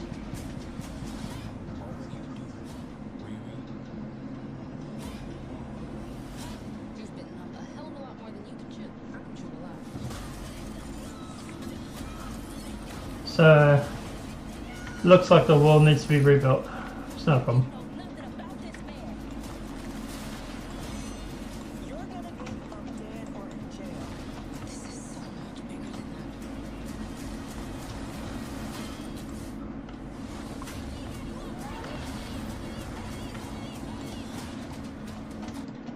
show is doomed. I'm sorry.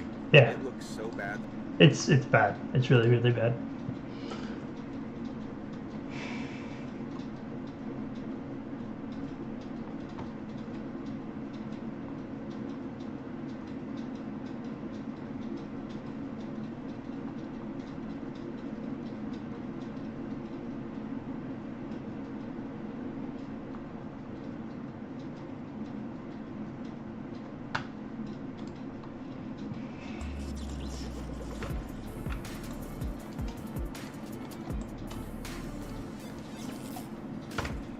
There's a new Superman trailer that's been out for, what, 2 days now?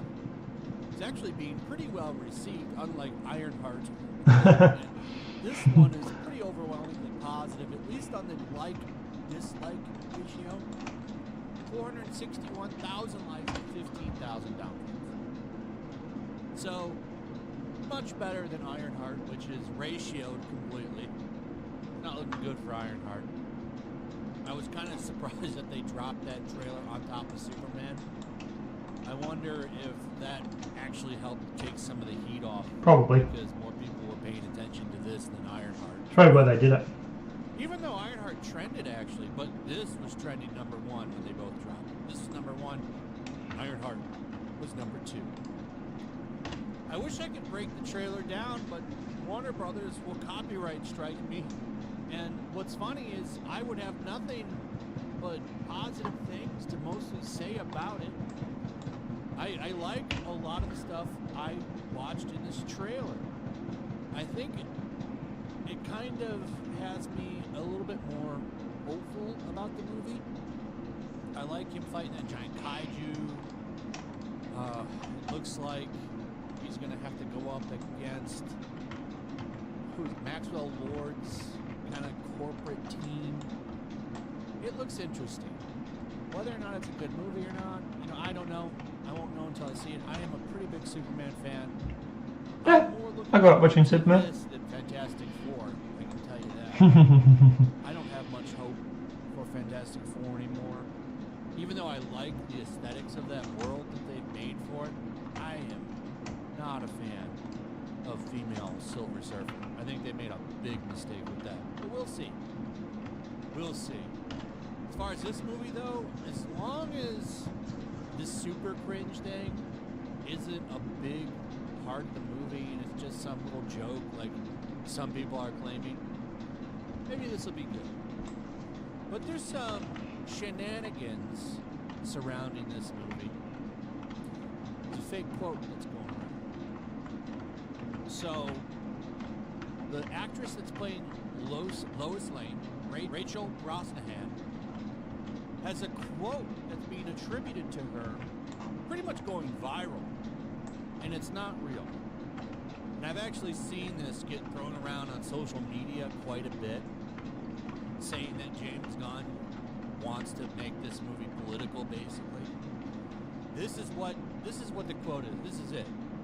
It's not for everyone. Rachel Brosnahan says Superman isn't for everyone and will surely anger the same old people who don't support ideas of progress and empowerment. She warns that James Gunn warned them at the start of the project that they wouldn't have the support of half the audience, but told them that's not the better half. She adds that it's not for men or women with 60s style ideas. That's why Gunn's fans, and there's the LGBT flag, like this idea. So, this is fake, and this actually happens quite a bit.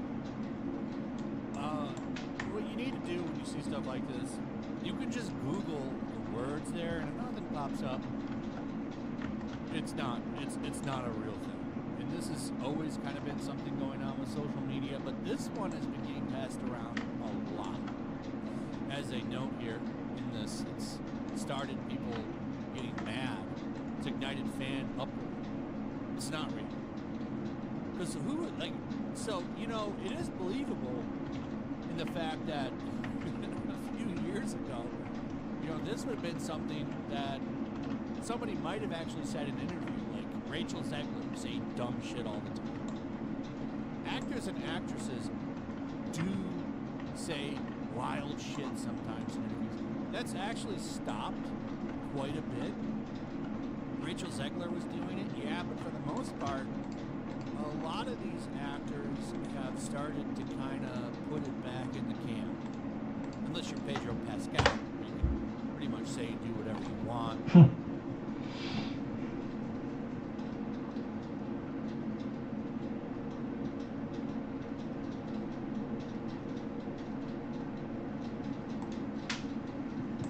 Men refuse to attend a single event. Hello, we are about to attend a speed dating event in Los Angeles. They signed me up for it. We're gonna go.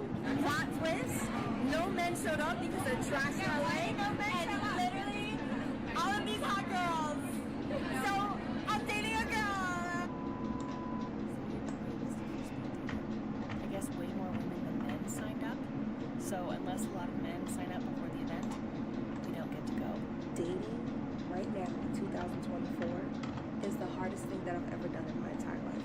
I am out here wiping mounds of snow off of my car just so I can head to a speed dating event tonight that I paid $40 for to play icebreaker games with random men. What am I doing? This isn't even worth it. What is this all for? I'm gonna say it. You're not gonna like what I have to say. You're not gonna like it, man. You're not gonna like it. Where are the real men at? I'm sick of it. Forgot how useless men are nowadays. Maybe it's because of that attitude. Maybe it's the fact that men have got sick of hearing how useless they are, so now they just don't bother going. I don't know. Wish us the best of luck because we're actually really nervous. So let's see how this plays out. A few moments later. We showed him pictures of guys that were at the event. Your mom laughed. And his first reaction to the first picture was, whoa. And then I sent my mom pictures and she was just laughing emojis. Y'all, there's a speed dating thing here tomorrow night for Christians. Should I go? I don't know. I'm so awkward. The reason that, I sleep with so many guys is because it's the only time I can really feel validation from a man. I mean, my dad told me every single day until he died that I was a failure of a daughter. So you're getting closure by proving your father's point. I'm starting a new series. It's going to be called The Grocery Store Chronicles because apparently in Arizona, that's the only place to meet single men. Or what you can do is go to the forest like all you wanted to do and go be with that man. So he can take care of your bills and listen to your problems before he meets you. Guys, these women, they're alone. They don't like it because it causes them to have to reflect on their own life. Women are social creatures. They don't like being isolated. They want to be with a man. They need men. They crave our attention. They crave everything about us, our energy, our masculinity, our leadership, our ambition. They need us. I signed up for singles event on Valentine's Day in US Open. I was so nervous, you guys. This is a singles tournament at this model club. There we are, 1.55. Play with different partners and everything. It was fun, but there was more girls than there were guys. It was definitely The Bachelor a little bit. PSA, I am only dating hot guys. This is the Hawkeye era. I'm only gonna date hot men from now on. They come with us to a singles event in Chicago. These were the fits, and after we took this clip, we passed a naked man on State Street, and that really set the tone for the rest of the night. This thing was at Spin, and it was packed, but the dating pool was great. We did befriend you guys, and we went to a bar with them after, but I don't think they realized we were trying to friend zone them, and this is us walking home. I'll spare the audio, but love. Notice how she said they befriended two men, but they friend zone them. That means they weren't attracted to those two guys. No. Guys don't want to sign up and pay their money just to go get rejected. I mean, let's be honest. These women, they create these single event videos and document their night just to say, oh, it was terrible. There was no hot men. There was no attractive men. So why would Actually, undo. Undo. Alright, I am looking for a guy. A single guy. Where are the single men at in Atlanta that are not absolutely unhinged? The only thing I'm going to be doing at 12 o'clock tonight is kicking any man away that tries to come near me. You're not going to ruin my year on day one, my love. I'm here to tell you right now, we don't care. Let me tell you Yeah, we don't care. Where can I find a good man? Where can I find a man? Where are all the men? What would you want the minimum yearly income to be for your future husband? Minimum, $1 million. What's ideal? Multi-million. What? I did not meet my husband.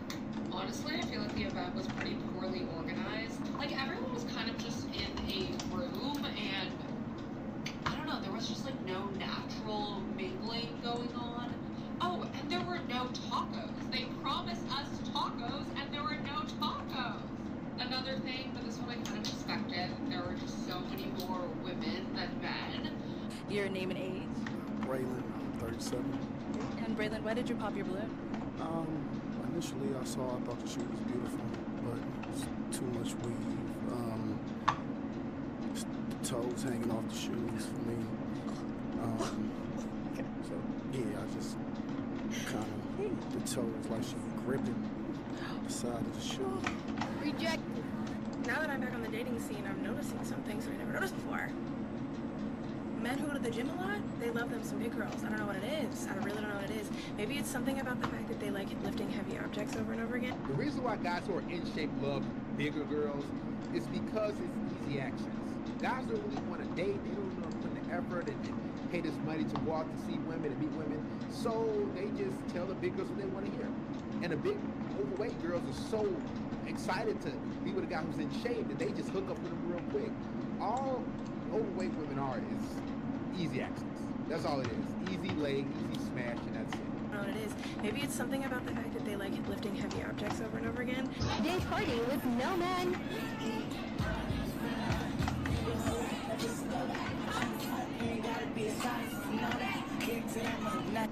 So that's a day party. Men are working. So if you see a man at a day party like this, just understand he doesn't have a job. He's probably broke. Or he works nights. And he has no ambition.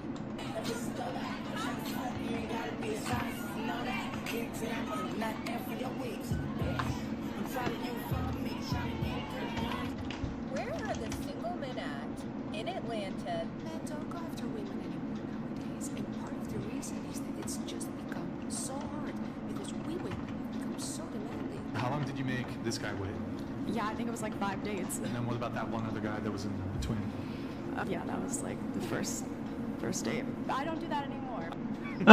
Women. The guy that is worthy. So she waited 5 dates for one guy, but the other guy she slept with on the first date. Wonder what the guy on the first date had that the guy on the 5 dates didn't have. Makes you wonder, right? Of something longer term or continuous or even a relationship, he gets to wait. That's always confusing to me. As a guy, though, I would be like, hold on. This is a hard pill to But- swallow. It's messed up gas, but it's the truth.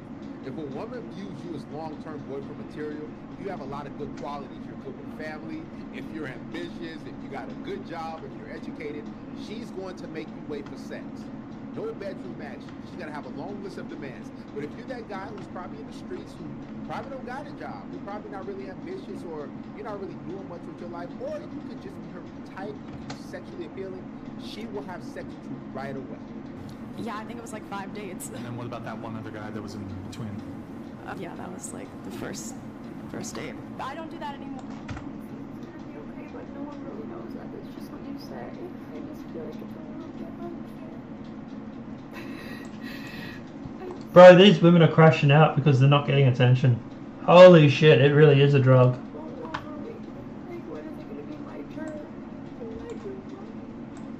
Well, you believe feminism? Married or having kids right now, but I'm just starting to get nervous. What's wrong with me?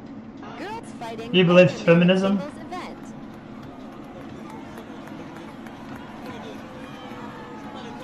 Okay, on a serious note, where do like the 28-year-old single men hang out at? Because like 28 to like 30. You're so right. We're bopping around the West Village, and I'm looking. I'm looking. Eyes are peeled. Why do modern women just seem so annoying? Like doesn't it seem they're just insufferable to be around? Yeah. Like they're not peaceful, they're nagging, they're poking, they're complaining. That's what it just feels like little modern women. Yeah. But I'm not 100%. So, if you're 28 and single, where you live in New York, it shouldn't be honestly just feel more bad for you than I feel bad for myself. That you stood me up looking like this. I would give her Ugh. a solid 3 out of 10. Yeah. Like, have a good night. Does anyone else feel Ugh. like She's chubby. work? I don't think I was built to work. Like, I really wasn't. I truly wasn't. What? I just want to invite you to an exciting event. We're having a singles night. So have a look at my events and please come and join us. Get unready with me while I tell you about my experience speed dating in New York City. We walk up to 2 girls and we're like, this selection? Literally every single guy was 5'6" or under, and there was not one cute guy. So guys, what you gotta understand about these singles events before you go, every woman has an ideal type of guy that they want, right? So in their mind, he probably is over 6 feet tall, he's probably a certain ethnicity, he's probably built a certain way. So if you don't fit every single criteria that they have in their mind that they want from a guy, then they failed at the event. Then you're unattractive, you're ugly, and the event was a waste of time for them. Men are very different. They like don't court you. Like whatever happened to flowers and phone calls and good morning babe and good night babe and We got told it was sexist, so we stopped doing it. That's what really courting basically is. It's just worship. You're always calling, you're always putting the effort, you're always sending flowers, you're always planning dates, you're always checking on her. That's so time consuming. But what I never hear is what these women are going to do for the guy. What do they do? Nothing. They just want to receive and take, be showered with praise and gifts, and that's it. let's go get lunch or breakfast or hey, do you want to go look at the sunset? I don't fucking know. But like that's gone now. Like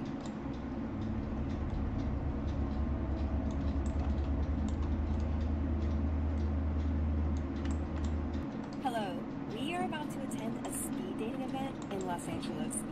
They signed me up for it. We're gonna go. We're feeling a little, how can you say it? Excited. Really? Here we go. For the plot. For the plot.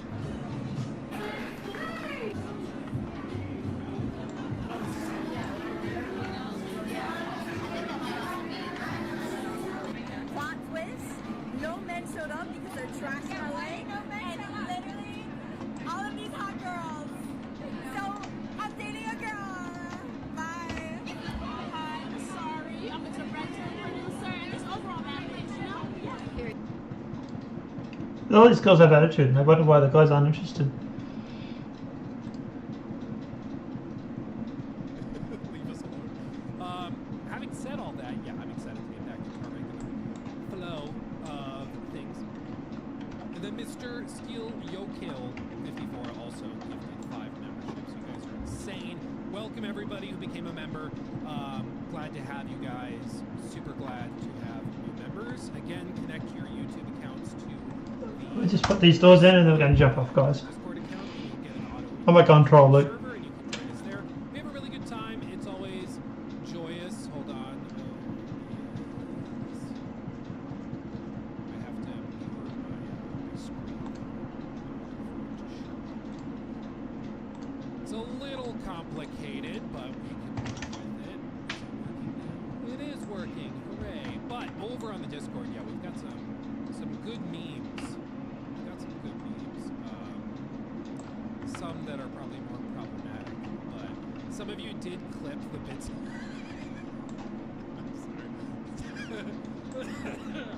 Some of you guys did clip the bit of Jor playing that wheelchair game.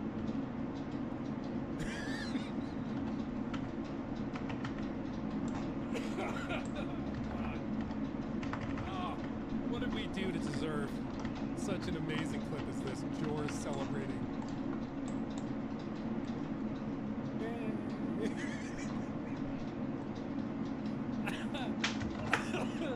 Oh God, it's so great. It's so great. So that's the door there. I don't even know. Eminem. Remember to touch grass. Don't stare at the screen all day. Also, we baguette. Unchecked grievances.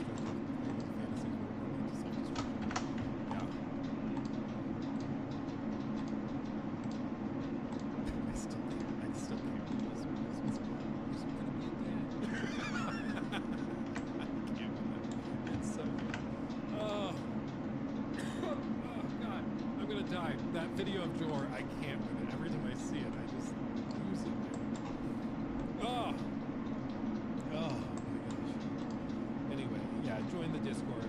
I also we have some good discussions too. Where like I asked you guys, Nikki has never seen. My wife Nikki has never watched a Star Wars movie. We went to Disney World. She thought the Rise of the Resistance ride was cool, and she was asking about the lore and the world and how all of it works. And I was like, oh, so maybe we try getting into Star Wars. So I asked you guys, like, how would you recommend starting? And some of you guys actually did have some recommendations. So we did a whole thread where you guys gave some very, very thoughtful answers to where to start in Star Wars, which I appreciate. So get over there if you haven't already. It's a really good time. There's not a lot of room on this level. This level is pretty cramped.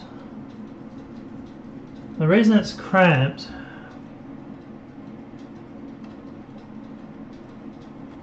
is because of that. But it's sort of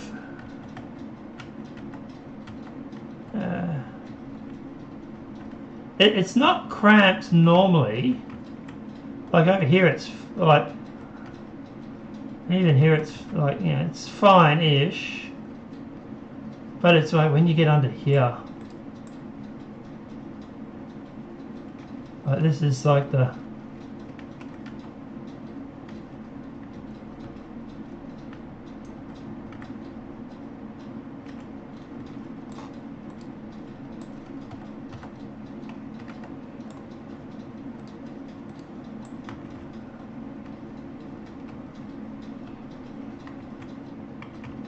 there's a lot of room here,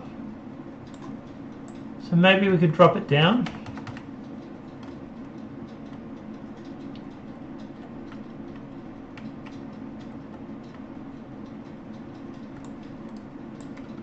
What is that? That is just...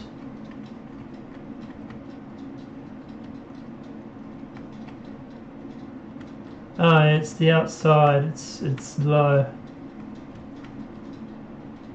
Ew. I think I deleted something I wasn't supposed to.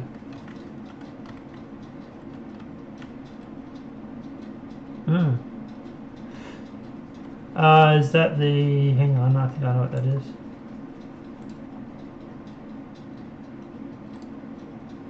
Yeah. So we change all these to B's. That's the new mesh we made. This one over here, change that to B. Yep. That one we change to B. That one we change to B. That one we change to B. That one we change to B. That one we change to B, and that one we change to B.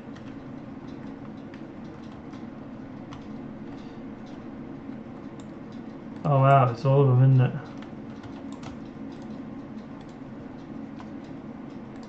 Change to B.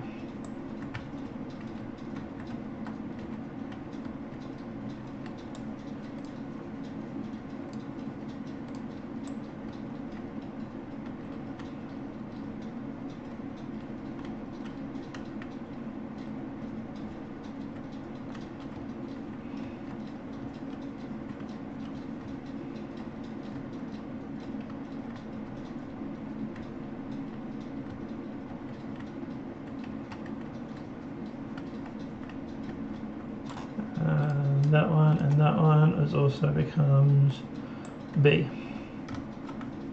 Might even have to make a C for some of these.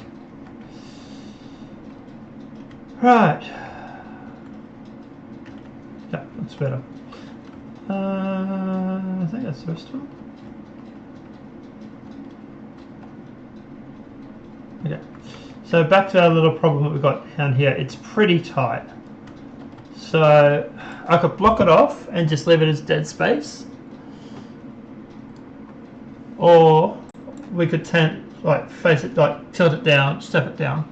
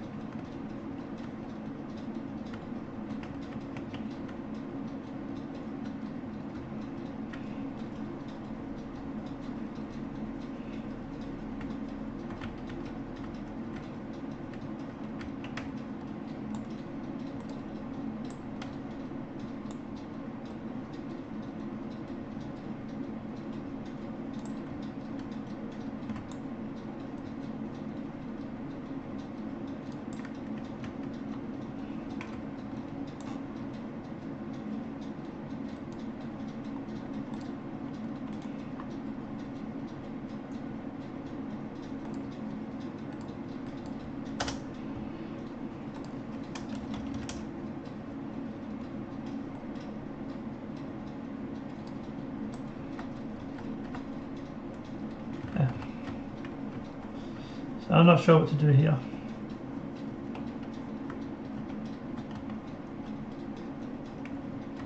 Like, there's plenty of levels in this place.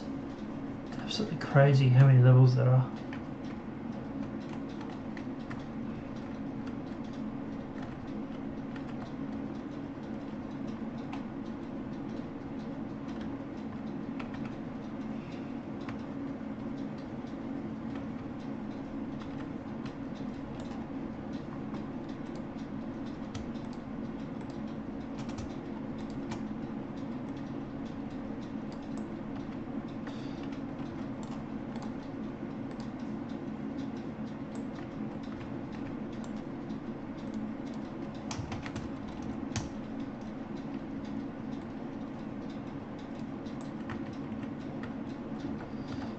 So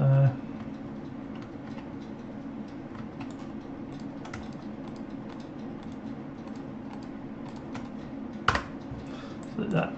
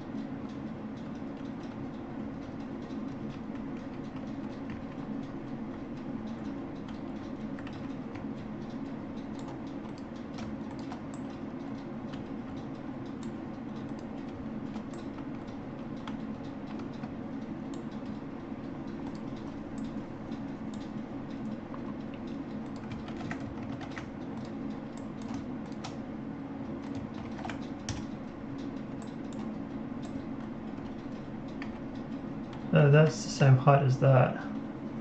So we're going to need to step it down somewhere along the line there. Or put a wall in and just, yeah.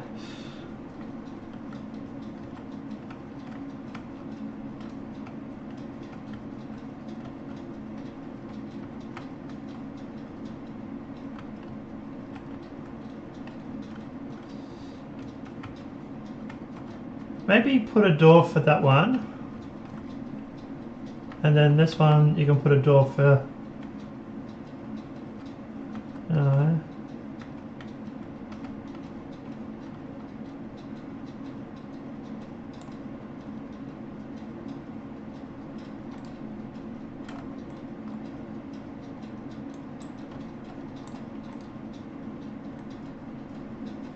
something like that.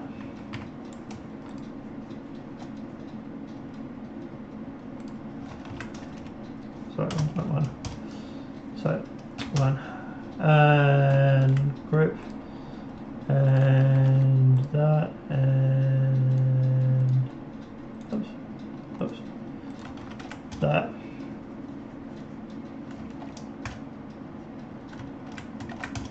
That, right? So.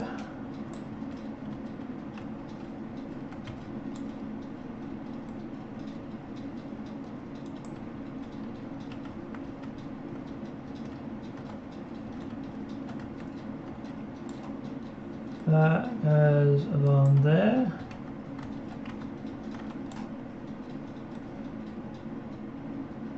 For example, there.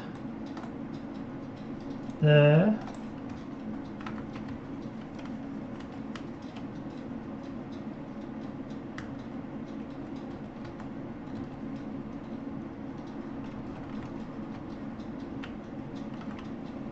So have these as like rooms.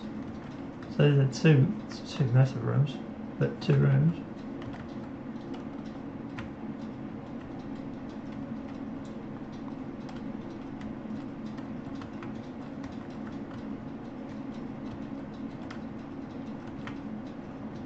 Actually, probably should move that door over here.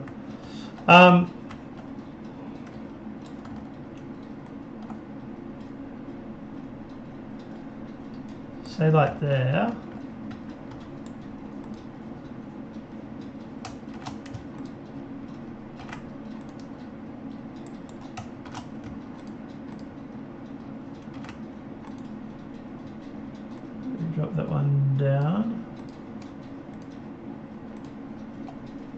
Okay, drop that one down.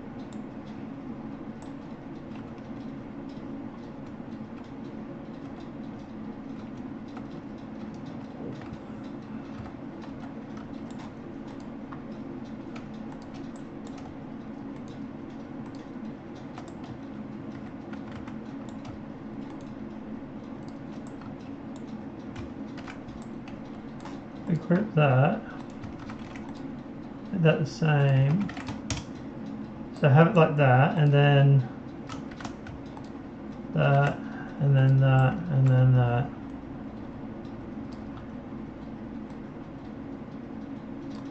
There, and then have it so you step up into it.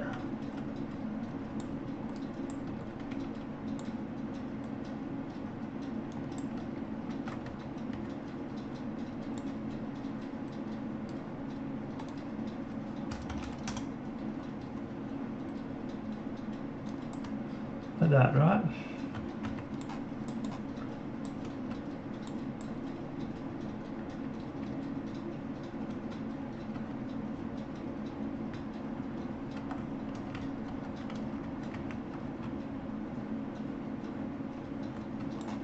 So knock some of this wall down. It's one of those walls. Knock that wall down, take that wall down, take that wall down, make it a brick wall. Extend the wall all the way across. Move this door to up here.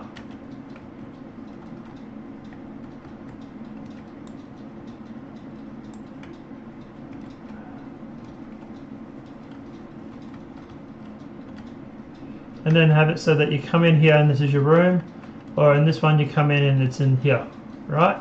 So that's your two rooms. And you got your windows. Upstairs, probably just put this into two. Actually, maybe even make it three.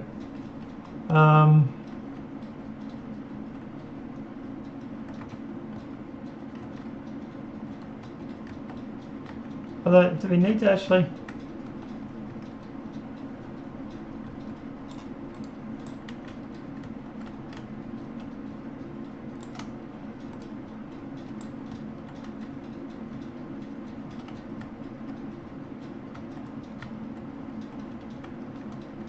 We don't probably need that level. That'll make all the rooms the same height.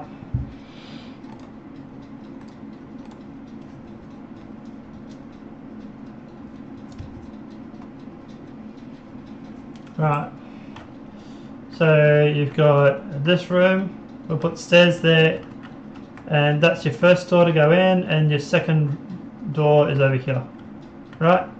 And then take these two walls out. Put another wall along here,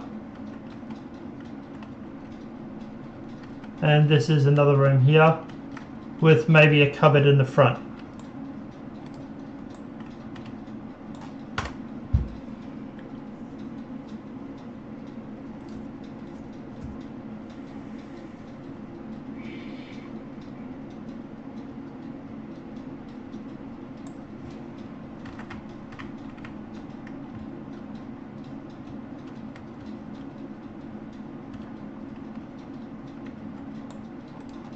So we need to continue this wall along.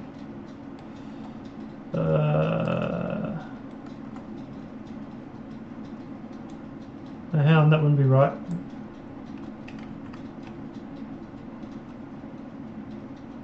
Yeah, no, actually, we want to actually keep that hole in the wall.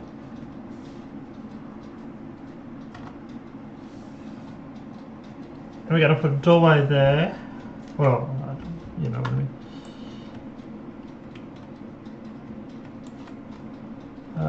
Moving on. Oops. And then, and then we're not going to do it tonight. We'll do it tomorrow or Monday or whatever. But like that, and then have it so that you come into this room here, right? And then that. Hold on. And then this one comes along here and comes along there.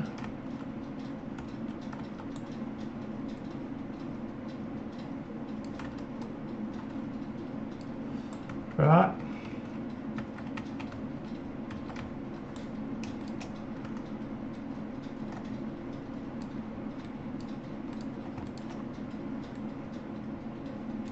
Like that.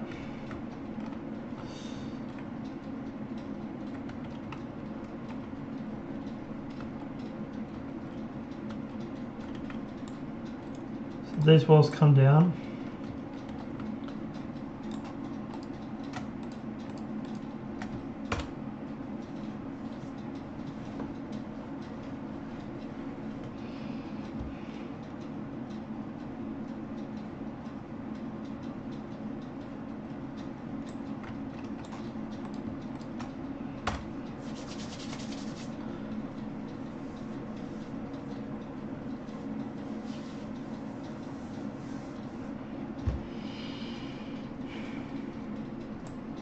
Right.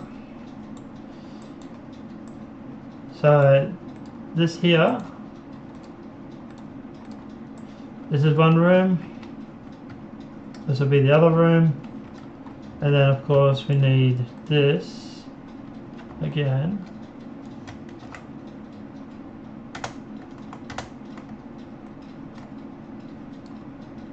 And again. And again.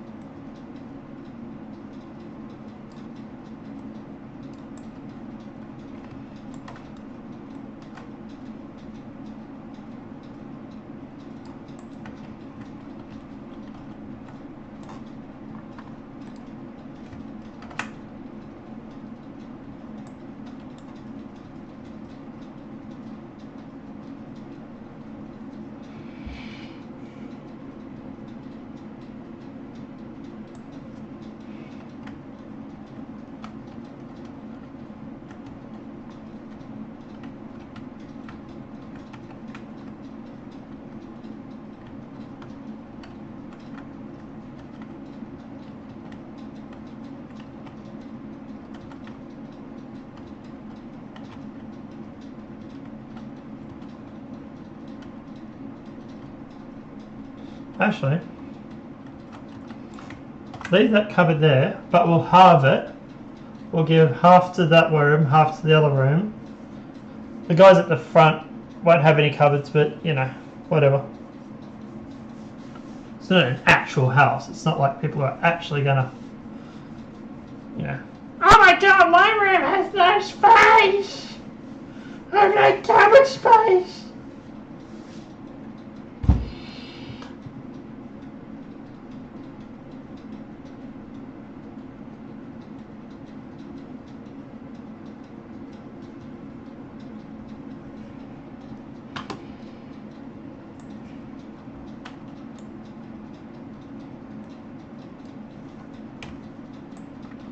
Right. So that's one door. And the other door is here.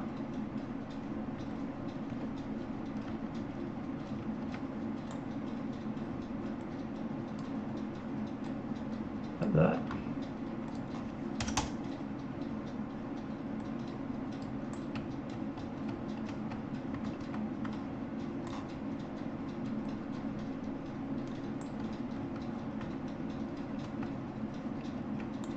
And this one will actually move it down a bit, like that,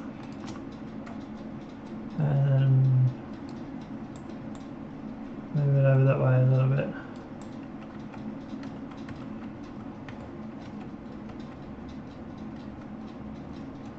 And then we'll put like a thing across here or something, or along here.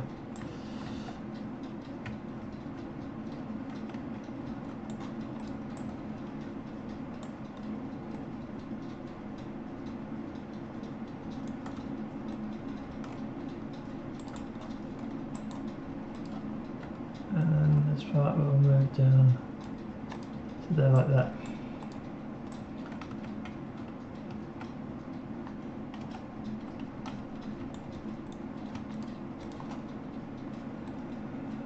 Actually move it over and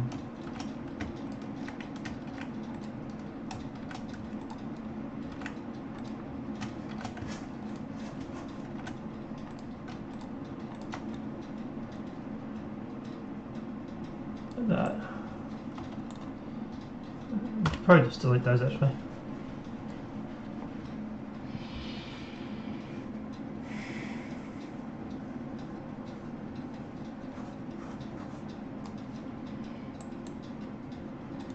Now this, and this.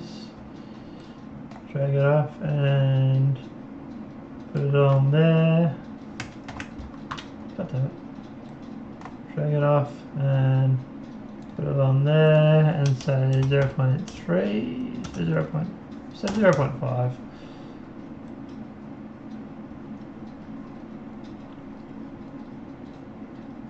Sort of thing, so like that. I'll link those.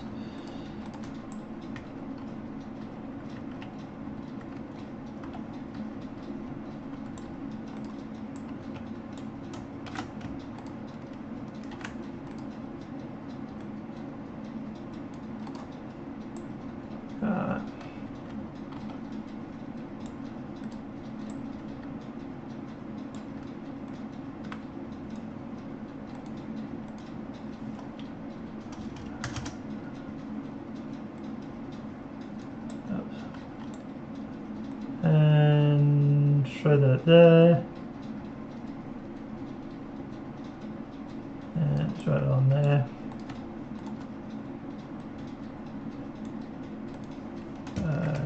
One, then duplicate it again, and say 0.5.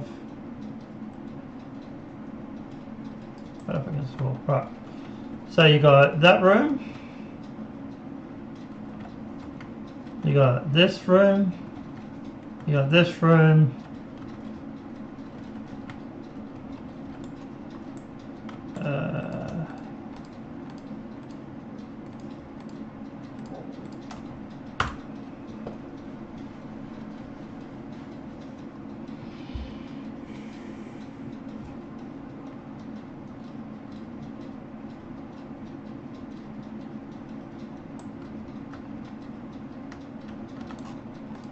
just checking there's nothing on the other side that was using it. Didn't look like it.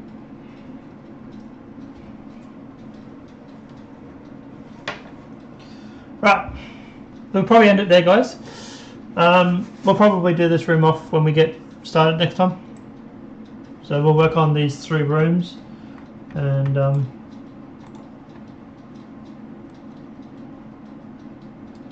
put a torch.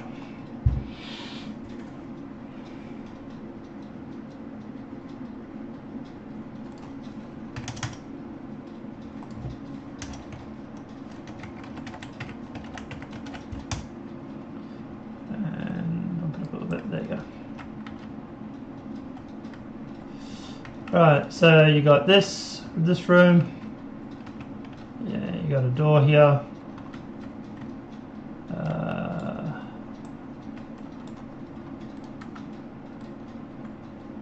I'll put another door over there, and then another door over here.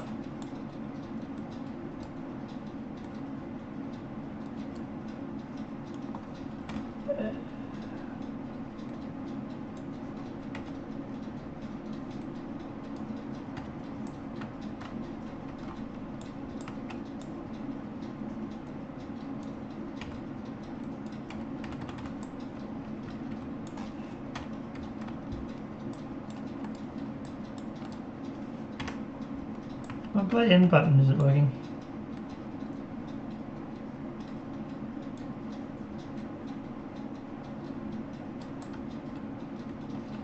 There.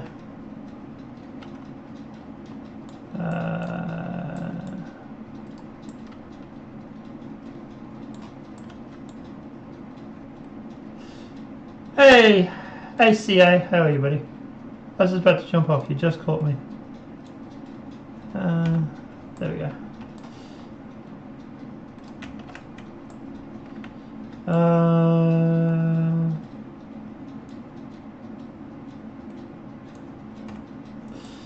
So we got the room. So we're going to put up a wall along here. Obviously this all gets bricked off. But this takes you into this room, which will be like a bedroom with a window. I'm good, man. I'm good. This is obviously the other room here, which is, well, obviously we're just blocking things out at the moment, right? And then obviously you come into here and you've got this room for this. Now this one obviously won't have a window, but you know, stiff shit. And in here you're going to have the cupboard. We'll put another wall.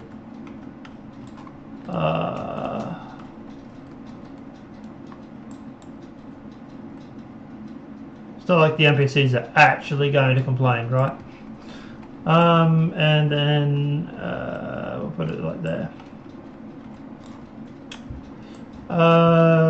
You want to see the castle, do you?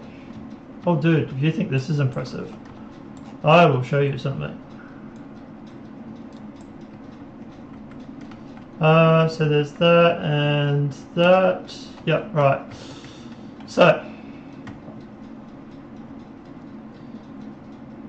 So this is the social space for the game. This is like your hero's castle that you get about halfway through the single player game. So to give you the reveal, right, and let me go through.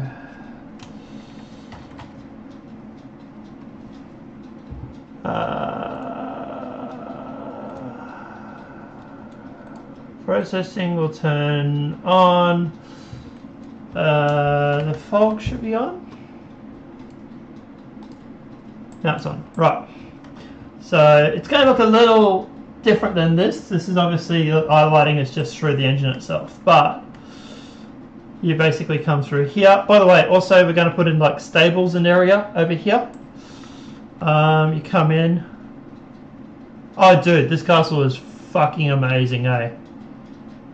These statues are actually going to be gargoyle statues, but for now they're just the standard ones that came with the thing.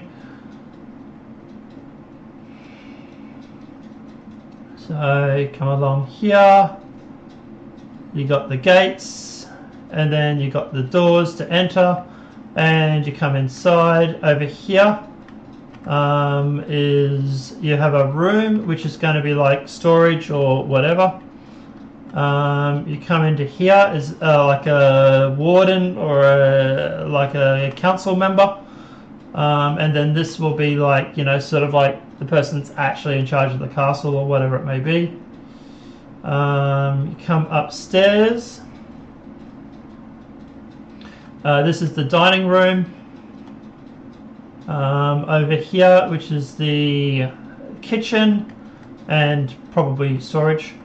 Ignore the hole in the wall, that you're not supposed to see that, it's a secret. Storage space, storage space with another hole in the wall. Please ignore that. You're not supposed to see that either. You come down over here. You've got all this area, which is all going to be like, you know, like workshops, stuff like that. More workshops and stuff like that down here. You go down another level, and this will be the brigs and the holding rooms and anything like that. More sort of cells and jail cells and prison cells and blah blah blah.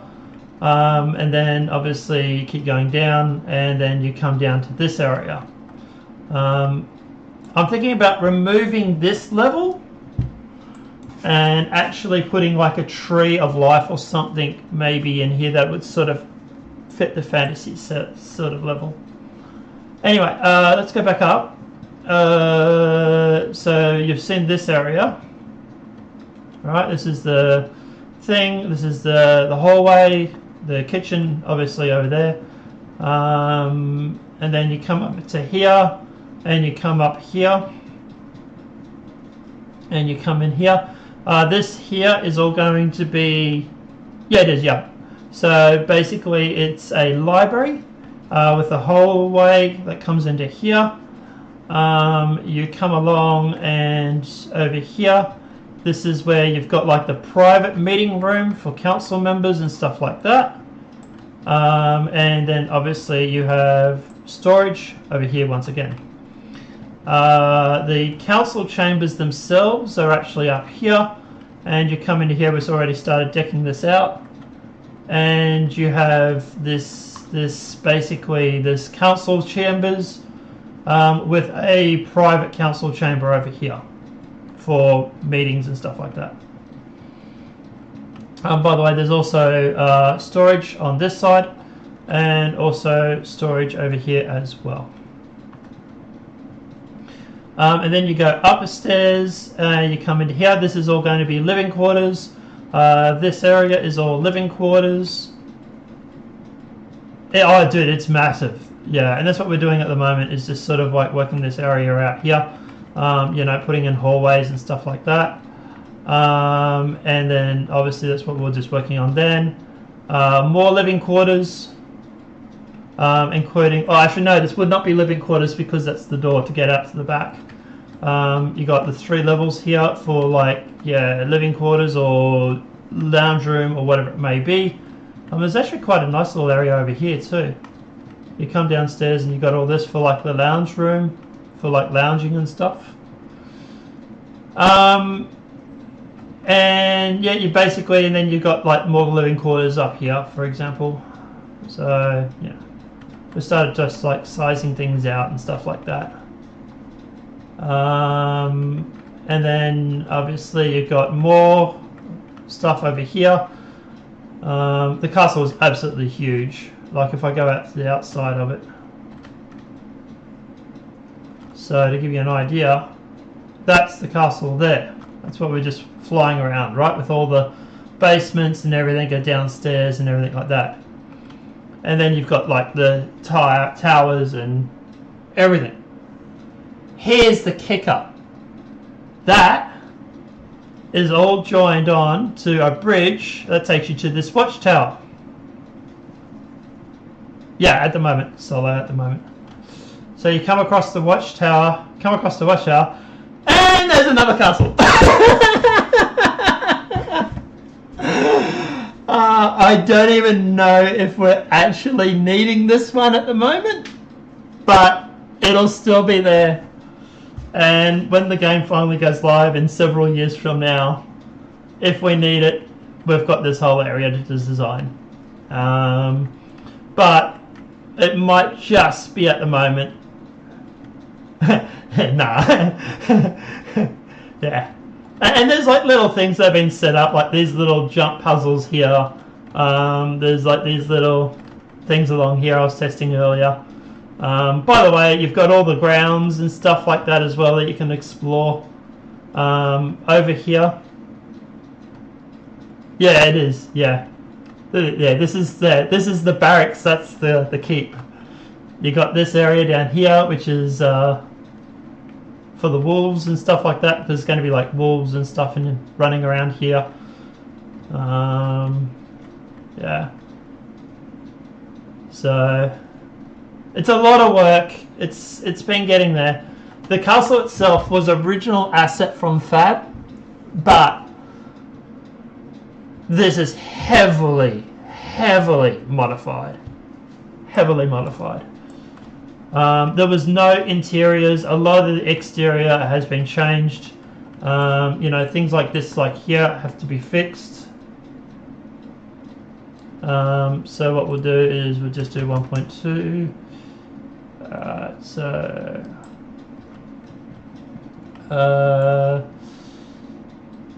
Like that, and then we'll make it 1.3. There we go. But yeah, it's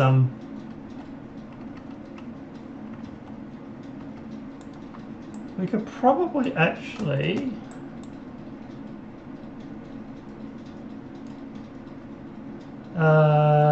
say 0.7. It's probably a little bit better. So yeah, like that, for example. And this fence,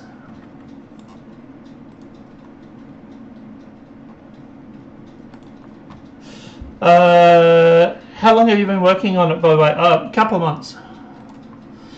So this is just the sanctuary. This is just the and by the way, this castle is that, and like all of this. It's absolutely a monster. So, but you can see like here, he hasn't done much of it. So that's a lot for me to do there. But like I say, I don't know how long we're going to need. I don't know if we're going to need it.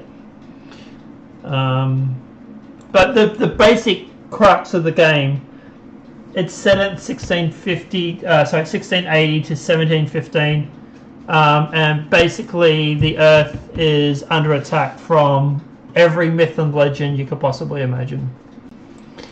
So vampires, werewolves, up here, sirens, mermaids, gargoyles, all of it will be in the game. All willpower, Unreal, and Unreal power. Yeah, Unreal. I believe we are getting to we are pushing the bounds of what Unreal can do. But you know, at the end of the day, it runs pretty well so far, and we haven't really done any performance at the moment. So we can always go through and sort of modify performance. You know, for example, there's no reason to load any of the inside when you're on the outside, and vice versa, for example. Or unless you're near a window or something. But yeah, we were going through earlier today, and I was designing. Show you this. So these are the banners. Oops, not that. That one. So the banners for the houses, for the 4 houses. So that's the assassin. Ignore that one, it's the temporary one. Wizard, Soul Weaver, and then warrior. But yeah, it's round table. Here's the council chambers table. Been designing with ChatGPT when it wants to load. So these are the signs that will be hanging up on the walls. And there's the banners.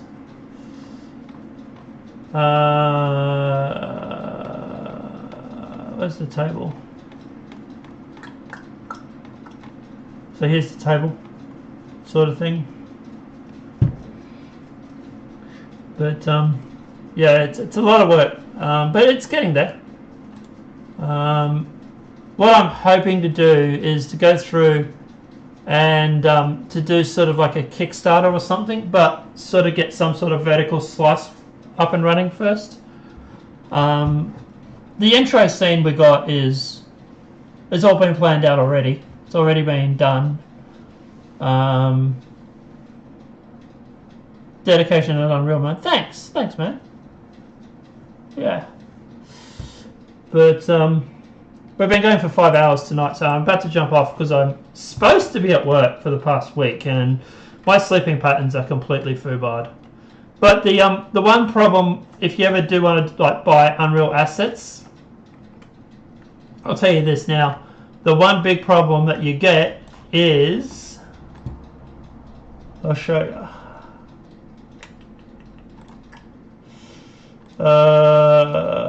Meshes. So let's just bring up the doors.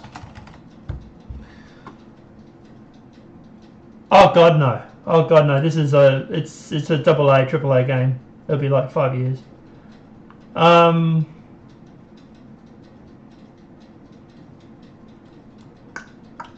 Trying to find one I haven't modified. The tiles, actually, it's probably the best thing. Floor tiles. Right, so there, looks fine. Right, that one's fine. But if you go to like something like, yeah, what's this one? So you can see it's only one-sided.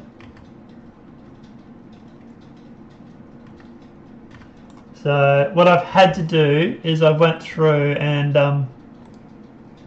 I've been employing someone over in Pakistan, runs a asset company, and I got him to fix the door for me.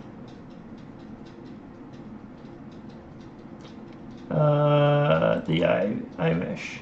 So this is what it was like before. See, one-sided. And he went through and he made this. So now it's double-sided. So, yeah. But the pretense for the game is really, really cool. It basically it all starts around 1150, 1100 AD, where basically all the demons and creatures are basically overrunning Earth, and 4 ravens turn up to basically give 4 chosen warriors the ability to fight back. It gives them special powers, called Guardians, no relation to Destiny. And they turn the tide of war, they win, and then the ravens basically piss off, go away, because like the war's won. But for the next 500 years, this approaching evil, won't say where, but this approaching evil has been influencing these creatures and monsters and stuff and resetting its head. And the game basically kicks off at around the 1680, 1700, 1715 mark, where basically this evil has basically popped up again. And all of a sudden the ravens have turned up yet again, and they're starting to give people back their powers again, because they're sort of like this approaching enemy it's bad, man. They're really bad. To give you an idea of what they look like,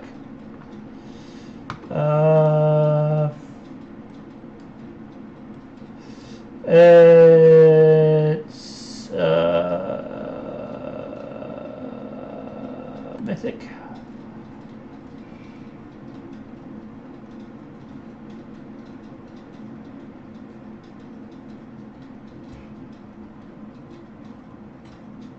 Oh, dude, you wait till you see these guys. Enemies, void-based.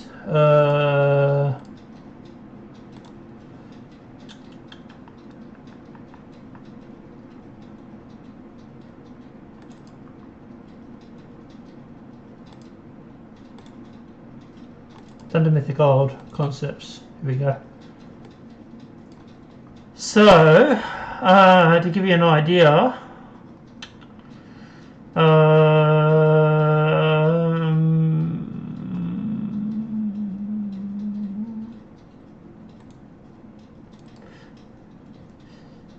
So this is the Watchers.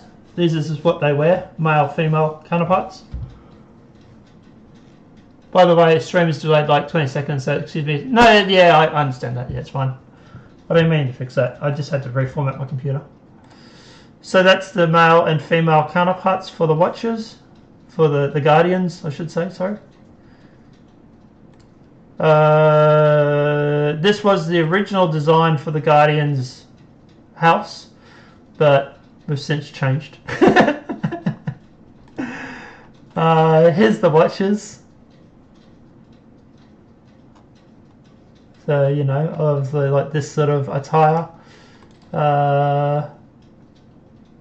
Sort of very formal, sort of, you know, 1680s, 1700s sort of stuff. I do like the Watcher house, to be honest. We might make it like a secondary application or something like that, maybe.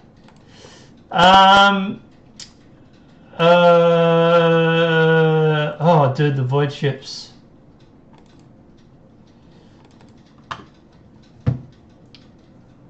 Some of the badass ships. Driftwalker ships. That's what you're fighting.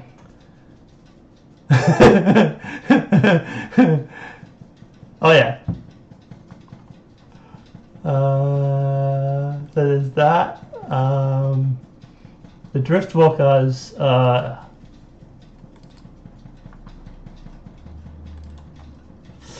Driftwalker soldier concept art.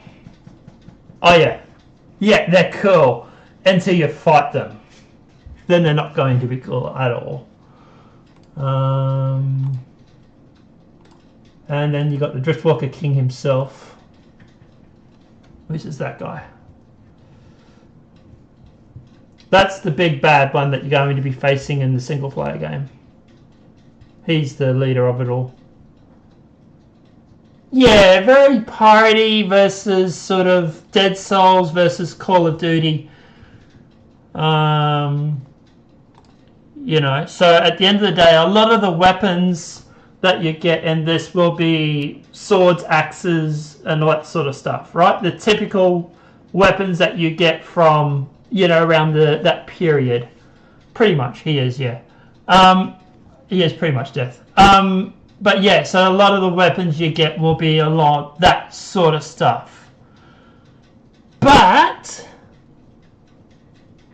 we're not sure if we're going to do 2 single-player games, or if you're going to do a single-player game and an open-world game.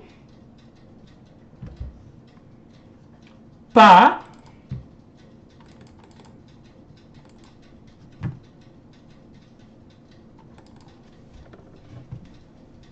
when you go either way, you're going to end up going to the enemy realm, the bad side, the bad realm. And this is sort of weapons you're going to find along the way. Oh, it's not going to be much. It's going to be like 50, 40 bucks. Yeah. So we're not going to do like the $80 thing. Yeah. So that's the assault rifle. Yeah. Pistols. So stuff like that. Oh yeah, dude. The gun looks absolutely sick. So there's different guns for different things, obviously. The shotgun looks alright. So 4-shot shotgun before you have to reload it. That sort of thing. But the sniper rifle is what I like. The assault rifle and the sniper rifle I really like. Not that one. That.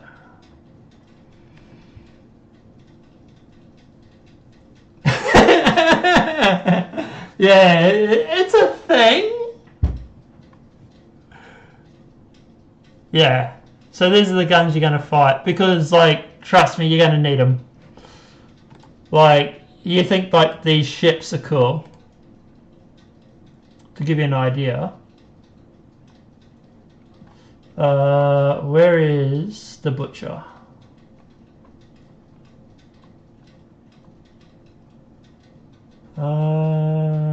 There's a lot of enemies in here. Oh, we got ghost ships that you'll also come across as well, which will just be like normal ghost ships.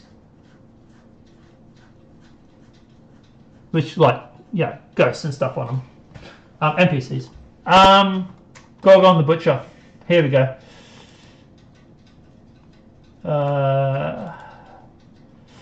So say hello to my little friend, Gorgon the Butcher.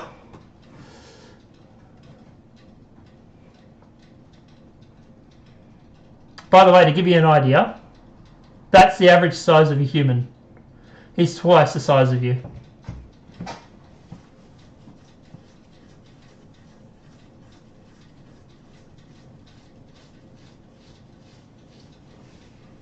So,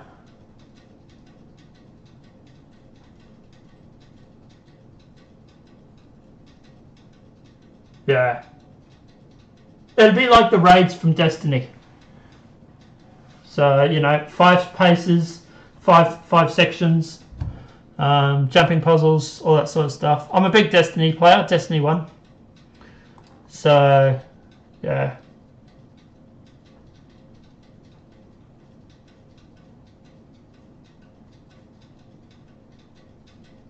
Yeah, no, we're going to make him about twice the size of a human. But yeah, the Void King, the Void, here's the Void Knights. These look absolutely insane. Void Knights. The Void King is 3 times the size. So it's hard to get an idea of the angle of the size because you're sort of looking up at him a bit.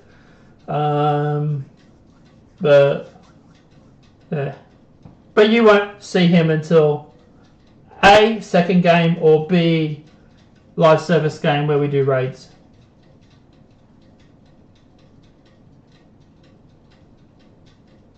Yeah, pretty much.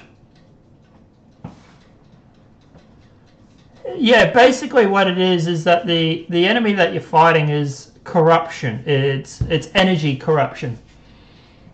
What it does is it basically takes people or things and it shifts and it morphs them into something more powerful. The Viking looks horrifying and trans in the same way. Yeah. So like he'll go through and like to give you an idea, it's like one of the stories was there were these 2 that were going through that were the scientists, and they ended up getting attacks, and they become the Nixium and Nexium. So to give you an idea, they become that. Now they you will see in the first game in an oh shit moment. So that's the yeah. That's the male and that's the female.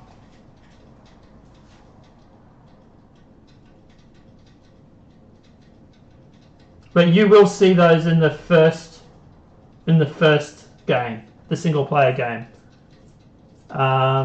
Yeah, they're cool to look at and they look insane, but I'll warn you now, you are not going to like them at all. They are terrifying.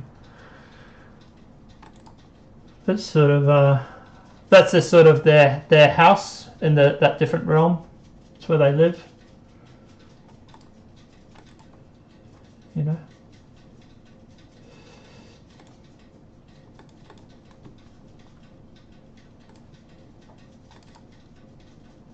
Those 2 are the same, aren't they? Yeah, they're the same. Oh yeah, one's a web, one's a JPEG.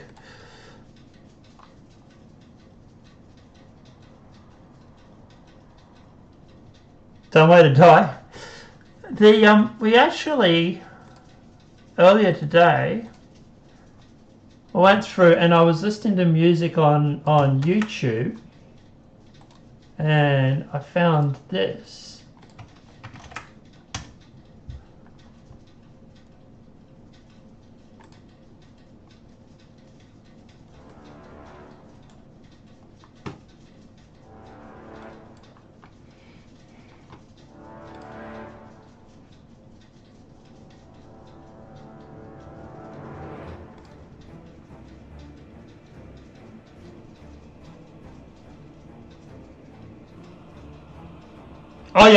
Oh yeah, dude. It's not going to hold your hand. There will be difficulties. You will be able to change it.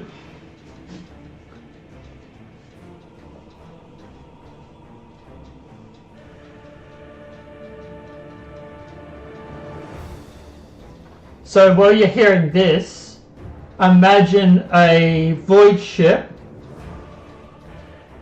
coming out of like green fog approaching the humans.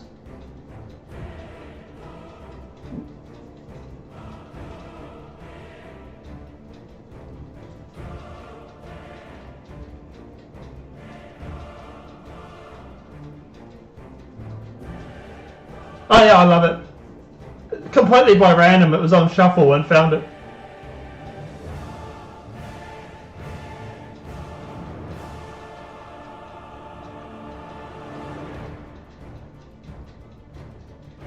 And so right up until that point is the void ship coming out, and now is all the Nixium flying out of the boat, heading up to the sky, and then coming towards you in like this massive sea of Nixium.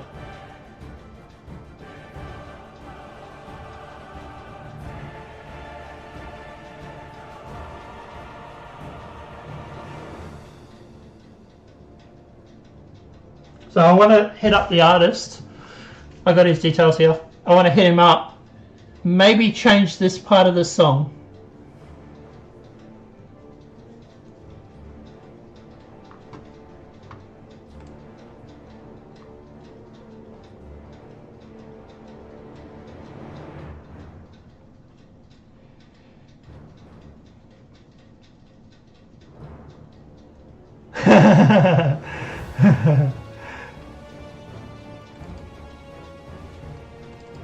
I did have a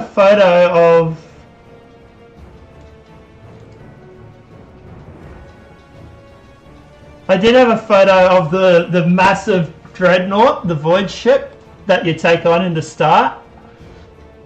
Let's see if I can find it. Void ship.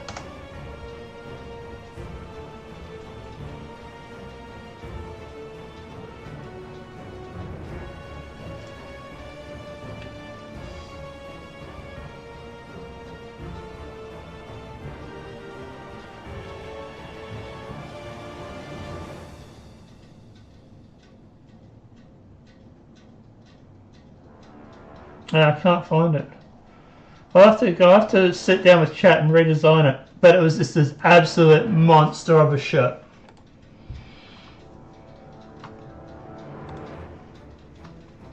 And the song repeats. But yeah, I want to hit up the artist, maybe change that last part. But yeah. See how much he wants for me to use his song, maybe change it a bit, get him to change it a bit.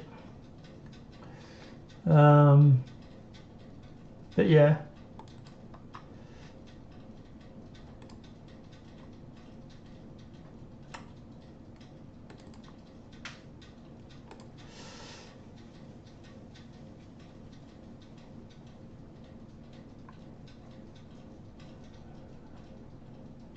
Quite disappointed I lost the ship actually. It was really cool design.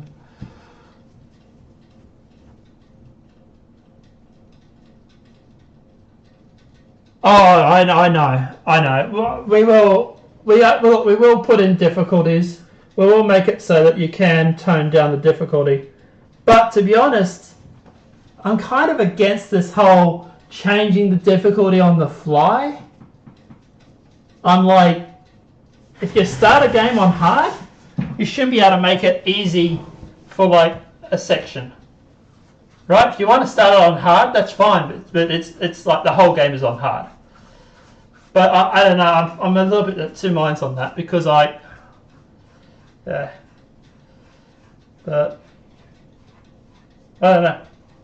I get why people like the being able to change the game difficulty when you're doing a mission, but it kind of feels a bit cheaty. Yeah. But there's not going to be much politics in it, if any. You know, at the end of the day, we're going to keep the politics out of it. We're just going to tell a good story. We're just basically playing a game that we'd like to play, and hopefully you guys will like it as much as we do. But once I get the vertical slice up, I'm going to then probably do a crowdfund or something like that. But just subscribe to this channel if you're not already, and keep an eye out because we do these live streams where we're basically building this castle. This is part 3, but you haven't missed much. A lot of it was done off stream. I've got to go to bed now, but well, try to. But at the end of the day,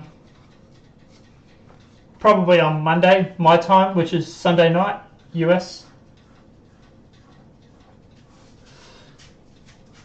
Making games harder makes it more uniqueness. Yeah, and like I said, it feels cheaty when you can sit there and change the difficulty. You know, like it just feels like you're cheating a bit. Cool. Yep, no worries, buddy. So like I say, yeah, so probably on Monday night my time or Monday morning US time, not sure where you are. We'll be doing the castle, we're continuing. But we're just going to be doing like the rooms and stuff like that. So any of the spoilery stuff I won't be able to do on stream, like the cinematics and stuff. I've sort of gone into a bit of detail here, but I probably won't go into much more detail than I've already gone into. Because it's the cinematic is really, really cool. You know, the first half an hour of the game or an hour of the game is actually a prologue. The game doesn't actually start. Chapter 1 doesn't start until about an hour into it. That first half an hour to an hour is you basically like getting the cinematics. You know, starting up for the battle for the Void, taking on the Void ship, and the absolute decimation that you're going to get. There's no way to win the battle. We're going to make it so there's no way to win that first battle. The Void ship is just absolutely going to just crush everybody. It's supposed to, right? It's by the way, that's one of their ships. So I'm from Serbia, so it'd be like an hour. Oh yeah, cool. Yeah, to give you an idea, I think now it's about 4 a.m. Oh shit, it's 5 a.m. I was supposed to be in bed 2 hours. I wanted to go to bed 2 hours ago. Jeez, this is not working. I'm going to have to fix my sleeping patterns somehow. Alright, mate, I've got to go. And I'll see you next time I'm in. But enjoy yourself, buddy. Have a good night.